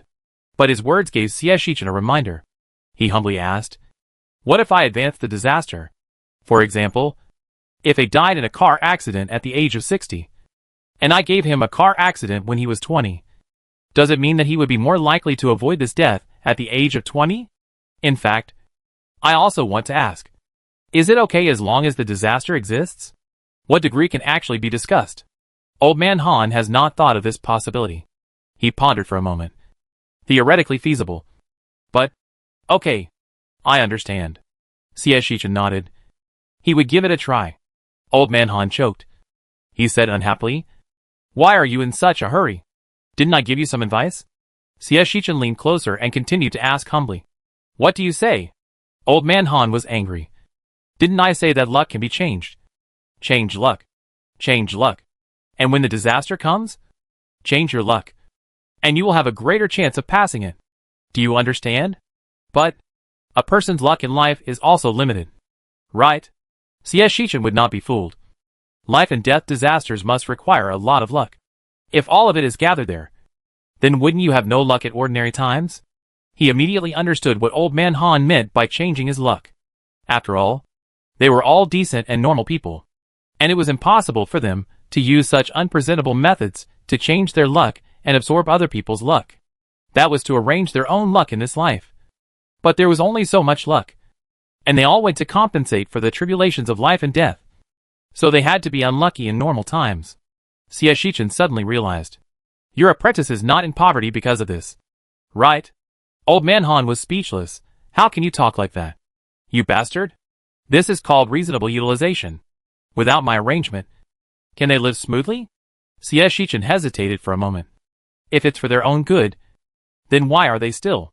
Old Man Han acted mysterious, threw his whisk away, and looked like he couldn't say anything. Anyway, I've already given you the method. Just don't make the same mistake I made and go the wrong way. By the way, I have a few talismans here. You? Xie Shichen smiled slightly. You also said that I'm a person from the secular world, so I don't need to be unlucky. Right? That smile was a little chilly, and it made Old Man Han, who wanted to do something bad, feel creepy all over. Old Man Han smiled awkwardly. What are you talking about? These are all good talismans. Hey, I'm leaving first. Teacher X asked me to drink. Xie Shichen said leisurely. Teacher Han, don't forget to write the lesson plan. The old man hurriedly grabbed the hem of his long gown and ran away, fearing that Xie Shichen would dirty his ears, and also afraid that if Xie Shichen continued to chat with him, he would be stripped of his underwear by this little fox. As it turned out, he had been stripped. combined with the old man's behavior of constantly giving the little guys all kinds of strange talismans without explaining them. Xie Shichen made a reasonable guess and guessed the facts. Either the disciples didn't know, but their embarrassment and poverty were caused by the master. So they rebelled against the master in anger. And they still missed this good master all these years. Or the disciples knew that they were willing to be poor, but the master made them embarrassed in all kinds of ways. So they rebelled against the master in anger. And they still missed this good master all these years. Either way, it's not a good sign. Xie Shichen thought it through and sighed. No matter what, we have to do both. He should just pretend he didn't know. The old man committed a sin, and he went to earn the forgiveness of his students. It had nothing to do with Xie Shichen. Of course, Xie Shichen was not going to just sit back and do nothing. He hesitated for a long time, but still bought on credit from Xiao Xiao, preparing to buy a copy of the original world line. Xiao Xiao was shocked at the time. Host, 10,000 principal value. Do you really want to buy it? Thinking that Xie Shichen wanted to interfere too much in the world line, Xiao Xiao quickly added, even if you get the original plot, you can't interfere with things that have nothing to do with the school building. And it's hard to interfere with the fate of the villains, let alone reveal everything you know to others. So, you really want to buy it? Xie Shichen acted very calmly. Am I not interfering now? Xiao Xiao did not hesitate. You are now related to the school building. Xiao Xiao gave Xie Shichen an example. Just like the little guys breaking into the wizard meeting before. If they were not in the study tour, it was within the scope of the school development. And you did not interfere too much, but only played a role of supervision and protection. You would not be allowed to participate in this plot. Xie Shichen grasped the key point. In other words, the wizard meeting is related to the original destiny line. Xiao Xiao was silent for a long time, then nodded. Yes, it's just not very relevant. After all, the world line will be open more than 10 years later. Xie Shichen summed it up. In other words, he can't interfere with things related to the world line, but he can squeeze out the space for the development of the original world line with things related to the establishment of the school. He can't change the students' fate nodes at will, but he can advance the students' fate nodes by changing their fortunes and the development of the college. Overall, his freedom is still very high, as long as it is related to his school establishment. He can do something. In this case, buy it. Xie Shichen made up his mind. If you don't buy it, how can I educate you appropriately? Xiao Xiao still reminded him. Once you know the plot, there will be more restrictions than now. And even every school construction plan may have to be submitted to the main God world for review. Are you sure? The main God world has very strict regulations on maintaining the development of small worlds. Xiao Xiao had previously instigated Xie Shichen because, firstly, Xie Shichen had no money to buy it. And secondly, Xie Shichen did not show any intention of changing the fate of his students, which made Xiao Xiao feel relieved.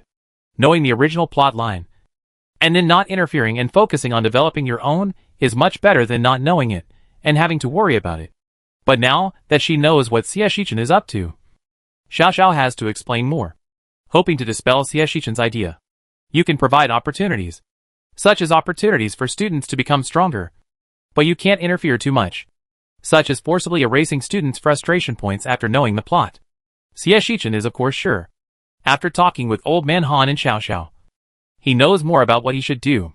Buy it, Xie Shichen affirmed. Only by buying it can I build my own campus better. Don't worry. I know my limits. I will only develop the academy. Screech will always be a magic academy, and will only contribute to the cause of education. Xiao Xiao believed it, and reluctantly exchanged the original world line for Xie Shichen. It was similar to what Xie Shichen guessed. The original world line started more than 10 years later, when the protagonist was born and became a young boy. He was highly talented, but met a noble who harmed him, and then was funded by a Muggle businessman, and began his study journey in Merim. Xie Shichen spent a lot of time going through the plot from beginning to end. There were not many useful parts. Most of them were about how the boy slapped his classmates, how he won the hearts of senior sisters, how he made friends with younger brothers, how he gradually became a rookie in the magic world, and how he began to save the world in the face of crisis.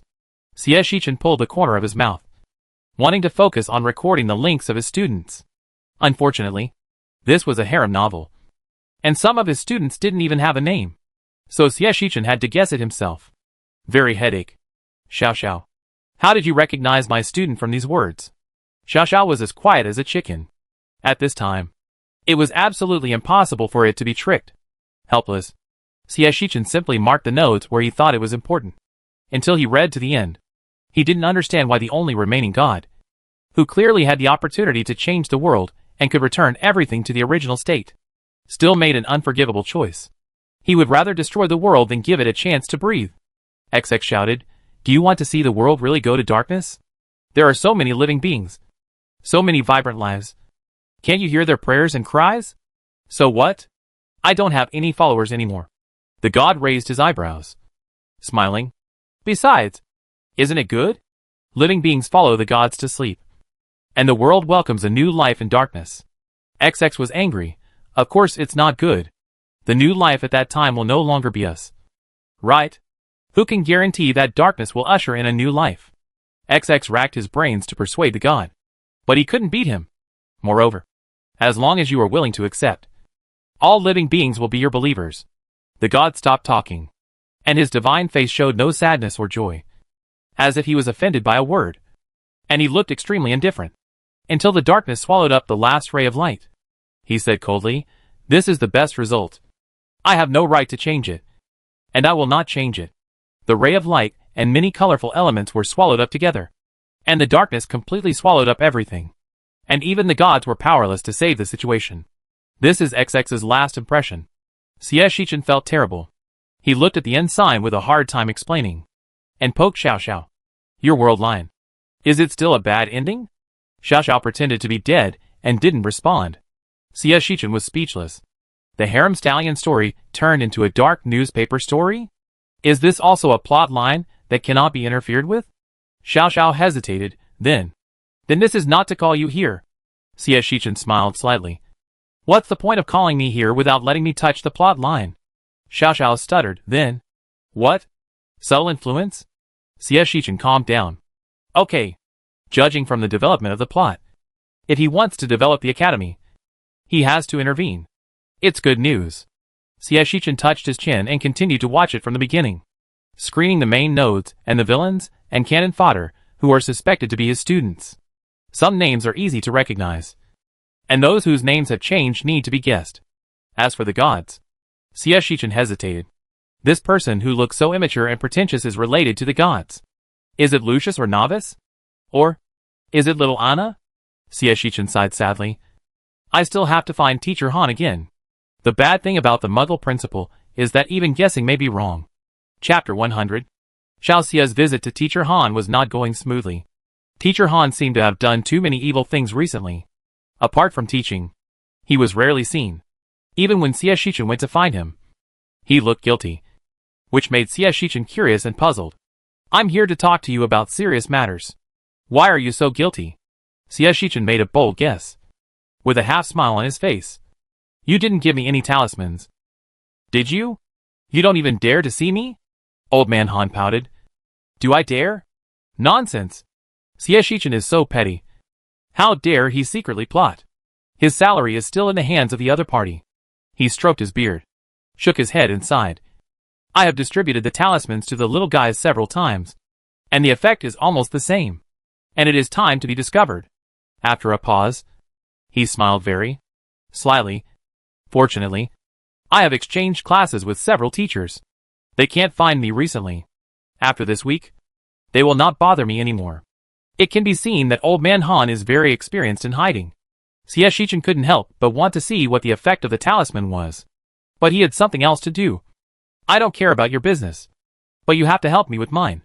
Xie Shichen spent some time as the principal to share the original plot, and then asked, which child do you think is the most dangerous?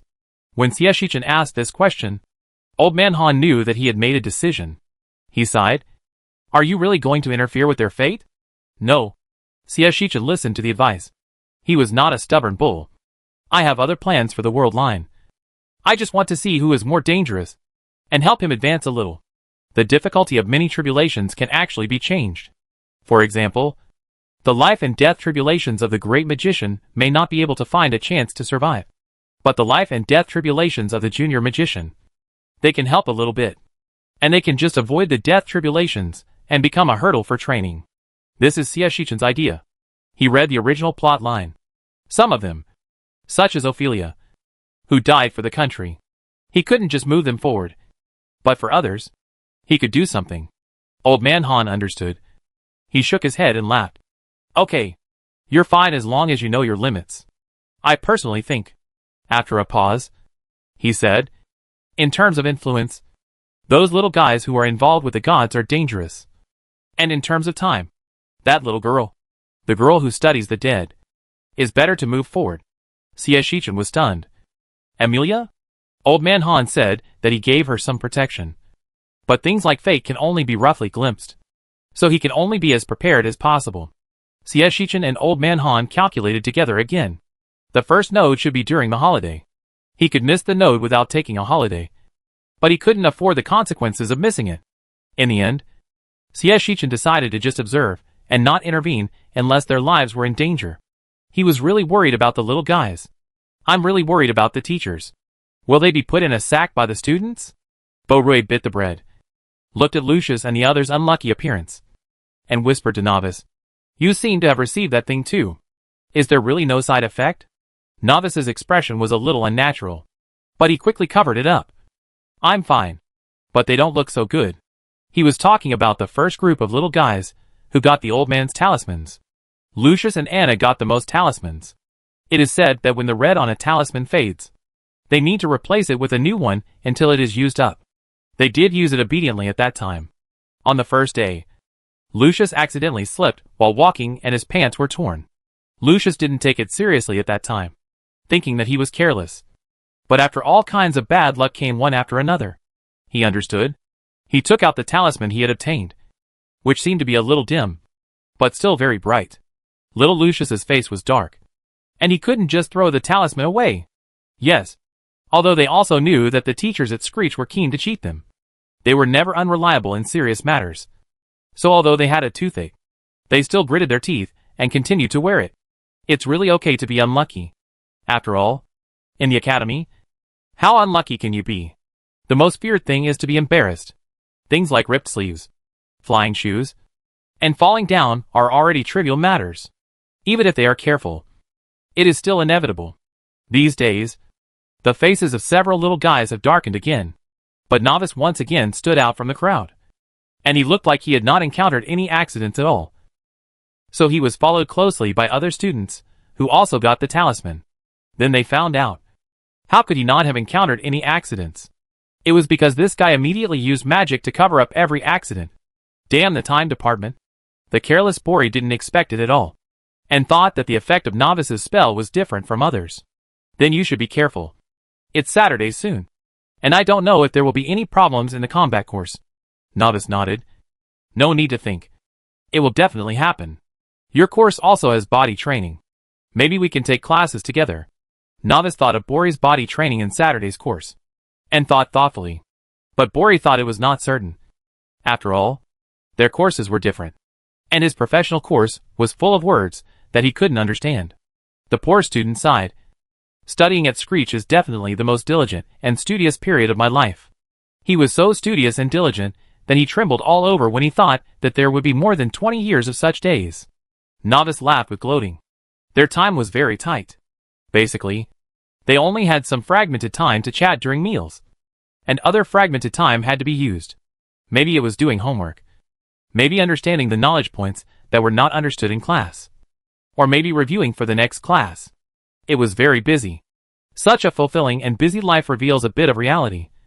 And the days of hard work make time less unbearable. It seems that in the blink of an eye, they have arrived at Saturday. One more day of hard work, and we can rest. Bori clenched his fist to encourage. 5 days left, Vera said lazily. 1 to 5 time exchange. 5 days left before we can rest. Bori asked honestly. Will you really not be more discouraged by saying this? Of course. Vera closed his eyes, looking weak. When I think of the 5 days of practical courses, I no longer have the energy to be discouraged. It has to be said that after returning from the study tour, even though they have been baptized for a period of time, it is still difficult for them to adapt to such a high-intensity study life at the first time. Even if it is only 5 days, there are not many practical courses, and they are basically theoretical courses. but they are still visibly tired. This fatigue comes more from the brain and spirit, rather than physical strength. In just 5 days, they have been exposed to too many new knowledge points. Even if the teachers initially simplify the description, they can understand it quickly, but it still makes their busy brains feel exhausted. Too complicated, too much, too new. Students have to be very alert to deal with each subject. Remember the basic knowledge points that need to be remembered, and try to arrange their time as reasonably as possible to avoid falling behind due to lack of time. Perhaps at this time, specialized courses and combat courses are a kind of relaxation for them. But no one knows whether they are about to try a new 5-day course. I hope everything will go well. They are also trying to adjust their status and strive to adapt to the busy study life as soon as possible. After the obstacle course in the morning, they came to the time black room that CS Shichen had specially opened for them. This is a small 4-story teaching building, with 30 black rooms on each floor, and the flow rate of each black room can be adjusted. The black room doesn't look big. At most it's about 10 square meters, but the space magic is installed inside, and it has the possibility of unlimited extension. However, CS Shichen currently has no more principal value to invest in the design, and the black room can only bring things in by oneself, and it cannot spontaneously generate a training ground. There will be some later. CS Shichen comforted himself silently while installing it. The principle is worth this kind of thing. You can earn more if you spend more. Don't worry.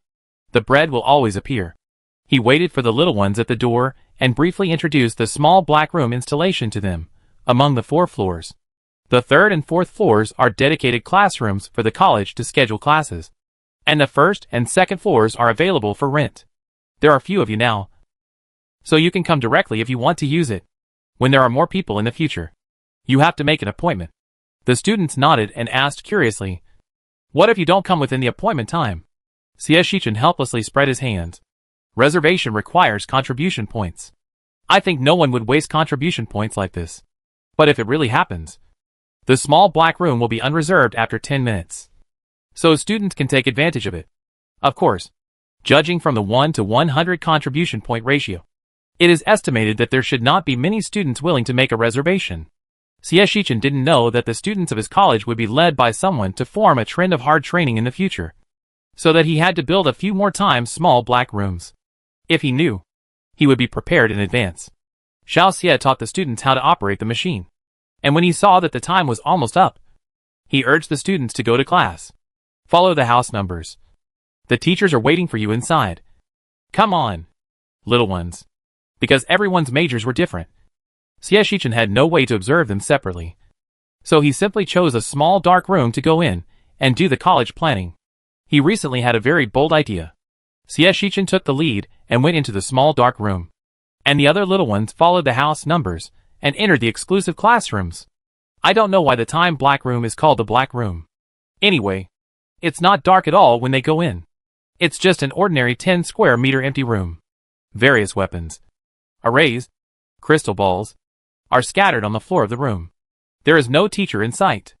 Ophelia closed the door carefully, followed CS Shichen's instructions, pressed the button to start learning, and a string of characters suddenly appeared on the floating light board in front of her. Welcome to the time black room 5:1. Your teacher is waiting for you in the black room. Are you ready? Get ready and we start. Ophelia was a little surprised. Isn't this a real small dark room? Before she could continue thinking, a burst of light appeared, and when she opened her eyes again, she was surrounded by a room 300 meters wide. Ophelia was very surprised. It's amazing, she murmured, looking at the place where the crowd gathered. And then she felt sick. A whole row of very familiar teachers, holding their own staffs in their hands, smiled at her. Ophelia is finally here. Kids, we have to hurry up and go to class. Yes.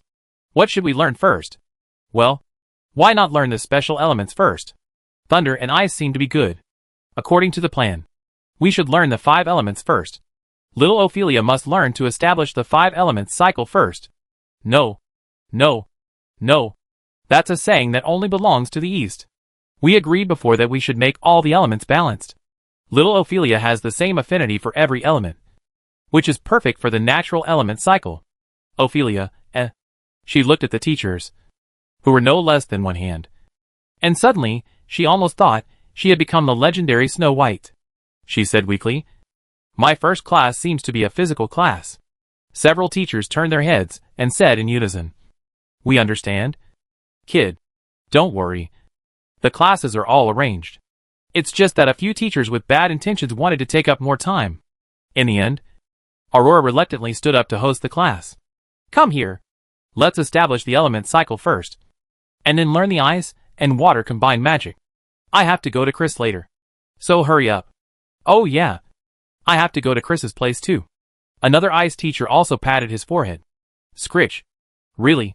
Can't you arrange 2 days?" "That's right. Wouldn't that give us more time?" Ophelia, I blamed Scritch wrongly. It turns out that the teachers are even more powerful than him. Unlike Ophelia's group of teachers, there is only one teacher on Oris's side. Beastmaster Jiang Shui. Jiang Shui smiled and waved to Oris. "Don't look at me, little guy. For the next 5 days, your teacher, besides Emoshuzi, is me." Oris walked forward silently.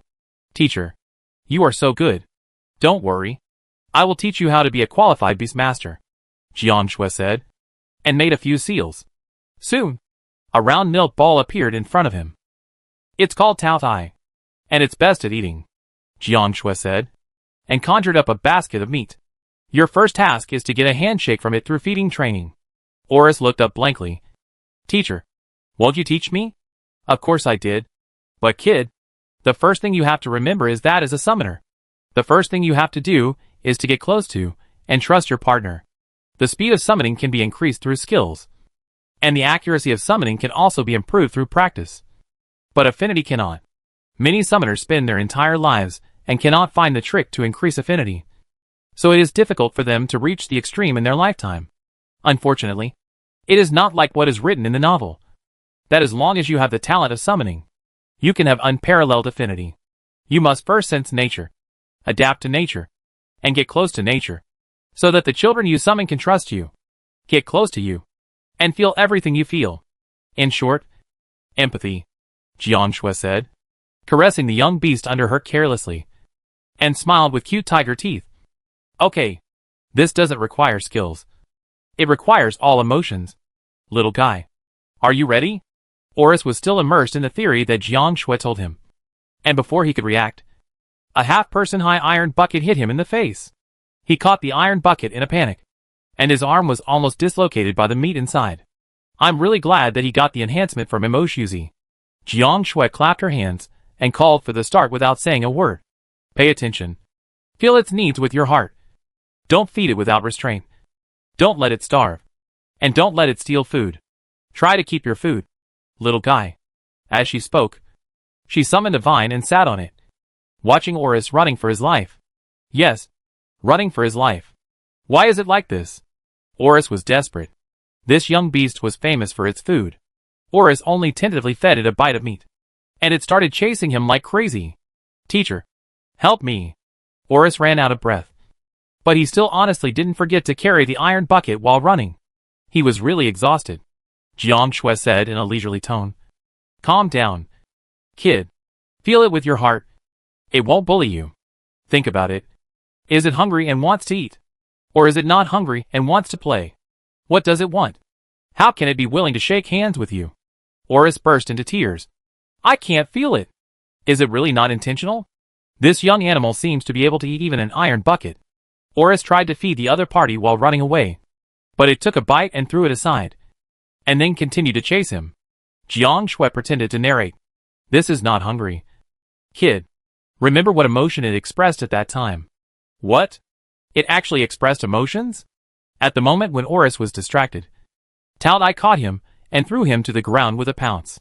Tao Tai looked Oris up and down, suddenly opened his bloody mouth, and with a groan, took Oris's head into his mouth.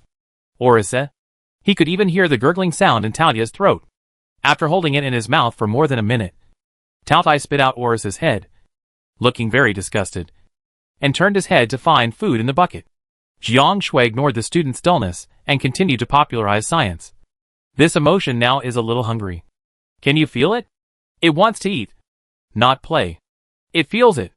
Oris wiped his saliva-covered face and smiled reluctantly. "Yes, I can see that it is really lively. This is really an interesting class." Oris smiled reluctantly and grabbed the food. It was rare for him to be tough and stretched out his hand to Taotai. Shake hands. I give you food. Taotai looked at Oris, then at the iron barrel, and gnawed his teeth, biting a small gap in the barrel. The hard one couldn't come. Oris understood, and resigned himself to the fate of holding the barrel and continued to run. It would be great if he was a prophecy department like Asudo, who could improve his cultivation by just reading books. Asudo, who was being thought of, was also thinking, if he was just an ordinary combat department, why did he see Old Man Han in his professional class? Old Man Han waved to him with a smile, and Vivian beside him also smiled gently, and there was no sign of cheating at all. But, are there any students of Screech who are not afraid of these two? He is just a weak and helpless prophecy department. How can he deserve these two powerful weapons to teach him? Vivian sighed. My ideas were too poor before, and Teacher Han corrected my wrong ideas. From now on, we will do our best to guide you well. Old Man Han stroked his beard and said happily, I am keeping an eye on you. Young man. The young man wanted to die. He wanted to die. Asudo closed his eyes and asked the two teachers hesitantly, how should I study? Reading books? Vivian, I heard you have a photographic memory. That's great. Asudo had a bad feeling in his heart. The next moment, Old Man Han took out a pile of books with a smile. Memorize it. Half a day is enough for you to memorize it. Asudo's heart trembled. Memorize? What will happen after you finish memorizing it? Half a day. Memorize so many books? His photographic memory is not that great. Old Man Han patted the little guy on the shoulder. Don't worry. There is also the star map. I think it's better to let you memorize it first than to explain it to you slowly. When the time comes, I will just give you an example, and you can infer it yourself. Which is more efficient? Yes, kid. Vivian also agreed with this method. Reading books can also improve your learning of prophecy. Don't forget to circulate the magic power in your body while reciting. I will supervise you. Vivian just happened to study a few prophecy magics recently, and was worried that she couldn't find someone to help her try the effect. Asudo's face was green. In this life, he didn't want to hear the words photographic memory again. Thanks to the teacher's need to rush, most students can still persist despite the hardship. In these short 5 days, they seemed to have experienced a new life. It was very fulfilling. The teachers would hardly let go of a single moment of time and squeeze them until they were exhausted before they would stop. The most silent thing was that the teachers did not forget to give them the body-refining liquid every night. But this did not mean that they could rest. The easiest one was Asudo. He only needed to endure the pain and recite the lessons. How simple. Other combat departments did not have such benefits. They were all like novice, being attacked by their teachers in the liquid medicine. Not only did they have to endure the pain and operate their mental power in magic, but they also had to try to concentrate on dealing with the teacher's attacks. What if you get attacked accidentally? Oh, don't worry. There is a protection mechanism in this small black room. It will only make people feel pain. There will be no death or injury. The teachers are ecstatic. The students are madly sad. In order to suffer less, they can only try to keep themselves focused and adapt to this intensity step by step. The effect is also very significant. In 5 days, their body movements have also become faster.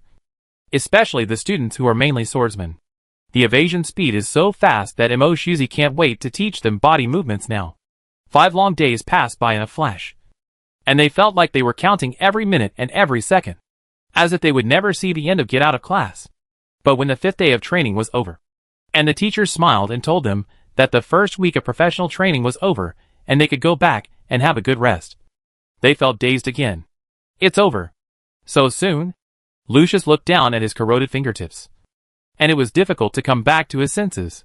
He had been practicing dark skills during this period, trying to integrate the corrosion effect and the light effect into it, because he had been learning light magic before. Lucius' progress was not smooth, and it was almost difficult to advance. He always inevitably mixed light magic, or could not stand the discomfort of being filled with darkness. The light god in his body was also rejecting more and more dark energy, which made his magic learning more difficult. 5 days later, the teacher was very satisfied with his progress. But Lucius himself was not satisfied. He thought he could do better. Lucius looked at Gore and asked him seriously how to overcome it. Gore thought for a long time. Well, practice more? You have been learning light magic since you were a child. And your body has become picky. Now you force it to eat the unpalatable dark energy. And it will naturally have a big reaction. My answer is to feed it a few more bites. And you will accept your fate after eating too much. Lucius, always looks a little unreliable. Oh, by the way. Gore remembered something and laughed. Navius has advanced. Do you want to go and see? Advancement? Lucius asked in surprise. Senior magician? Gore nodded. Yes, because his magic power could not be suppressed. Screech decided to let him stay for a while, and advance in the small dark room. Which is safer? I was planning to help. If you want to watch, you can come with me. It happens that you are also an intermediate magician. And you may have some insights. It is the easiest for magic apprentices to advance to junior magicians. Almost anyone who can use magic and has a magic value that meets the standard can be considered a junior magician. There is no hurdle. The difference between a junior magician and an intermediate magician is that they have more magic power. But there is no threshold. However, it is different when an intermediate magician is promoted to a senior magician. At this time, magicians need to expand their source of magic power storage and accommodate as much magic power as possible, so that they can compress and convert a lot of magic power when they are promoted to magicians. It can be said that the greater the source of magic power opened up by a senior magician, the higher his future achievements will be, and the more chances he will have to break through the barriers of the magic saint. This is a critical period. Of course, the students of Scrige major in spiritual power, and there are subtle differences in this step. As the first student to be promoted, novice, Sieshichin and others attach great importance to him. Lucius calmed down and said to Gore, I want to go and see what it's like to become a high-level magician, and then try hard to catch up. That will be what he will look like in the near future. Gore didn't hear the desire to win in the little guy's tone. He waved to Lucius and went into another small black room together. Novice hadn't started his promotion yet. He just sat cross-legged in the magic circle he had drawn, with various arrays and weapons placed around him, and nearly 3 circles of teachers watching. Almost all the teachers were at the scene. Behind the teachers, the students were a little further away, but they also found a relatively clear view to see every move. It was already late when Lucius arrived, and most of the students in the class had arrived. He was extremely surprised. Why are you here too? Vera said excitedly. Our first senior magician in Screech. Of course we have to watch. Chris nodded. He is very strong. I have to catch up with him. Even though Novice is 1 year older than Chris, and is already 16 this year, Chris can convince himself that he can reach the level of senior magician in a year, or even in less than a year. But Chris knows that it is not calculated that way. Since they came to Screech and had an adventure, everything has been different. If it weren't for Screech, Novice might have been promoted to senior magician in a year at the latest. But he wouldn't. He might not even reach the level of an intermediate magician at Novice age. This is not self-deprecation, but the result Chris came to after facing himself. In terms of training, he is not as crazy as Novice. In terms of experience, he is not as rich as Novice. And in terms of mentality, Novice is much stronger than him. He lost with conviction, but he would not give up on himself, but would catch up and not let himself fall too far behind. Chris's praise made Bori very proud. As if he was praised. Yes, my Novice is super powerful. To be honest, he lost because of his useless father.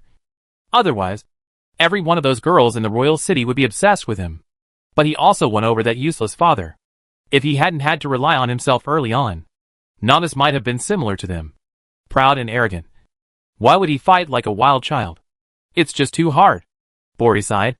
I'm different. I'm waiting for Novice to become stronger and become my backer.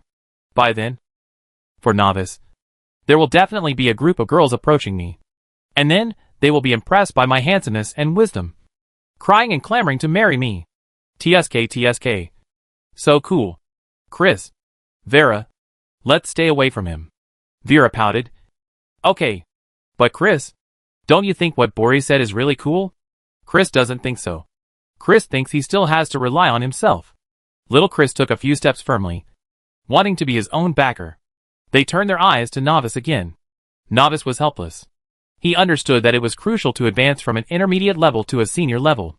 But there was no risk in this small dark room. Look around him. Formations that provide him with time magic elements. Formations that speed up his mental power. Formations that protect him. There are so many different kinds of formations. Novice was very touched. The teachers were so thoughtful. Then he turned around and saw that each teacher began to use their own magical powers. Some cast protective magic on him. Some placed various magic items around him. And some carried magic wands ready to save him at any time. Old Man Han, the fortune teller who had made him unlucky for a week, sat cross-legged next to him and happily expressed his willingness to protect him. He was a little silent. He couldn't help but turn his eyes to Skricky. This seemingly calm principal would definitely stop these teachers' irrational actions. Right? To be honest, this made him a little nervous. Isn't Xieshichan nervous? Nervous. This is a hurdle. And it's the first time. Just because he is sure to inspire magic for the students doesn't mean he is sure to promote them to senior magicians. You know, unlike the promotion of traditional magicians, magicians who practice spiritual power have to compress their spiritual C first when they are promoted to senior magicians. Make full use of the spiritual power in the spiritual C. Compress it into a solid state little by little. And finally combine and transform it with their own talent system little by little. From this moment on, their spiritual power can be used directly without converting it into magic power. What does this mean? It means that they are beginning to touch the edge of the law again. Xieshichan was also nervous. But he was the principal. And he couldn't panic in front of the students. It was precisely because of this importance that the teachers were so nervous around this first experimental student. If he succeeds, Novice will be the only one in the magic world who can fight against the magician with the ability of a senior magician. Moreover, he is also a time system. And he has some special time systems that can be used for a short time. So it is not impossible to defeat ordinary magicians. But if he fails, there is no but. Xieshichan smiled and comforted Novice. Don't be nervous. After all, you are the first senior magician in the academy. And the teachers are a little excited. Just remember what the teacher said to you. Just take it step by step. And leave the rest to the teacher. Novice nodded and relaxed a little. Then I start? Xieshichan hummed. Do you mind if the teacher enters your spiritual C? Novice shook his head without thinking. It's okay. It seems that his spiritual C will not be on guard against Xieshichan. Before, he didn't even know when Xieshichan invaded. Now he is even more relaxed. And he has no sense of being invaded. It's like opening the door of his home completely to test whether this country has universal harmony. Xieshichan was amused by his own imagination. He just used a hair-like mental tentacle to explore the way to avoid accidents. And then quietly sat cross-legged on the other side of Novice, waiting for Novice to be promoted. After everything was ready, Novice took a deep breath, closed his eyes, and began to calm down. Following Xieshichan's instructions, he slowly rotated the mental power in his mental C.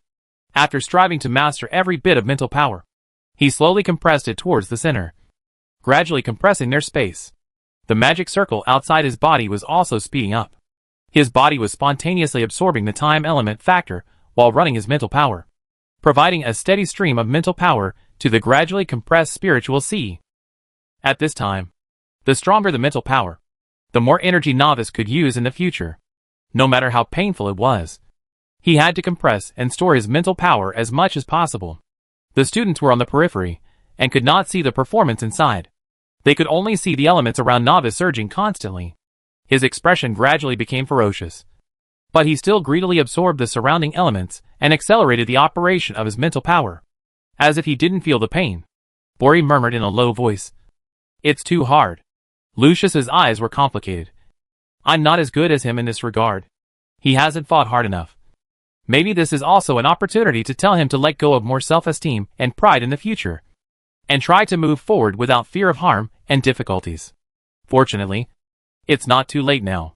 They each have their own thoughts. But at this moment, there is no doubt that they all have the same idea of becoming stronger. If becoming stronger is destined to suffer, they have to start practicing now. In the field, Novice continued to compress. This was the most critical step and the longest step. If he was not careful, he would fail. Fortunately, he was careful enough and did not make any mistakes. He took every step carefully and successfully crossed this hurdle. It's done! Xieshichan rarely showed real joy. The next step was to merge with the time element and deceive the law. Old Man Han saw something and his face changed. Xieshichan. Xieshichan reacted and injected his mental power quickly. while manually transferring mental power to Novice. He extended half of his mental power to reinforce the things that were originally sealed in Novice's mind. Ah! The thing in his mind suddenly screamed, and desperately began to attack the cage that should have been tightly sealed. Navius frowned, and a look of pain appeared on his face. This was the first time he spoke in this promotion. Emoshuse also noticed that something was wrong. He and Eugene looked at each other and nodded. One of them took out an illusory heavy sword and slashed at Novice's head, and the other's eyes once again showed a gray spell. When they attacked, the whole small dark room was in turmoil. The other teachers' faces changed drastically, and they also took out their staffs to protect them. Xiaoxiao had to control the small dark room to facilitate the teacher's rescue. The cage in Novice's mind was shattered by Emoshuse's sword. Xie Shichen immediately wrapped the cage with his mental power, and sent it all into Novice's mental vortex as nutrients. Eugene also seized the opportunity to seal this thing again. Mu Xian touched the pills on her body, gritted her teeth, and simply put all the ones she thought were useful into Novice's mouth. They could all sense that the one sealed in Novice's mind was none other than a fallen angel who had mastered the law. They had no way to intervene directly, and they could not intervene. They could only block the other party from interfering with Novice's advancement in a roundabout way. But this was only a temporary solution, and every promotion in the future, even normal times, might be affected. They had to make a decision as soon as possible. Xie Shichen lowered his eyes and thought for a few seconds, and soon decided to take the risk. He guided Eugene's seal and sent it back to Novice's left eye. Eugene was stunned. But this? No. This is perfect. Old Man Han wiped his sweat and found a chance at this moment. He laughed and said, as long as the eyes are sealed, no matter how much that person affects, there is nothing he can do. It's just that one eye is blind. It just happens that you are missing a skill when you learn fortune-telling from me in the future. Xie Shichen pulled the corner of his mouth. If he couldn't be distracted, he really wanted to tell Old Man Han what blinding one eye means. It's just a temporary seal. A temporary seal. How could he let his student lose one eye? Eugene understood Xie Shichen's plan and called Ariel to join him. They all used dark attribute spells to seal this thing tightly. The outer part was covered with Xie Shichen's inseparable mental power. Finally, Emoshuse concentrated his mind and cut off the connection between the left eye and Novice with a sword. This independent cage specially prepared for the fallen angel was completed. At the same time, Novice did not disappoint the teacher's expectations. At the last moment, he successfully mixed magic power and mental power. His mental sea was full of white flashes, which was very lively. After Xie Shichen checked around and confirmed that there were no accidents, he officially breathed a sigh of relief and slowly exited Novice's spiritual sea. Tired to death, the huge spiritual sea of little Xie was consumed for the first time, and his little face was pale. Old Man Han was similar. After all, it was a matter of changing fate. He waved his hand and went to rest. Xie Shichen couldn't leave yet. He had to see the little guy's condition before leaving. Novice's tightly closed eyes slowly opened, and the golden eyes dimmed a lot. A hideous figure could still be seen trapped inside. Instead, the green eyes became deeper, with a dark green feeling. He felt more relaxed than ever before, and subconsciously looked at Xie Shichen with a bright smile. Teacher. Teacher. He crawled in front of Xie Shichen in shock. What's wrong with you? Novice vaguely felt that there was a big battle on his way to promotion that he had never participated in, but he didn't know what it was. At this moment, seeing Xie Shichen's rare weak appearance, he was very nervous and even worried. But it is undeniable that a trace of joy appeared in his heart, which was difficult to hide. This was the second time Xie Shichen helped him, and it was also the first time that someone did this for him. If Xie Shichen had a favorability panel, he would have noticed that Novice's favorability for him was soaring rapidly, almost to the point of full marks. Of course, even if he didn't have one, Xie Shichen could feel that the little guy's trust in him soared by 100 and 100, and he didn't know where all that trust came from. It was worth it. Xie Shichen ravaged the little guy's golden head, squinting his eyes and pretending to be relaxed. The teacher is fine. But you? Didn't you notice anything wrong? Novice was at a loss. I have been promoted to a senior magician? What else could be wrong? Xie Shichen looked at Novice with a complicated expression, as if he was looking at a silly and innocent person. To be honest, he looked at the gods in the original world line and vaguely felt the same way. But he still couldn't believe that the gods who were so cool and domineering were all so silly and innocent when they were young. Especially this one. The contrast was too big. Shichen almost suspected that it was his own education problem. It shouldn't be. How long has the little guy been here? What does it have to do with him? But it's true. It's really. Emoshuzi held his forehead and sighed. I said, kid, didn't you notice that one of your eyes is blind? Novice, ah? He is blind?